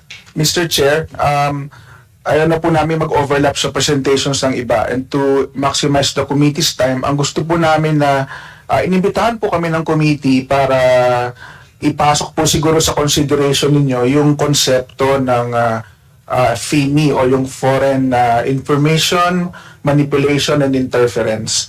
No, so kami po ay fact checker din kagaya ng Vera Files. Pero po yung ipe-present. Meron po. Can you Opo. kindly put it onto our system Opo. para at least we can watch it? Yan, sige, go Fact ahead. checker po kami kagaya ng Vera Files, pero hindi po kami third-party fact checker ng Meta, pero member po kami ng IFCN. So, as fact checkers, meron po kami sinusunod na code of ethics, no? Pero we are starting to move beyond the fact checking and into yung tinatawag namin na FIMI or Foreign Information Manipulation and Interference. So very recently meron po kaming na-discover na network ng mga 100 social media accounts sa X, yung dati pong Twitter, na gusto po naming i-flag, no? In a nutshell, yung FIMI po ay mga coordinated bahagi po ng technique nito ay ang mga coordinated activities sa social media na kasama po doon ang disinformation at propaganda. Pero, hindi po siya criminal wrongdoing, no? Pero as journalist, sa tingin po namin, trabaho namin na i-flag po itong mga activity na to kasi ang objective po nito ay influence ang ating democratic processes. So gusto ko pong ipasa sa colleague ko si Nico kasi siya po ang nakahanap nitong network na to. Okay. Sige, Nico, ano kayo, journalist kayo? Yes po. And you are working with other agencies? There was a time na we've been invited to give a talk on disinformation sa PIA as part of its efforts on fact-checking as well. We worked with Probe and we were joined by other news organizations. But not with the government agency? Not per se, no. Hindi pa po. Sige, go ahead. Sige, Yes po. So, yun. Our presentation po will cover two concepts, no. So first po is yung foreign influence operations, no. Ang definition po namin dito ay mga pagkilos o pagpapalaganap ng impormasyon na naglalayong manipulahin ng mga opinyon, paningin at pakikitungo ng publiko sa mga issue, tao, bansa o ano pa mang target ng operasyon, no. Ang mga naglulunsad po nito iba-iba, maaari pong mga bansa o hindi po kaya mga pribadong grupo, organisasyon at mga taong may interes sa issue. Naglabas po kami sa Press 1 PH ng video na mas malalim pong na-explain ito para po sa layman, no. So Tagalog po yung approach din namin doon. Ang sumunod po, sa next slide po natin, Foreign Information Manipulation and Interference. Ito po, tulad po ng nasabi po ng aming editor, ay mga pag-uugali, mga pattern ng pag-uugali na nagbabanta o may potensyal na negatibong makaapekto sa mga values, procedures at mga political processes. Ang mga gumagawa po nito ay maaaring mga state actors or non-state actors, pribadong grupo o kahit mga proxy nila sa loob at labas ng sarili-sarili nilang mga teritoryo. So far po, sa next slide po natin, yan po yung series, no? Ito na po yung mga investigations into FIO and FIMI na nagawa na po namin through, since last year, no? Yung una po ay nagawa namin noong May na na-cover na rin po kanina yung mga paninira po against Commodore Tariela ng ating Philippine Coast Guard. Next po is yung kasagsagan ng March, no, hanggang July, meron po kaming na-monitor na Chinese state media na actively po nagsuso ng iba-iba at mga questionable impormasyon tungkol sa Sigalot sa West Philippine Sea. At ito po yung pinaka-latest, no, na meron po kaming nahukay na pro-China na network of X accounts na nagsispread ng anti-Philippine sentiment habang nagpo-push ng content related po kay Vice President Sara Duterte. Sige po. Next slide po. In the interest of time po, skip ko na po yan, nabanggit na po yan kanina. Isa po po. Sige po, yan. Yan, thank you po. So ito po yung nabanggit namin, no, na Chinese state media na AI bolstered, no. So ang China Daily po ang pinakamalaking English language news agency, newspaper sa China. At meron po silang affiliate na TikTok channel na Media Unlocked. No, dito po sa channel na to, nag-upload po sila ng mga videos na gumagamit ng AI at na-questionable po ang content. No, so sa kasagsagan po na aming imbitasyon, ng investigasyon, naglabas po kami ng ilang mga storya at ayun po yung mga pamagat po ng mga storya na yun na sumusunod. No? So Chinese State Media Unlocked is seeking credibility, no? Passes off information, opinion as news. AI bolsters state media TikTok offensive to influence narrative on the sea dispute. And yun na nga po, Chinese State Media Unlocked TikTok accounts place victim after being flooded with negative comments. No, so kasagsagan po na investigasyon natin, yung channel po nila, pinaliguan po ng negative comments mula po sa mga Pilipino, no? At kalaunan, naipasara ho yung channel na yun. Pero, shortly after that, may bago po silang channel na tinayo na walang lamang uploads, walang videos, pero meron ng milyon-milyon na mga followers at mga likes. No, at yung mga followers at likes po na yun, nung tinignan po namin, isa-isa namin, karamihan, no, or halos lahat nang galing ho sa mga bansa na Spanish-speaking at walang mga post at interest pagdating sa West Philippine Sea. So bots yan? Posible yung nabili ho siya sa mga online growth services na gano'n na nga po. So hindi siya totoong accounts, no? In a sense na hindi siya totoong nakikipag-interact dun sa issue na yun. Sige, go ahead. Sa kasagsagan po ng investigasyon namin, next slide po. Yan. Isa pa po, sorry. Yan. So sa kasagsagan po ng investigasyon namin, pinick up po ng CNN sa US yung report namin tungkol sa paggamit po ng Media Unlock ng AI. Dahil ho doon, no, tila napikon ho itong Media Unlock na to at naglabas sila ng 2-part video series kung saan po pinakita nila yung picture, no, ng aking editor na nagsalita po kanina at kung ano pong mga baseless accusations yung binigay nila tungkol sa amin na kesyo bayaran daw ho kami ng US at kung ano pa. No? Kalaunan po, next slide, bumalik din po sa TikTok yung original nilang account na nauna pong pinasara. Binaro po nila yung secondary account na may mga followers kahit walang content. Pero yun sa original account, tinanggal na po doon yung mga videos tungkol sa West Philippine Sea. Pero, no, that was around June 2024. Pero to date, Media Unlock is still very active. No, engaged pa rin po sila sa pagpapakalat ng disinformation versus the Philippines in its efforts to assert its claim over the West Philippine Sea. Next slide po. Yan, ito po yung latest nating story, no. Meron po kaming na-identify na 107 accounts as of 11 a.m. this morning na nagpapakalat ho ng mga anti-Philippine sentiment on Twitter.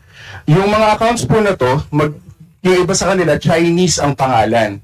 Karamihan sa kanila, sabay-sabay ginawa, at yung mga posting activity po nila ay very questionable. Ito pong pinapakita kong tatlong grupo ng mga screenshots. Yan po yung mga post na ina-identify namin para i-connect itong mga accounts na ito. So yung una po, pinakalat po nila ang screenshot ng napabulaanan na Polvoron video. So these are anti-Philippine sentiments Anti-Philippine sentiments po. against West Philippine Sea. Against the West Philippine Sea efforts ng Pilipinas at against our president. So, saan nag-originate to? Some of the accounts have Chinese names. So for example po, yung unang screenshot sa far left po ng ating presentation, Chinese po yung pangalan ng account. Tapos, yung same group of accounts, nag-share po sila ng mga screenshots ng mga story na published in Chinese. No, Chinese characters, Chinese yung website, Chinese yung caption. Tapos, nag-share din po sila ng content na pertaining naman, no, or containing Sara Duterte's criticisms against the current administration. Doon po sa first screenshot, very crucial po, no, kasi Chinese in nature yung accounts, pero yung sinishare po nilang picture ay may Tagalog ng mga kataga, no. So, next slide po natin. Yan, so ito po yung unang story na nilabas namin, no, na kita po namin na yung posting activity po nila ay very reactionary sa oras, no, at sa mga development sa ating bansa. So for example, yung Polvoron video, sobrang dami po nilang beses nilabas yun right after na pirmahan yung Maritime Zones Law and yung baselines law, no? So yan, for that example, hindi alam yan ng taong bayan eh. Yung Polvoron issue na yan, nang lumabas yan, yes po. Na-sign pala yung Maritime Zones Law ni President Marcos. After which, lumabas yung Polvoron issue. Ni-recycle po, yes po. Ni-recycle nila. Ni-recycle But nila. it happened already, yung Polvoron issue. Yes po. Luma na siya. Ang recycle nun, yung mga accounts coming from a foreign country. That's the problem po kasi private po yung information when it comes to proving kung saan siya ginawa. Pero the fact na yung mga account po nito ay nagpo-post ng news stories, links to Chinese websites na may Chinese na captions, nagtatype sila in Chinese, is I think good enough to say na hindi siya local in nature. No, although again, wala po tayong solid na evidence on that. No, so yun, yes, yun po yung tamang term din. Ni-resurface, ni-recycle po nila yung Polvoron issue during this, during itong mga panahon na to, no, as a reaction to the signing of the landmark laws. No? Next slide po. Yan. Thank you po. This network also shared the same 3 blog posts. So 100 accounts po ito, 107. Yung na-identify pa lang po namin and lumalaki po yung listahan hanggang ngayon. If gusto niyo po makita yung database, yung link po to that is in the stories that we have published. We are very transparent po about that. So kaninang umaga, ang huli naming record ay nasa 1,200 na po yung na-generate na tweets. Repetitive. Most of the tweets lumalabas in 4 minutes na burst. Sabay-sabay nilalabas. No? So very questionable. So, excuse me, sorry. Yes po. So, ang pangalan ninyong Media Unlock. Hindi po, yun po yung separate na investigation na ginawa namin kanina. That was yung Media Unlock po is a TikTok naman account. So, is the name of your the name of our group is Press 1PH. Press 1PH. Yes po. Yung Media Unlock yun po yung Chinese organization. Sige, go ahead. Okay. Noong November 17, nalaman po namin na yung iba po sa mga Chinese accounts na yan, Chinese named accounts, nasa next slide po, ay nagpatawan ng temporary ban. No? So, temporary ban, tapos after a while, nalaman din namin na napatawan na rin sila ng permanent ban from the channel. Pero, 24 accounts lang po yun. So, 107 na kilala natin. The next slide po, yan. Yung mga accounts po na to ay nag-share ng dalawa in particular na links related to the Vice President. First is a Rappler story in which Duterte criticized the administration, and the next is the Philstar story naman na nag-comment siya referencing cash, illegal drugs, and partying. No? So, this could be interpreted as veiled jabs against the President Ferdinand Marcos Jr. Repetitive din po ang pag-tweet netong channel, netong network na po ito ng mga accounts. At lumalabas po yung mga tweets nilang yan kasabay ng mga development sa hearing po ng Quadcom. No, so lumabas yung tweets nila nung na-implicate yung ilang family members ng Duterte family sa isang drug case. Tapos lumabas ulit ng sabay-sabay yung tweets nung na-implicate naman yung DepEd and OVP sa funds, yung usage of funds sa isang hearing din po. Opo. So malapit na po matapos to, onti na lang po, no? Nitong nakaraang January 31, naglabas po kami ng overarching story covering all of the findings. Tapos nilabas din po namin doon na, yun nga po, 24 of the 25 Chinese named accounts have been slapped with a suspension. So sa dulo po nung presentation namin, skip ko na lang din po para siguro, in the interest of time po. Sige po, next slide po po.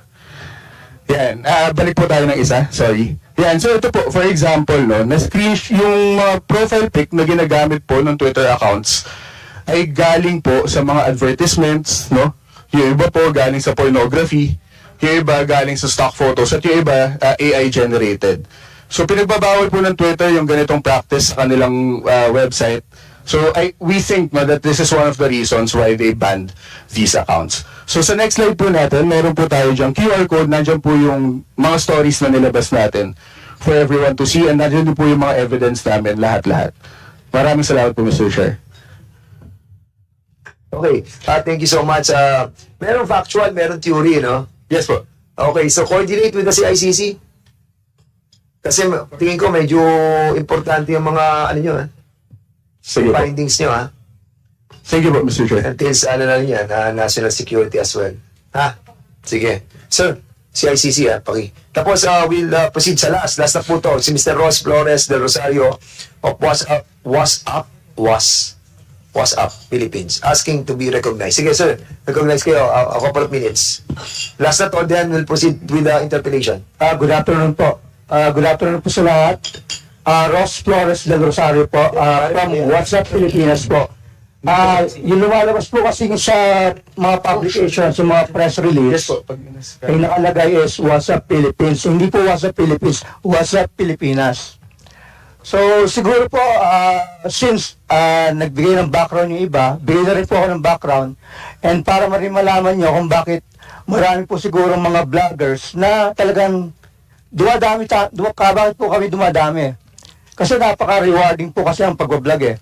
So, ang background ko po kasi is, bago po ako naging vlogger, I was an ICT Assistant Officer of the United Nations World Food Program.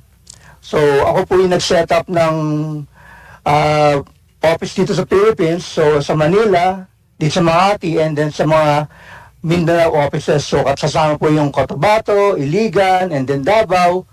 Ako po lahat nag-set up ng mga ICT infrastructure. Make partner po with the mga experts po na galing pa sa different countries na pinadala ng United Nations. So, after that, kasi since lahat po ng Pilipino na nagtrabaho for the UN ay puro contractual po. So, ang ginagawa po sa amin is puro renewal ng contract hanggang matapos yung project. Nung ma-set up na po namin lahat yung mga ICT infrastructure sa United Nations World Food Program, natapos na po yung kontrata ko. So, ang ginawa ko po doon, habang naghanap po ako ng kapalit na trabaho doon, is nagtayo po ako ng business. And since it's a business, marami po akong oras. So, doon ko po natutunan na mag-vlog. So, tinayo ko po yung WhatsApp Pilipinas.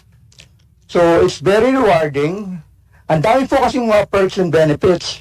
Aside from monetize po yung mga vlog namin, kumikita kami through AdSense, may mga paid partnership po, may mga talagang binabayaran kami o nagbibigay ng mga offer, mga perks, mga in-kind or in-service para masubukan namin yung kanilang mga products, kanilang mga services. Now, before po ako naging wala ako sa vlogger, dumami rin po yung mga collaboration ko. Na-invite po ako sa Radio Inquirer. Meron po isang block timer na show. So, parang ginawa po nila ako isang co-host. So, parang nagkaroon po ako ng time, nagiging parang anchor din po ako sa show nila. Ang pinaka-purpose po nun is to encourage yung mga followers po namin. Kasi nga po, nagiging popular yung mga vloggers. So, ang ginagawa nila, parang yung mainstream media, ang ginagawa nila, nakipag-partner sila sa mga vloggers para magkaroon din ng followers na galing sa aming mga audience. And then, after that, nagkaroon din po ng opportunity na mag-apply sa isang mainstream, what do you call this, newspaper, that is Manila Times. So, naging part po ako ng editorial team sa Manila Times. Natigil lang po ako doon during the pandemic kasi mas binigyan ko na priority po yung aking family. So, umalis po ako sa Manila Times at nag-concentrate na lang po ako online. And then, lalo po nag-boom ang mga pagiging online po kasi ngayon. Last January, ang mga views ko po, nakaabot ako almost 3 million views. So, ang aside from po sa ginagawa namin pag-vlog, parang similar, ang ginagawa rin po namin, we recognize na kailangan ethical, kailangan responsible sa pag-vlog namin. So, ang ginagawa ko rin po, meron po akong sariling tinatawag namin mga content creators and influencers workshop.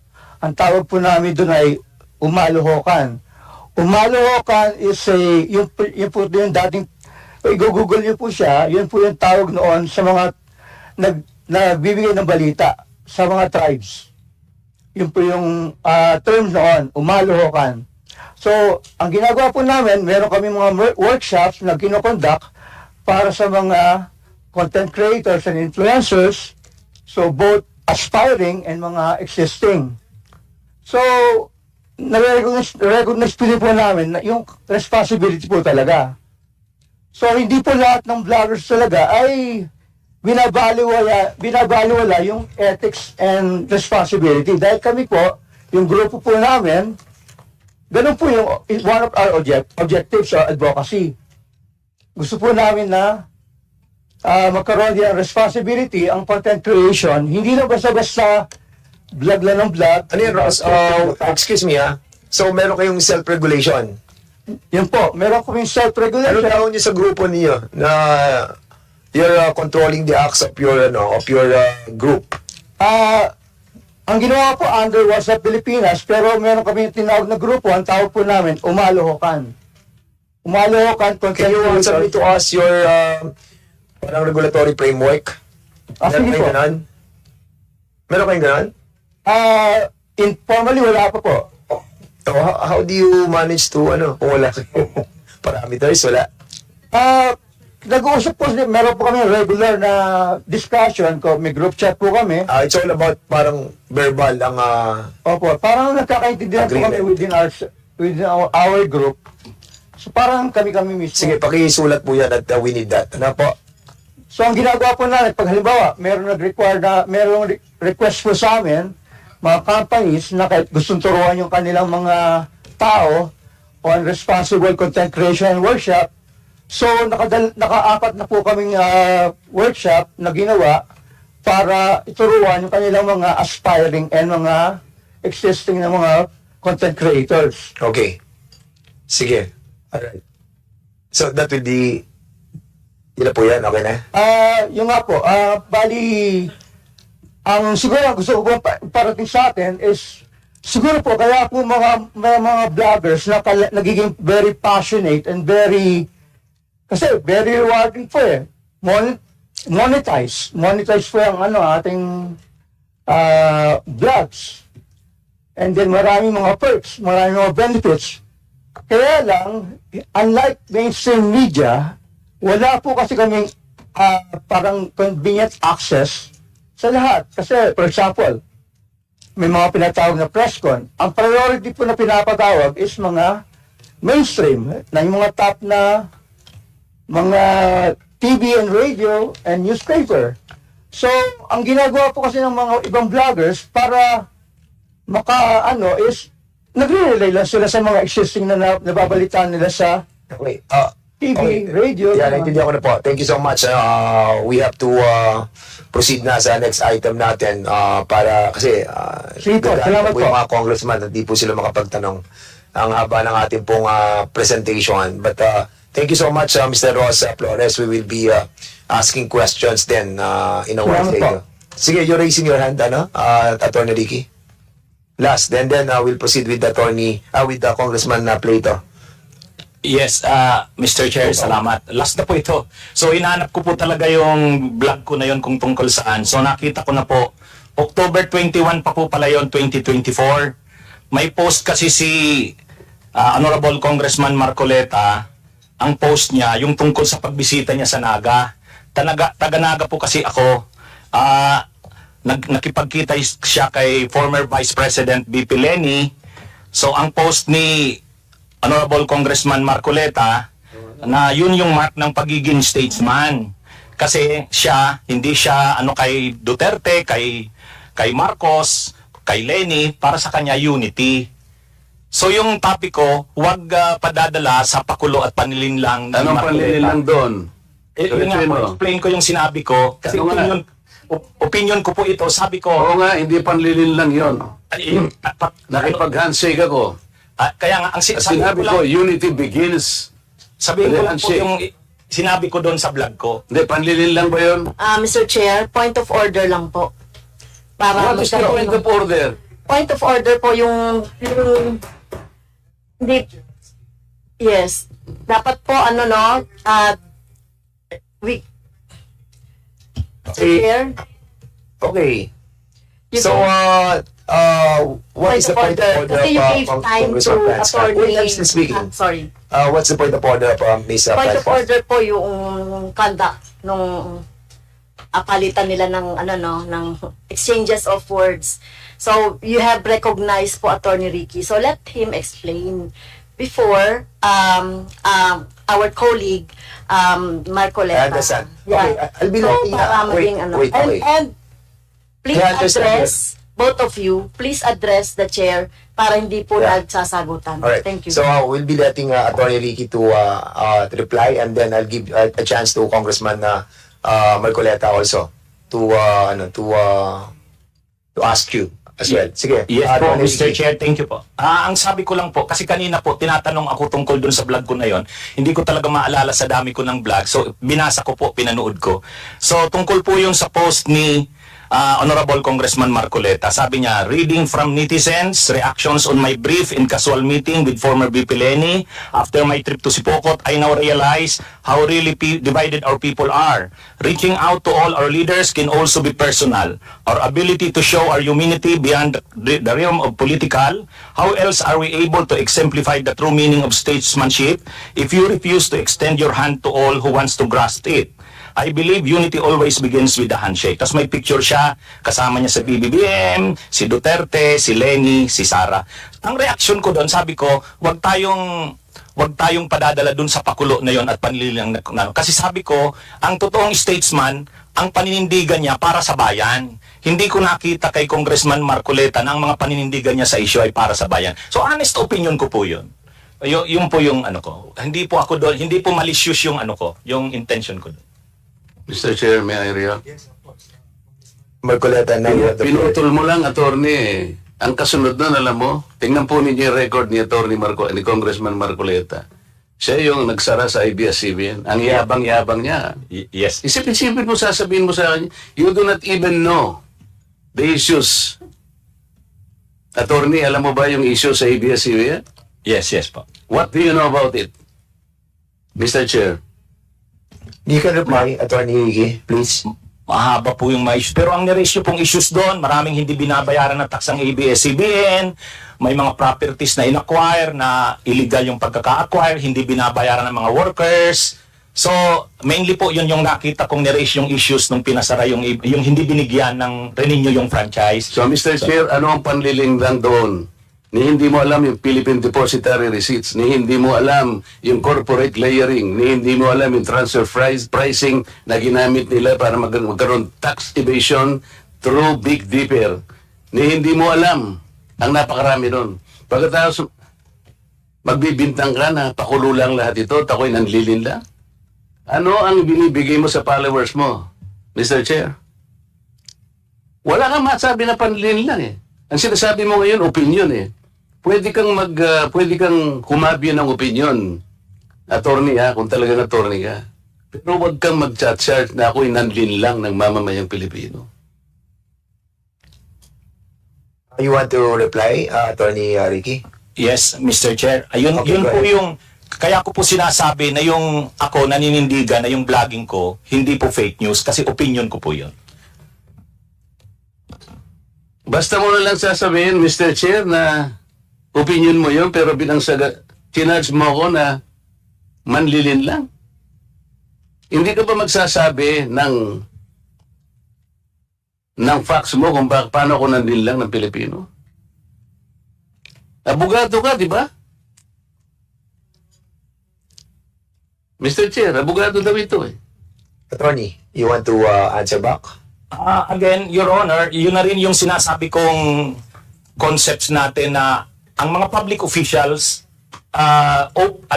talagang open sila na punahin, i-criticize, medyo masakit minsan, pero yan yung pagkakaiba ng public official sa private citizen. Mr. Chair, hindi siya nagkikriticize eh. Sabi ko nga, binigyan kita ng halimbawa dun sa isang babaeng vlogger na sinabi niyang tanga ako at ikinahihiya ako ng lahat ng mga members ng INC. Pinatawad ko na siya ron eh. Masakit yun pero dahil meron siyang nakitang ganun. Pero ikaw sinabi mo eh, nanlin lang ako eh. Ngayon ang sinasabi mo, may opinion ka, nanlin lang. Wala kang masabi ngayon kung ano-anong ginawa ko para manlin lang ako ng Pilipino. Hindi ka abogado eh. Hindi opinion ito. Mr. Chair? Sige.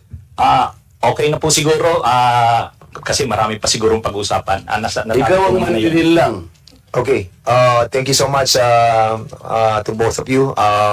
We exhausted that issue and we let the both parties to say their piece. And that's the spirit of this committee, no? Para maging balanse po tayo and fair. I want him to apologize, Mr. Chair. Kung abogado ka talaga. Sorry, Mr. Chair, I won't apologize. Opinion ko yun. With that, we'll dwell to the next issue, no? Ano na muna tayo sa interpellation. Balikan na lang natin mamaya issue yan. Kung ayaw niya mag-apologize, but I think we cannot force him to say sorry about it. Mr. Chair, I move that he be cited for contempt. So there's a motion Telling lies before this committee. So, we cannot even answer simple questions kung paano ko nilinlang ang mga Pilipino. We cannot just let people, kahit na ba public figures tayo eh. I give him the chance. Okay, 1 minute suspension.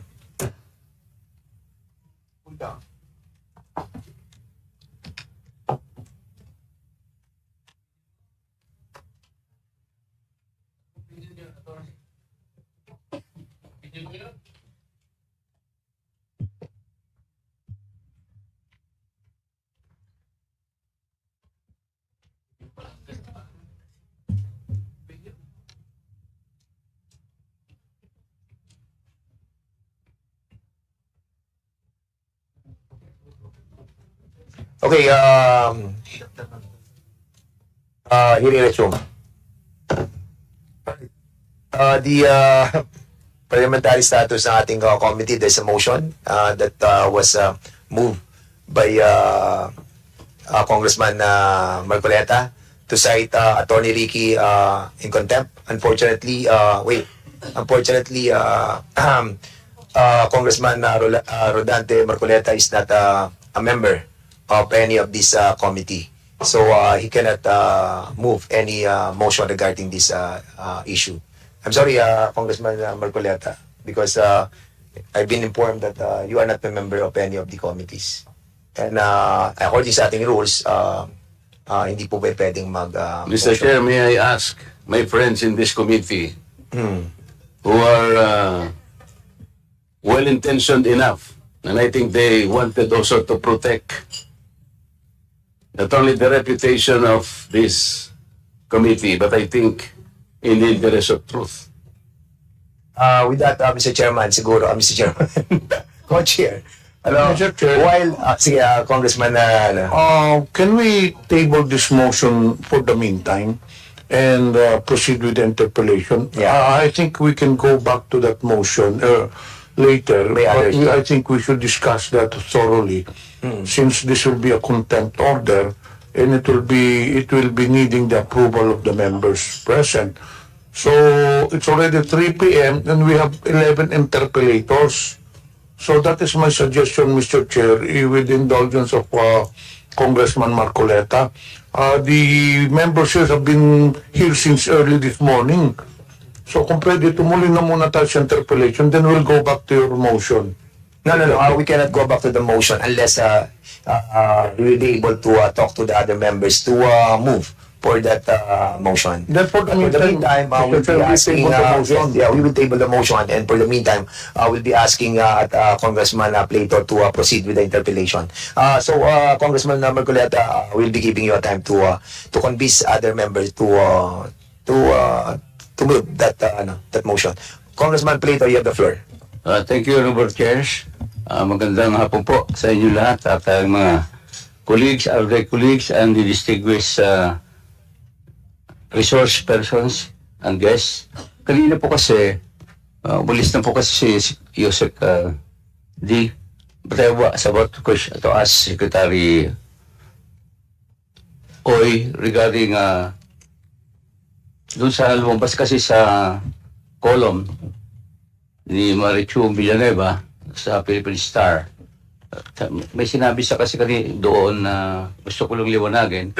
When Secretary Oy, ang sabi po niya, the agency is encouraging tech-savvy watchdogs to join forces with volunteer groups like Scamwatch Pilipinas, which is committed to help the government in vigilant guarding our automated electoral process. Does this mean, Mr. Chair, that Scamwatch Pilipinas as a volunteer group be also needing the accreditation from the COMELEC in this regard? Like what Lamprel and other volunteer groups have done to make them more credible or reliable in giving out information on matters regarding the election matters.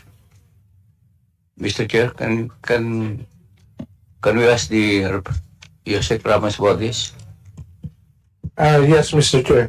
I think the Secretary has preempted a scheduled activity wherein COMELEC and the other stakeholders for the election will be signing a covenant in a matter of weeks, and Scamwatch is one of them who will be who was invited through our CAC, the COMELEC Advisory Council. So they need definitely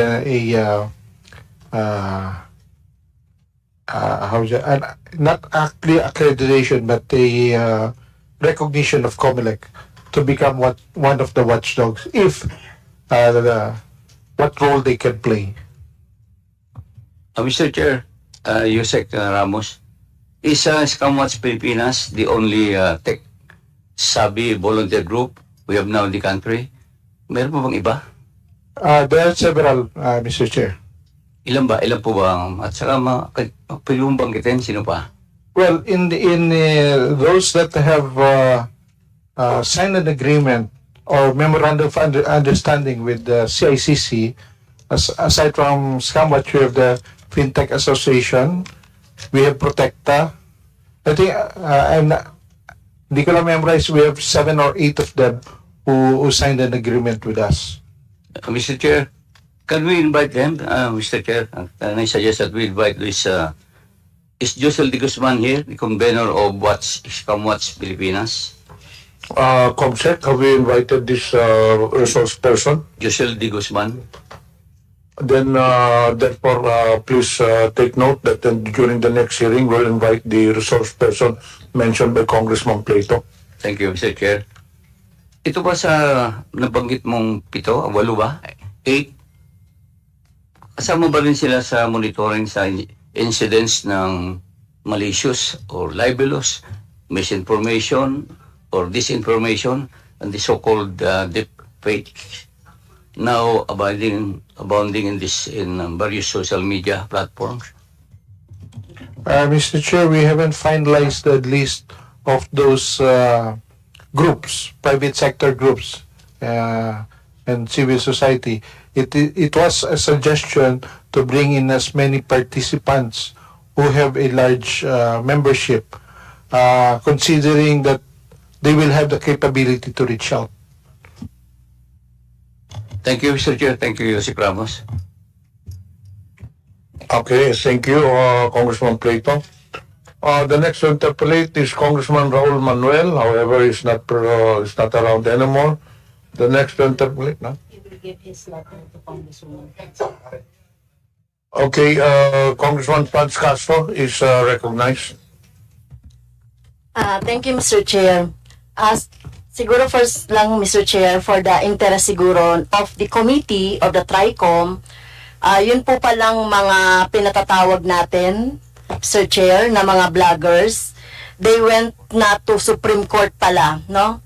So, merong press release si Harry Roque na nagpunta na po sila sa Supreme Court.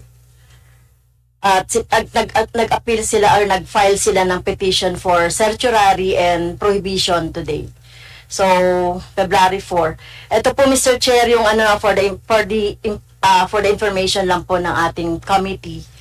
So, Rose Beatrix Cruz Angeles, Mark Anthony Lopez, Ernesto Abines, Ethel Pineda Garcia, Krizette Laureta Chu, Jonathan Morales, Lorraine Marie Badoy-Partosa, Aaron Pineda, Nelson Yu Guzmanos, Elizabeth Joy Cruz, Suzanne Batalya, Kister Jantan, George Paglinawan.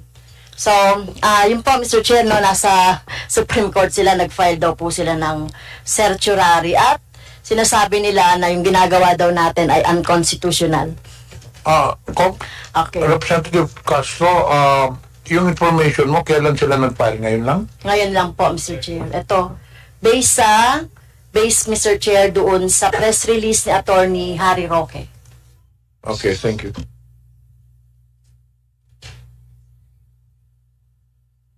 Okay, you can proceed with your interpolation. Okay. So, Mr. Chairs, ito tanong ko po sa DOJ. Mr. Chair, sino po yung dinamanda? Quadcom or Tricom? Yung committee, Mr. Chair, yung Tricom. Yung Tricom, nag-file sila ng certiorari, motion for certiorari.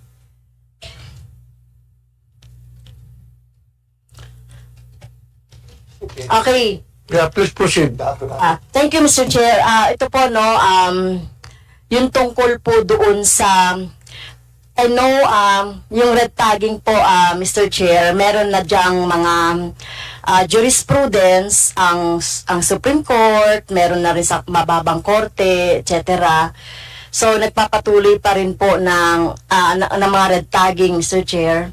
So, we consider it yung red tagging, hindi lang po yan, fake news, threat din po yan sa buhay ng mga taong nire-red tag. Mga aktivista, mga pangkaraniwang farmers, mga workers, etc.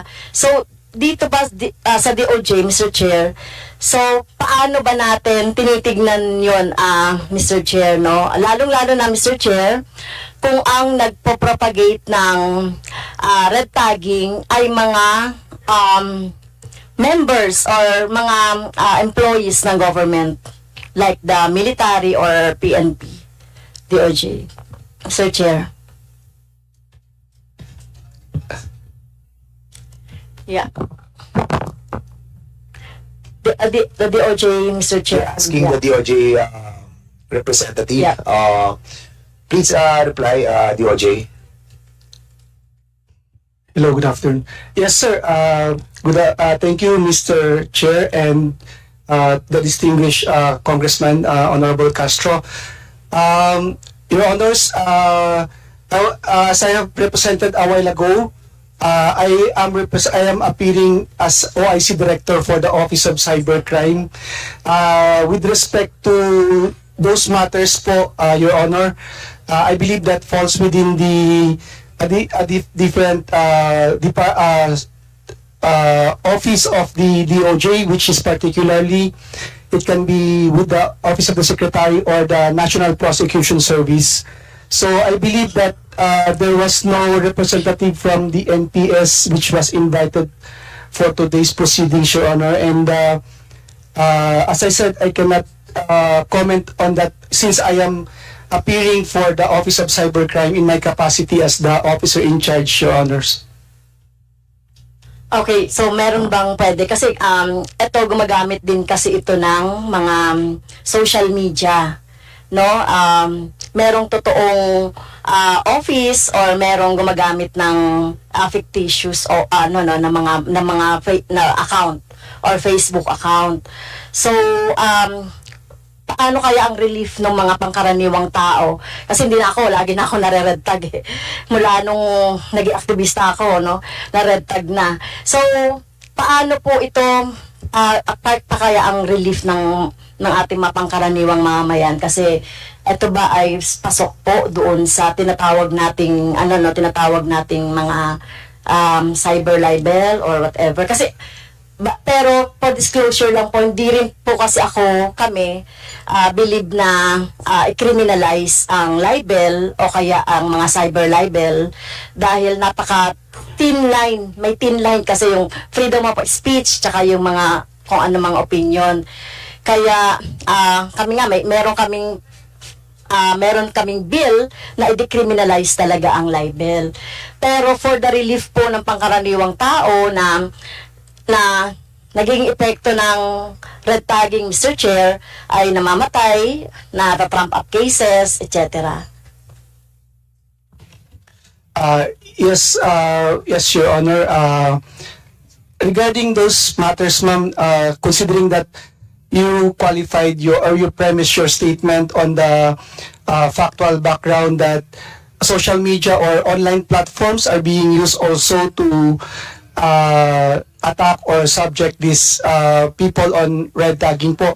We can, actually the Office of Cybercrime po, without any discrimination to all citizens of the Republic or of our community, we entertain walk-in clients or even phone-in complaints. Kung may mga ganyan pong incident, Your Honor, they can always approach the Office of Cybercrime kung involved po ang online platforms at use of information and communications technology. We can initially take a look into the matter and for identification or location purposes or conduct of online investigations, Your Honor. Okay. Ano po masasabi dito ng Cybercrime Division na NBI po? Thank you, Your Honor. So when it comes to the investigation po ng NBI, of course, we could file cases depending on the context of what is posted on the social media platform. There are contexts na maliciously imputation of against private person of a crime, vice, or defect na nakakasira po sa reputation. And there are also malicious imputation that causes that may endanger the public or cause damage to the interest or credit of the state. Doon po sa cyber libel cases po na against a private person, definitely as already discussed a while ago, we cannot file a complaint motu proprio. We have to have a complainant for that dahil ang po dito, party interest, ang injured party po dito is a personal crime po to. So, I think for the purposes of news or publications that endanger the public order or cause damage to the interest of the state, as law enforcer, it is our bound duty. We are burdened. Ito po yung duty po namin as law enforcers to stand up for the state and file cases in behalf of the state.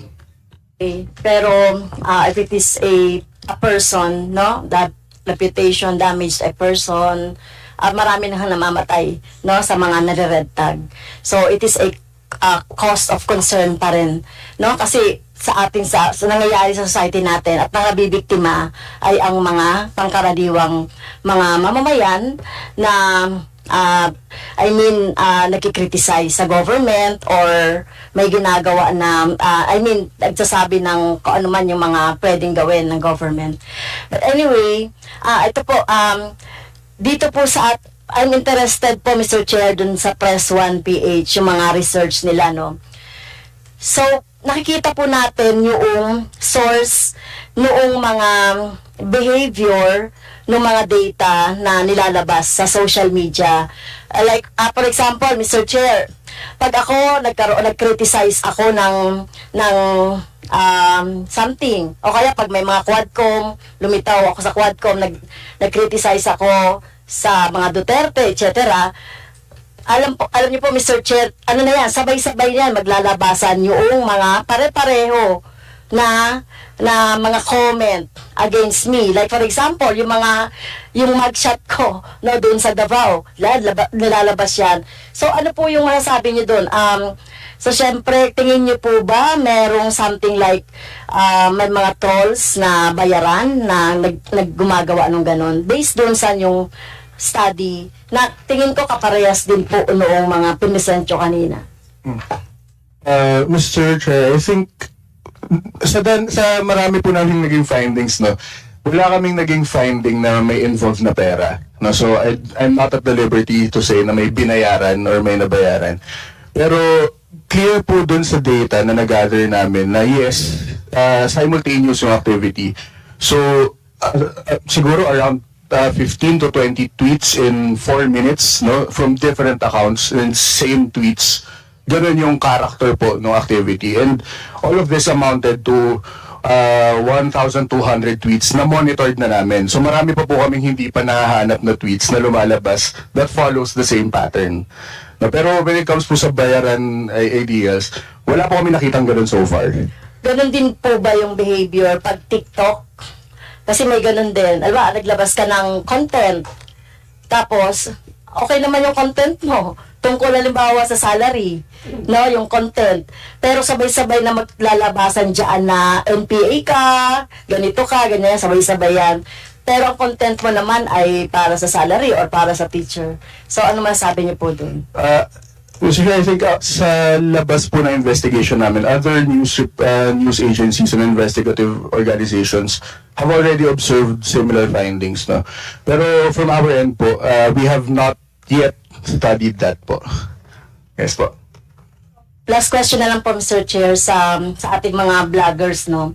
So, do you think po merong something like ang hirap magsalita, no? Kasi ako freedom of expression ang aking advocacy. So, nahirapan ako ngayon na para mag-regulate, no, ng mga sinasabi. So, I'm sorry. So, ano kaya yung pwedeng, dapat ba maglabas tayo ng parang guidelines lang? So, hindi naman kailangang i-curtail yung opinion or i-curtail yung gustong sabihin. Wag lamang pong siyempre nagmumura o wag lamang pong nag-threat. So, sa mga vloggers po natin, Attorney Ricky, so tingin niyo po ba merong tayong dapat na gawin or i-propose na amendment somewhere in the law para po, siyempre, yung ating mga vloggers ay magkaroon naman ng konting ayaw ko lang anong tawag doon. So, Attorney Ricky, tsaka pwede rin siguro si Mark at tsaka si Malou. Sir Chair. Thank you po, Mr. Chair.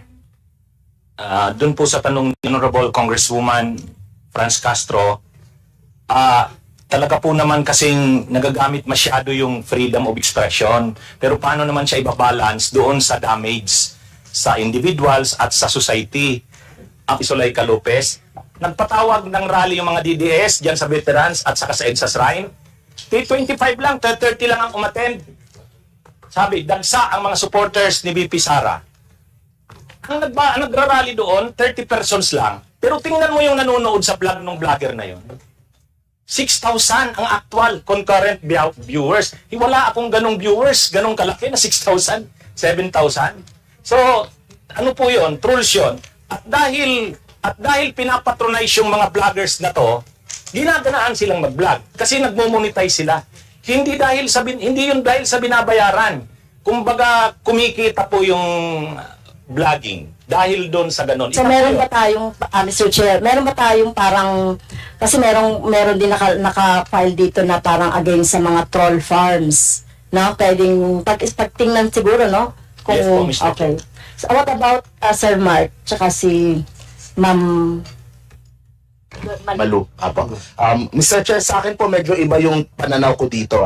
Totoo, meron pong mga troll farms, meron talagang mga operator na ganun po yung ginagawa. Marami din po talaga yun. Pero sa case po ng DDS, marami din naman po sa kanila organic Mga totoong kasi meron po ito po yung naging problema, Mr. Chair. Meron po tayong mga kababayan, naging pastime na po itong pakikipag-away sa kapwa Pilipino sa online. Parang pag may nakita sila na, uy, inaaway si Duterte, o pagtulungan natin to. Kumbaga, yun ang pastime nila, doon sila nalilibang na murahin si ganitong congressman, murahin si ganitong bastusin si presidente, pero lahat po yun online. Pero pag sa personal, hindi naman po sila bastos Kumbaga, hindi naman po nila masasabi yun in person. Yun nga po, hindi nga po naka-attend yung karamihan po sa kanila dito. Pero yun po ang malungkot na nangyari sa kultura po natin dahil po kumbaga itong culture of hatred sa online na marami pong Pilipino pag uy si Mark, hindi ko gusto sinasabi nito, sasabihan ko to ng mga masasakit na salita, parang ganun po sila nagiging masaya at hindi po ito mga bayaran, hindi po ito mga computer, mga totoong Pilipino po ito na kapag kaharap mo naman in person, hindi ka naman magawang mamura. Talagang pag sa online lang, siguro yung trip nila. So, ang ibig sabihin nun, hayaan na lang, no? Pwede pa hayaan na lang natin yun sa ibang mga Yun po palang gusto ko din sabihin, Mr. Chair. Like sa TikTok, pwede pong i-moderate yung mga comments, pwedeng isara. Tapos pwedeng i-approve lang kung ano yung gustong pumasok. Sa mga news outlets po, pwede din po nalang isara yung kanilang mga comment section sa mga Facebook posts para po hindi nag-aaway doon sa comment section nila yung mga Pilipino. Kasi po, ang nangyayari, doon po nagbabardagulan, nagkakasakitan, parang sinasabi mo, Mr. Chair, sinasabi ni Mark na meron namang option na pwedeng tanggalin yung isara po yung comment section sa for different posts. Not necessarily na i-curtail din natin yung mga opinion. Tsaka malaking bagay din po yung mga react sa Facebook Kasi po, naging way of bullying din yung haha-react. Kasi po wala namang iba-ibang klase ng reaction pag sa Instagram tsaka sa ibang mga platform Pero sa Facebook, di ba, merong like, merong love, may laugh, merong care, may iba-ibang react. Yung pong haha-react ay nagagamit po pambubuli pag sa isang post. Kahit kunyari, seryoso po yung post ng ninyo o nung lalagyan at bubuhusan nila ng haha-react dahil kalabang kayo nung politiko na kasama po nila. So that becomes a form of bullying din po. So I'm not sure kung open si Facebook na bigyan ng option para alisin yung mga reacts, para like na lang lahat. Kasi pwede naman pong kunyari yung post nyo, pwede ko namang i-share sa wall ko, tapos magsasalita ako ng contradicting, pero sa wall ko. Hindi po kailangang maging toxic dun po sa comment section. Thank you, Mr. Chair. So, meron po ba si Ma'am Malou?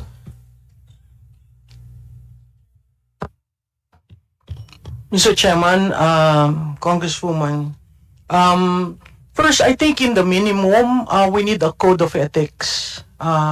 Whether you agree with what is in the code of ethics, at least it prescribes a certain behavior for those who would go on a social media page. Second, I think I would suggest to the legislators and the politicians here, Facebook, which is number 1 in the Philippines, can actually provide free pulse of the public. You just have to understand the principle of the crowd, the principle of herds. And when you listen, when you post something and you ask reaction from the public, that is free and unfiltered. It is how you receive those comments that may not be to your liking.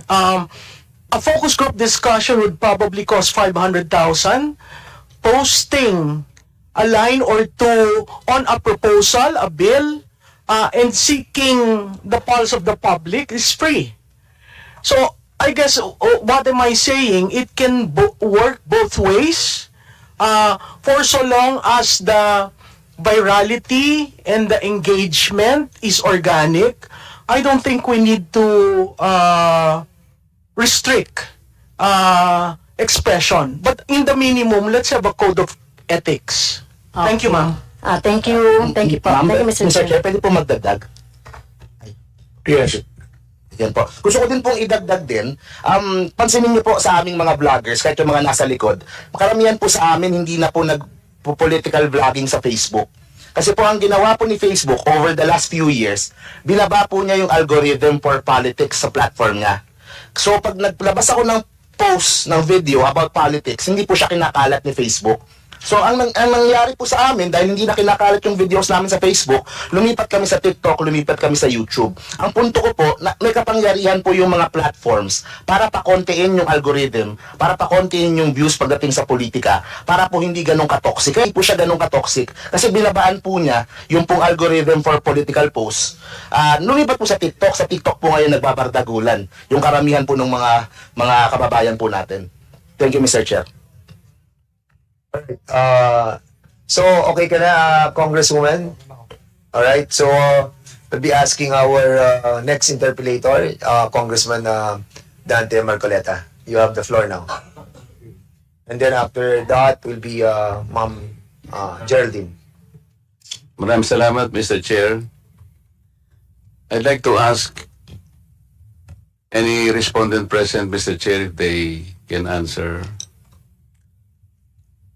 Why did social media bloggers proliferate? Bakit po sila dumami?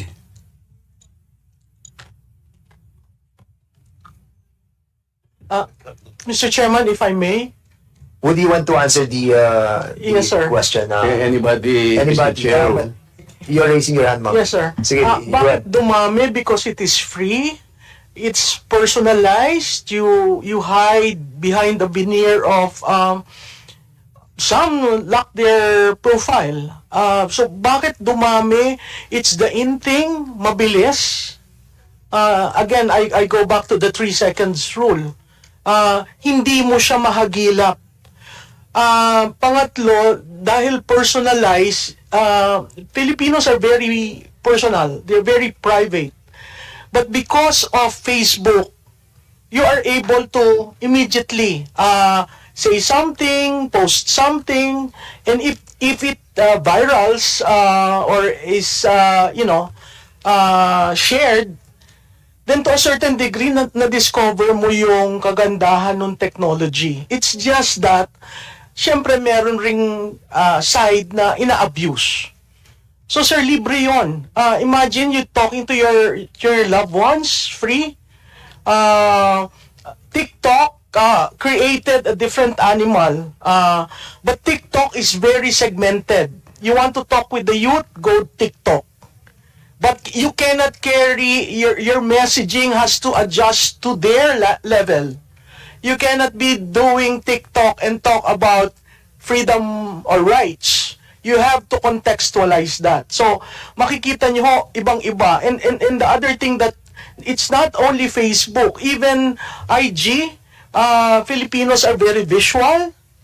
So, you take a picture na napaka-ordinaryo, they will not share. But you add color, you add culture, it becomes shareable. So these days, our world is becoming so small that you can actually send so many things and it becomes viral. So, is it also possible, Mr. Chair, that they can get more information, they can share more information through social media than they can get from the mainstream media? Pwede yun, sir. May replacement factor kasi ang mainstream media takes a while to print. But ito, at the moment, you get to push what is happening. And that sometimes they do not trust mainstream media for information. Meron study, sir, na ganyan. Yes, because, Mr. Chair, ako po, biktima ko po nabiktima rin ako ng dalawang broad seat na yan. Yung sinasabi ko po sa inyo kanina, when we started, if you remember, last January 13, this year, there was a huge rally that happened. And I think this is something that we can agree on without debating with one another. It was a huge rally. In Metro Manila alone, the two broad states, I was referring to, estimated the crowd to be in the vicinity of 1.8 million participants. And there were 12 more sites across the nation. So the total, according to estimates, should not be less than 4 million people. Pag binasa po ninyo yung dalawang broadsheets, Mr. Chair, on December 14, where the event is supposed to be reported, hindi man lang po ako na-mention. I was one of the speakers in that youth rally. Ang ating Senate President po was not there. Pero was given at least 2 paragraphs doon sa kanilang. Meron pong mga politicians na dumalo doon, although they were not invited. Pero na-mention po silang lahat. Ako po na nagsalita close to about 1 hour. Ni anino ko po hindi nabanggit eh. Mr. Chair, kahit na po sana yung sinabi, there was a politician who spoke there. We don't know him at all. Baka okay na sa akin yun eh. Not even an asterisk. Mr. Chair, tingnan po ninyo yung slogan ng dalawang broadsheets. Balanced news. Fearless views. How can you balance that news? When one of the actors there, ako po yung nag-provide ng context. Bakit po takot na takot sila na banggitin na sa... Siguro, Mr. Chair, kung baka may litrato akong maliit doon, baka mamaya nilagnat po yung editor doon eh. Yung isa pang broadsheet, truth shall prevail. Paano po? Nasaan po yung truth doon?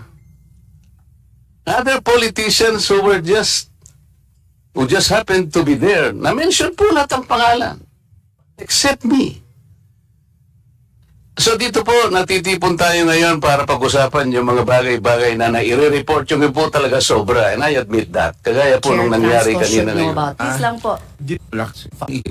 Yung iba naman po tama lang yung ginagawa nila, Mr. Chair. Sapagkat they can criticize. Lalong-lalo na po public figures and public servants like us. Huwag po tayong balat sibuyas, sabi po ng jurisprudence. Meron pa nga pong doctrine of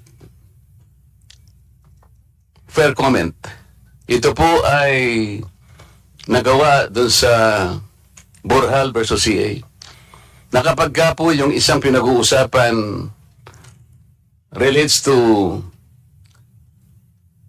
public interest, in public discourse, huwag po tayong masyadong manipis. Talagang meron po silang karapatang i-criticize tayo. Tama po yun. Maliwanag po na nakalagay sa ating saligang batas. Pinoproteksyon na ng free speech. At pagka po public issues po, public discourse talaga, may karapatan sila kahit vlogger sila, kahit mag-criticize. Meron lamang po talagang dapat na limit lamang. Na dapat po yung mali siya ay wag namang pinakikiusap natin, wag naman nilang ilagay yon. Kanina po, napatunayan ko na po kanina na dahil ako po naglagay lang ng isang sa aming Facebook yata yun. Kinakamayan ko po ang ating former Vice President kasi nandun po ako sa Naga. Napansin namin nung bago kami umalis, malapit po pala yung opisina niya doon sa aming sinakyan. Ay naipasya namin na bisitahin din ang ating Vice President. Para sa akin po wala naman pong masama siguro. Naipaliwanag ko lamang doon na I was running as an independent. Talaga naman po. So if I associate myself even personally to our public figures, at sinabi ko nga po doon, I can relate myself even personally, and even unity can begin in a handshake. Bakit naman po kailangan mag-vlog siya na yun po ipakulo at panlilin lang? Eh, tinatanong ko po sa kanya kung ano yung panlilin lang doon. Doon hindi na po yun na public discourse Sana man lang kung sinabi niya yung pagka-handshake, mali. Okay lang yun Kagaya po nung sinabi ko rin kanina na may nakitandem po sa akin na isang senatorial aspirant. Hindi naman po ako yung gumawa ng billboard. Pinatawad ko na po yung female blogger na yun Kasi kasama po yun sa ating buhay bilang public servant. Yan po talaga ay protected ng ating saligang batas. Ang medyo masakit lamang po yung nagpapanggap na akala mo responsible sila. Abogado pang naturingan at nagtuturo pala. Pagkatapos patututsadahan ka ng huwag kayong maniwala sa pakulo at panlilinlang ni Marcoleta. Wala naman po siyang maihayag na isang uri man lang na panlilinlang. Ayun na po yung nakakasakit. Nakakalinlang na po. Siya po yung nanlilinlang na, hindi po ako eh. Naililigaw po niya yung marami. Ayoko po, Mr. Chair, na matapos tayo dito na parang kinakartel po ang rights ng mga vloggers. Hindi po, huwag natin gagawin yun. Sapagkat karapatan po nila na i-criticize tayo sa paraan na talagang kailangang mangyari yon. Pero huwag silang magpapakasobra, kagaya po ng aking sinasabi kanina. At sabi niya, hindi siya mag-apologize sapagkat opinion niya. Pwede po bang mag-formulate ka ng opinion nang hindi mo naman kayang i-substantiate? Mag-charge ka ng isang tao na sasabihin mong nanlilin lang ng kapwa Pilipino at opinion mo pala yun? Yun po siguro yung dapat nating lamang nabigyan ng attention, Mr. Chair. Yung mga ganong klaseng mga pamamaraan ng pag-criticize sa atin nang wala namang basihan. Pag may basihan po, yun po yung sinasabi ng doctrine of fair comment. Basta mayroong pinagbasihan po na kinakailangan kang makriticize. But if unity begins with a handshake, ay sasabihin niya pong panlilin lang. Talaga po, hindi naman tama yun eh. Kaya po sa ngalan po ng mga vloggers na kailangan din po natin sila, lalo na ang kinukomment po nila yung governance. Okay lang po sa atin yun. Huwag po tayong magiging balat sibuyas, sabi po ng jurisprudence. Kami po ay hindi balat sibuyas pagdating doon. Ngunit, kailangan tayuan naman po nila pagkaharap-harapan. Yung criticism po dapat merong basis. Kung wala pong basis, Mr. Chair, ay lalo pong napapahamak yung mga taong pinagsisilbihan nila. So, imbes na po sila yung makapag-inform, na ililigaw po nila yung marami sa atin. Yun po siguro yung dapat nating bigyan ng Kanina, sana maitanong ko po kay Dr. Rachel Khan kung nandyan pa po siya. I think yung ating pong akadema, umalis na siya yung nasa online. Yan na po, Mr. Chair, dinistinguish po niya yung misinformation, disinformation, at saka malinformation. Yun pong misinformation. Yung isa nating academe nandito pa ba yung academe natin sa sa UP? Kung nandyan po siguro, wala na po ba?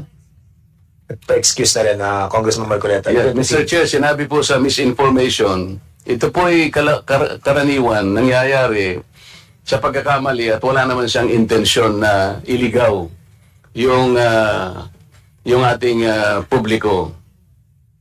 Yung isa po yung disinformation, ito sinabi niya ito yung deliberate. Ito yung manipulative. Dito po ay masasakop yung ginawa ng dalawang broadsides. Deliberate po na ginawa nila eh. Manipulative sapagkat paano po nila ako naalis doon sa pangyayari noong January 13? Isa po ako sa nagsalita. Sana man lang may sinabi sila, meron pong isang taga-Congress ang nagsalita. Period. Okay na po sa akin yun. Pero totally po na obliterate po ako. Iyon po ay disinformation. Yun po ay hindi tama at nalilin lang po ang ating mga mamamayan. Lalo na po yung malinformation. Ito po ay nangaatake ng reputasyon. Ito po yung deepfake. Ito lamang po siguro yung inaatake natin. Pero po yung misinformation, nagkamali siya halimbawa, na-overlook po niya yung ibang mga bagay. Huwag po tayong masyadong mahigpit sa kanila. Pabayaan po natin sila sapagkat nakakatulong naman sila. Baka naman sa ating pagmamadali po, nagkakamali rin tayo. Hayaan natin silang i-criticize din nila tayo. Huwag lamang po yung talagang lantaran na po at deliberate. At kung tatanungin mo naman, wala naman po palang basihan kagaya po ng napatunayan ko sa hapong ito. Maraming salamat, Mr. Chair. Okay, thank you so much, Congressman Marcoleta. I was supposed to ask you something about that Supreme Court decision about the Balat Sibuyas issue. When was this promulgated? Ay, hindi pa tayo dapat magtanungan. No? Sa resource person pala. Don't you think it's high time that we have another jurisprudence? Because Matagal na to, Mr. Landmark ito eh. Oo nga, matagal Kasi yan. pagka hindi naman, siguro hanggang ngayon naman, relevant pa ito. Otherwise, the Supreme Court. Pero iba na kasi yung iba na kasi yung texture ng ating ng evolution ng Meron din naman, technology. there's the Office of the Ombudsman. Ang sabi niya, a public official, more especially an elected one, kagaya mo, Mr. Chair, should not be on your skin. Wala na, makapal na mukha na. Kaya nga eh. Pero you're asking for jurisprudence, nandito po na yun. Ito, recently ito kasi may ombudsman na tayo ngayon. Most likely, naging basis ng ombudsman was the jurisprudence of the Supreme Court of the onion skin. But I think kasi hindi naman yung skin natin ng yung damdamin natin eh. Ang problem yung damdamin ng mga nakapaligid sa atin, pamilya natin, anak natin. Sila yung tinatamaan dito eh. Di ba? I know that we should not. But well, sabagay, desisyon po yan ng kataas-atasang Korte Suprema, and we respect that. But I think with the evolution of the different technology, yung mabilis na evolution, I hope that the decision, mga jurisprudence natin, must also evolve. Yeah, so deepfake. So, yeah, tama.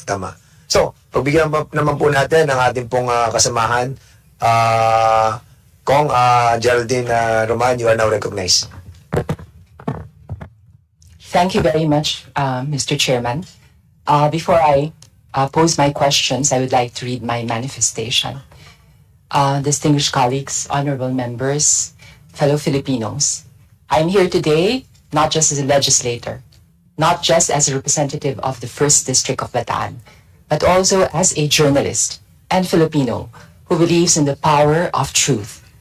We are here today because our democracy, the very foundation of our freedom, is being threatened, not by an invading army, not by foreign forces, but by something far more insidious, the deliberate, systematic, and weaponized spread of disinformation. The Constitution guarantees every Filipino the right to free speech and expression, a right so sacred that we as lawmakers must defend it at all costs. But let me be clear, freedom of speech is not freedom to deceive.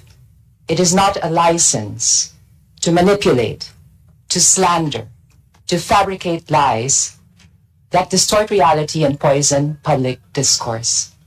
In the past, politics was fought in the halls of Congress, in debates, and in ballots.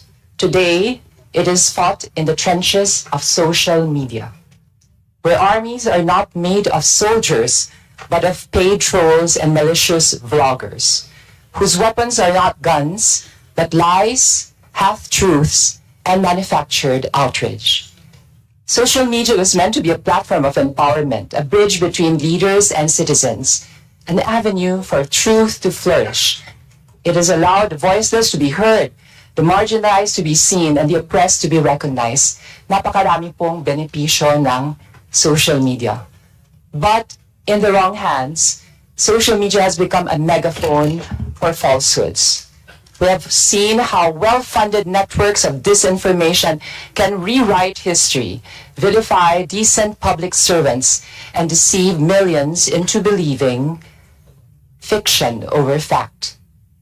Who among us here has not seen false accusations spread like wildfire, ruining reputations in just mere minutes? Who amongst us has not been attacked by a faceless troll, hiding behind the anonymity of a screen, spewing venom without accountability?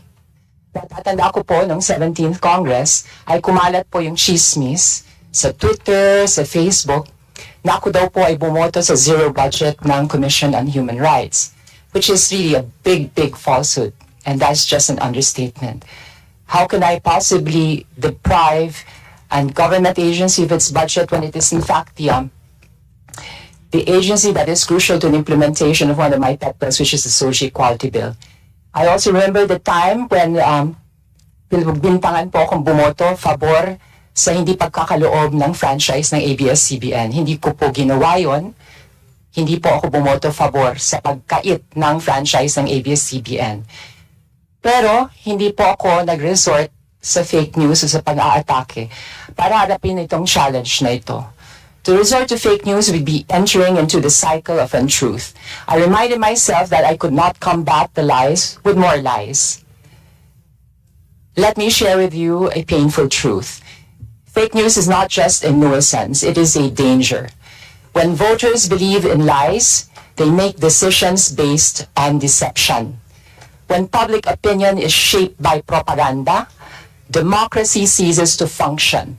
When fabricated stories become louder than facts, the people suffer. We've seen the impact of fake news on real lives. Ordinary citizens harassed and vilified because they dare to speak the truth to power. Journalists and even our colleagues have been red tagged, threatened, or worse, killed simply for doing their jobs. Legitimate policies have also been dismissed as conspiracies, while incompetence is masked by manufactured narratives. So I think this is the reason why we are here today. We cannot and must not stay silent in the face of this growing cancer in our information system. We're duty bound not just by our oaths as legislators, but by our responsibility as Filipinos to call out disinformation wherever and whenever it appears. As members of this committee, we are investigating the existence of troll armies and malicious bloggers not to stifle free speech, but to protect the sanctity of truth. And to those who say, let the people decide what is true and what is false, I ask, how can the people decide when the lies are louder than the truth? How can we expect our countrymen to make informed decisions when the system itself is polluted by lies and deception? To my fellow lawmakers, I say, we must act decisively. The responsibility is in our hands to craft policies that promote digital accountability, media literacy, and fact-checking mechanisms that protect our people from the poison of fake news. And to the social media platforms, I ask, will you continue to profit from division, from lies, or from deceit? Or will you step up and be a force for truth and integrity? To the public, I urge, tanungin po ninyo kung totoo ang binabasa ninyo. Verify before you share. Hold accountable those who seek to deceive you. I-report po natin ang mga nagpapalaganap ng fake news. Because at the heart of this battle is the truth, ang katotohanan. Not just as a concept, but as a pillar of our democracy. A well-informed citizenry is the strongest defense against tyranny, against manipulation, against the corrosion of our values as a nation. I leave you with this thought. The power of lies is that they spread easily. But the power of truth is that once it takes root, it cannot be erased. And so, let us plant the seeds of truth. Let us plant the seed of truth, let us defend it with all that we have. From the government, let us practice also what we preach. We should hold ourselves to a higher standard and take the higher moral ground. This message is universal, regardless of our political inclination, whether you are pro-administration or in the opposition. It's regardless of our profession, socioeconomic status, and other personal and collective circumstances. It is about doing what is right in our pursuit of truth and justice. The future of our country depends on it, Mr. Chair. So with that, I will proceed to my question. Right. Okay lang po ba? Go ahead, ma'am. You still have the floor.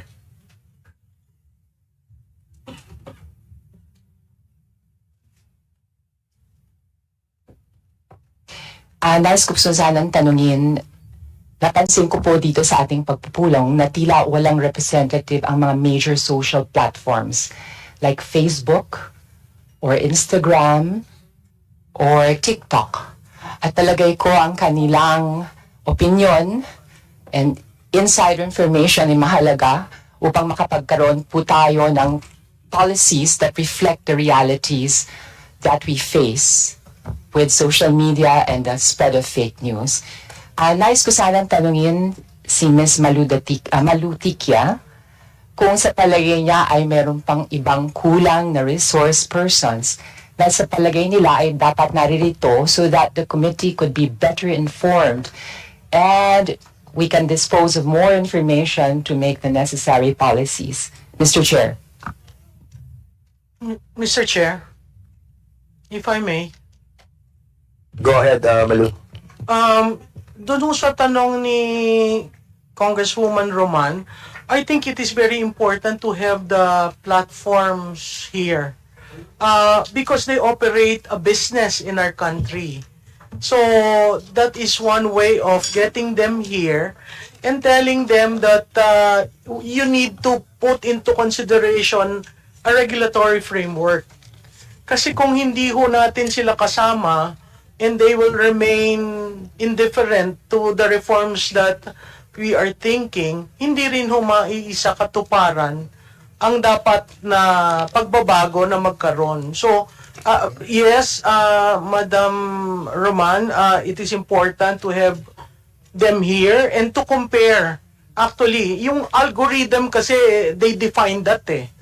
So, an algorithm is business-defined, business-led. So, if the Philippines is a number one market of Facebook, necessarily they will have to protect their eggs here. So, it is very important to consider that. YouTube is gaining ground, I understand, and a lot of Filipinos are shifting just because of the monetization that is happening. So, monetization would mean fast income, di ba? So, you really need to have them here so that they understand what kind of regulatory, and they can come up with suggestions on country-specific regulations that have been adopted elsewhere. Thank you, ma'am. Thank you, sir. Mr. Chair, as a member of the committee, may I move that for the next meeting, we invite representatives from the major platforms to attend our meeting? Actually, we have invited them over. Oh, is that so? We haven't read yet their excuse letters. We have actually natin sa administrative matter kanina, hindi natin na-discuss. But if you want, I think we'll be inviting them again in the next hearing. Pero ang excuse po dito ng TikTok, because during the briefing, they were present. But today's hearing, hindi po sila available. So, there are some reasons that were mentioned in here. Probably siguro sa next hearing natin, makaka-attend na po itong TikTok.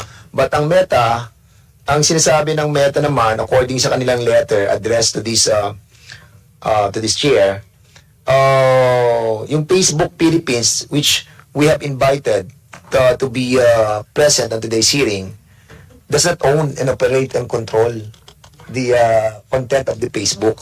So yung kanilang representative dito na Facebook Philippines, wala po silang right, so wala silang reason to be present because they don't have knowledge on this. But of course, hindi natin alam kung reason lang yun or whatever. But iba kasi ang Meta, iba yung Facebook Philippines.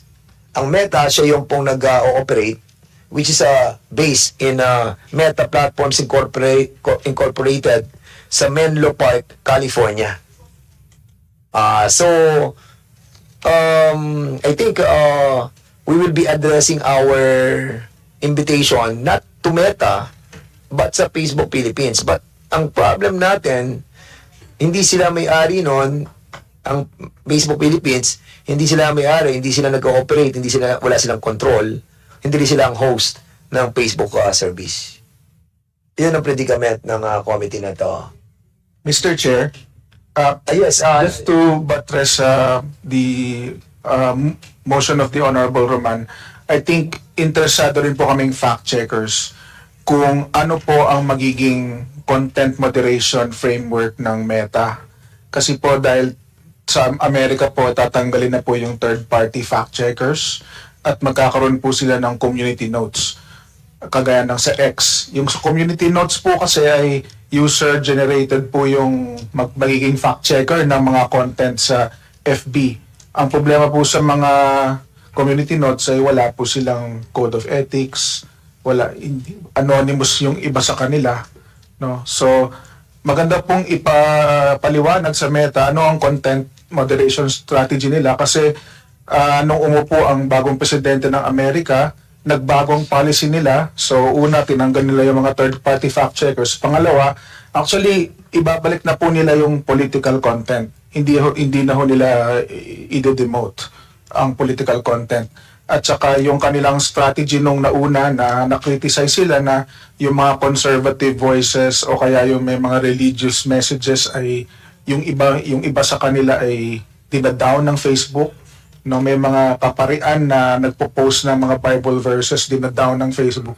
Tatanggalin na po nila yung mga ganong practices sa kanilang content moderation. So at tama po, I agree with Ma'am Tiquia na negosyo sila dito, nagko-kolekta sila ng ads. In fact, they will collect money from political campaign ads, no? Hindi po ba dapat meron silang opisina dito? Yeah, exactly. Actually, sa negosyo nila. I encountered that kind of problem because when we have started discussing yung regulation ng Facebook on the on children, last Congress nahirapan din kami dyan sa Facebook Philippines pinuntahan namin yung opisina sa BGC.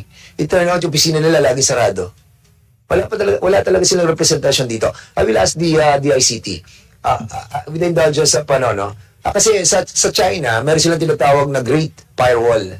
Yung Great Firewall na yon, hindi makaka-access ang Google, ang Facebook, ang Instagram, or any other social platform. Ang China, ang ginagamit nila, social platform nila. Ang tanong ko, using that Great Firewall, para maproteksyonan yung usage ng kanilang owned platforms, how much will it cost?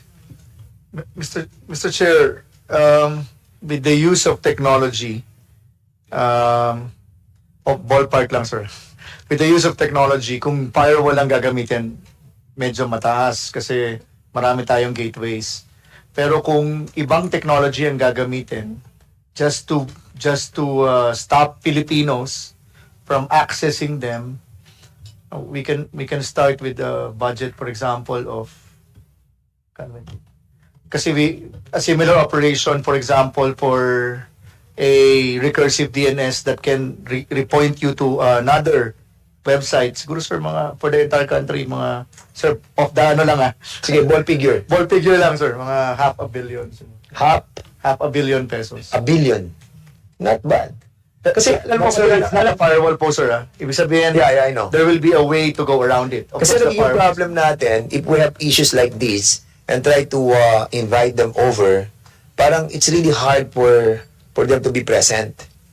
And ang problem natin, how can we have a comprehensive regulation kung isang part ay hindi cooperative. But the COMSEC have informed me that they wanted to have a private meeting with us. And siguro, tingnan muna natin, baka may mga security matters that they have to discuss it with the members of this committee. Most likely, we will be asking the members to be present on that time. Na kapag nagkaroon tayo ng meeting with the YouTube, Google, Meta, and TikTok. Because yun din po ang sinasabi nila. But of course, siguro, we have to proceed with our intention of trying to kung hindi natin sila talaga makukonvince na to be part of the regulation by having their self-regulation in line with ours, I think NTC saka DICT, you have to think over kung yung ating mga investors na mga Pilipino local investors pumasok na sa ganitong klase ng ng business as well. Hindi ko alam kasi Yun nga lang, baka ma-curtail din yung yung freedom of information di ba? May mga ganong issue din dyan So NTC, meron kayong knowledge about this? Andito NTC, di ba? Yung regulation. Good afternoon, Mr. Chair. Yes, yeah. For example, kayo, sa National Telecommunication kayo, yung air, Great Firewall, will put a firewall on this. So, how do we go with this? How much will be ang may spend ng government? Perhaps on this matter, we defer to our mother agency, the DICT. Sige. On Mr. the Chair. technical requirements for such an endeavor. All right. Mr. Chair. Congresswoman, so Nyo, ang usapin ng pagiging constitutional ng mga batas na maaari nating ipasa dito sa congressional, ng mga batas na maaari nating ipasa dito sa Kongreso, syempre dapat natin talakayan. So magmo-move din po ako, Mr. Chair.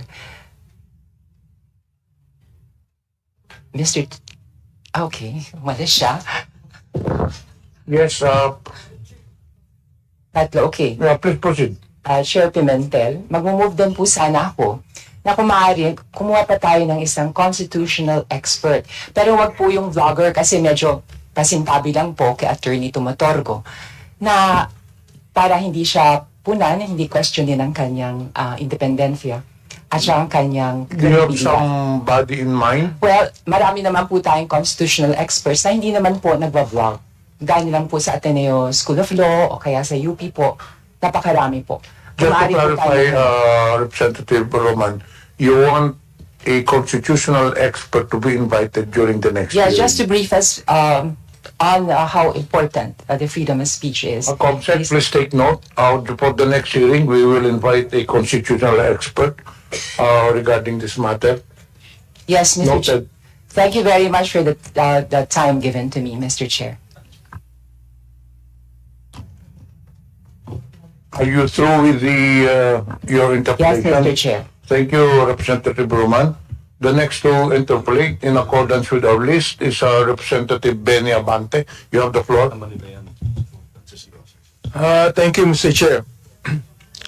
Naalala ko lang po ang sinabi ni dating Prime Minister ng UK, Winston Churchill, na ang sabi niya, some people's idea of free speech is that they are free to say what they like.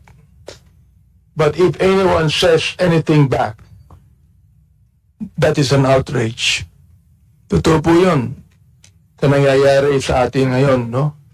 Gusto ko lang pong tanungin ang ating mga inimbitahan ng mga vlogger dito at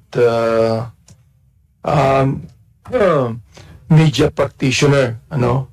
Siguro ang unang pwedeng sumugot nito ay si Miss Malou.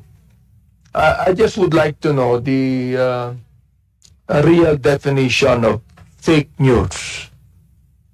Sa inyo, ano po? At ito ba ay buong Pilipinas na ba to? O dito lang sa Metro Manila? Please. Mr. Chairman, Congressman Abante, fake news can either be misinformation or disinformation. Misinformation is walang malicious intent. Nagkamali, for example, ang birthday ni Jose Rizal ay February. That's misinformation. Pero yung disinformation, pag sinabi mo na ang birthday ni Jose Rizal ay nung November 30, meron ka ng malis doon kasi alam mo birthday yun ni Andres Bonifacio.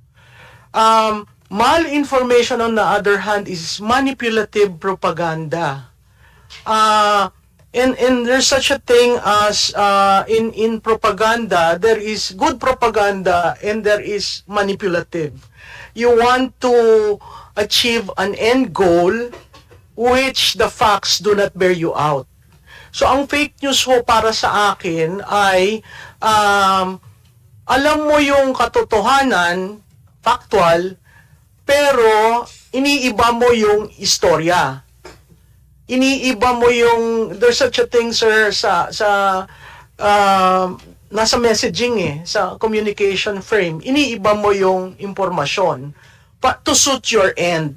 So, that is, to me, fake news. Kung sinabi ko, sir, na si Congressman Abante ay taga Manila, that's fact. Pero pag sinabi kong si Congressman Abante ay taga Manila pero tumitira sa Quezon City, the facts do not bear you out. So that can be seen as manipulative if I say, hindi actually botante yan That is fake news. But it started with facts. Nakatira si Congressman Abante sa Manila. Tapos ang sumunod, hindi naman sa Quezon City yan nakatira. So hindi botante. Ergo, hindi kandidato. Do you call that misinformation or disinformation? Sir, that is already disinformation as far as I'm concerned. The misinformation is, hindi naman dyan sa Quezon City. Wala kang facts. Diba? So how do you rebut that? By showing that you are a resident of Manila. Marami kasi, sir, nangyayari dahil dyan sa fake news, yung reputational sa online, lahat siguro ng mga politiko na-apektuhan yan. Kasi meron kayong reputation that to a certain degree is ito yung ginagamit mo for re-election. So pag nasira ka online, which means reputational, napakahirap bumangon. So, pag sunod-sunod yung sinasabi, it forms a certain conclusion in the mind of the receiver of the information. Hence, I would say, si Congressman Abante, talagang ang gulo niyan, hindi mo maintindihan kung saan. That is a conclusion arising from fake news. Is this now true all over the country or only in Metro Manila?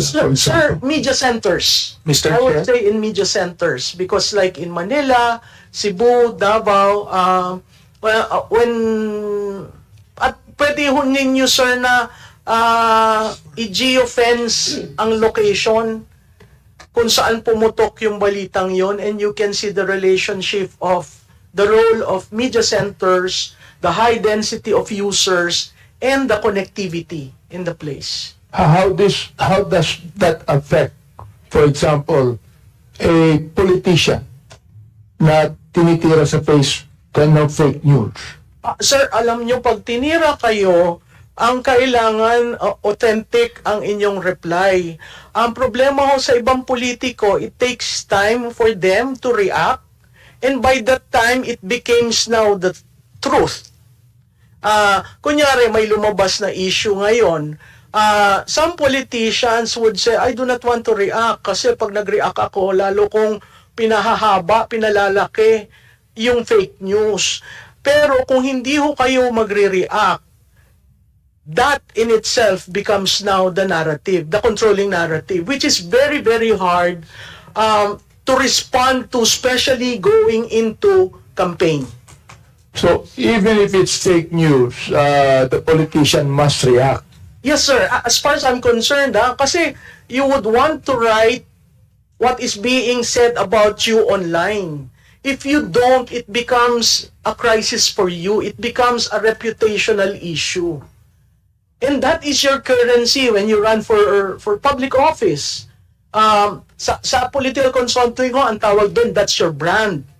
So if your brand is destroyed, it's going to be very, very hard for you to increase your trust. Natatandaan po ninyo ito, sir. May awareness, may tiwala. Awareness, pwede kayong universal. Ang tiwala, napakahirap i-earn.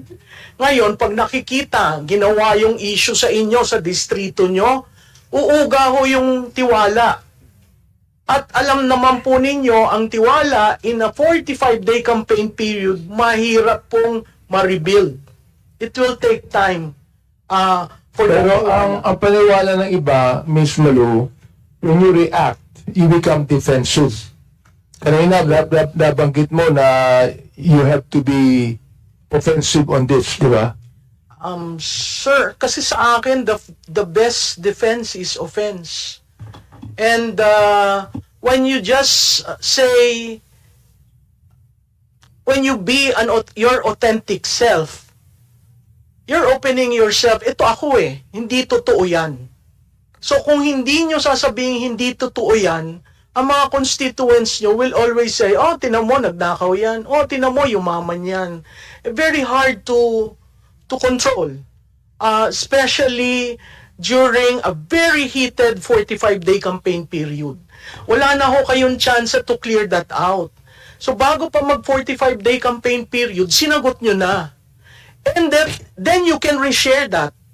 Then you can, push it and make it viral. So, Mr. Chair, kailangan sa online din, kailangan gumamit. Yes, sir. Kailangan gumamit ka din ng vlogger. Yes, sir. Hindi, sir. Pwede ikaw na sa sarili mong page. Ganon. Oo, kasi yun yung authentic self mo Kung pag ginamit mo sa mainstream media, it becomes fodder for news.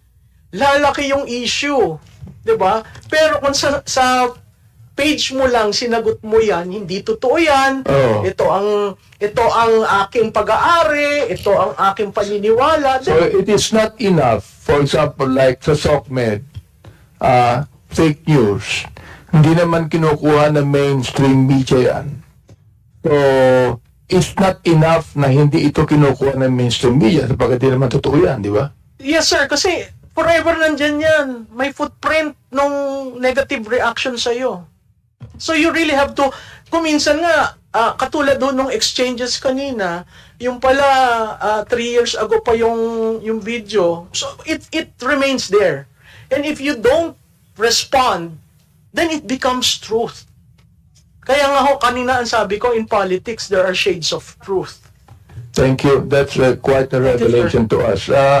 Problem doon na congressman na Abante. Nakikita ko diyan kasi di ba lumabas yung content mo na gano'n. Tapos ayun na meron naman na makita tayo ng mga bots.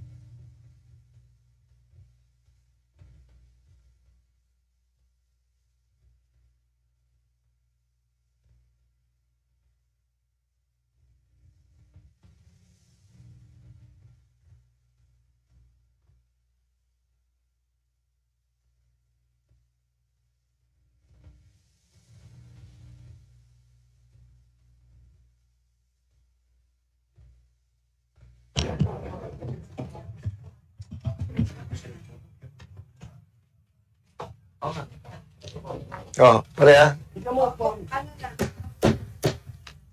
On the part of the Committee on Public Order and Safety, the meeting is by call to order. On the part of the Committee on Information and Communications Technology, this joint meeting with the Committee on Public Order and Safety and the Committee on Public Information is hereby called to order. On the part of the Committee on Public Information, the meeting is hereby called to order. The next item of our agenda is invocation. May we call on Representative Abante to lead the invocation. Tumayo po tayong lahat.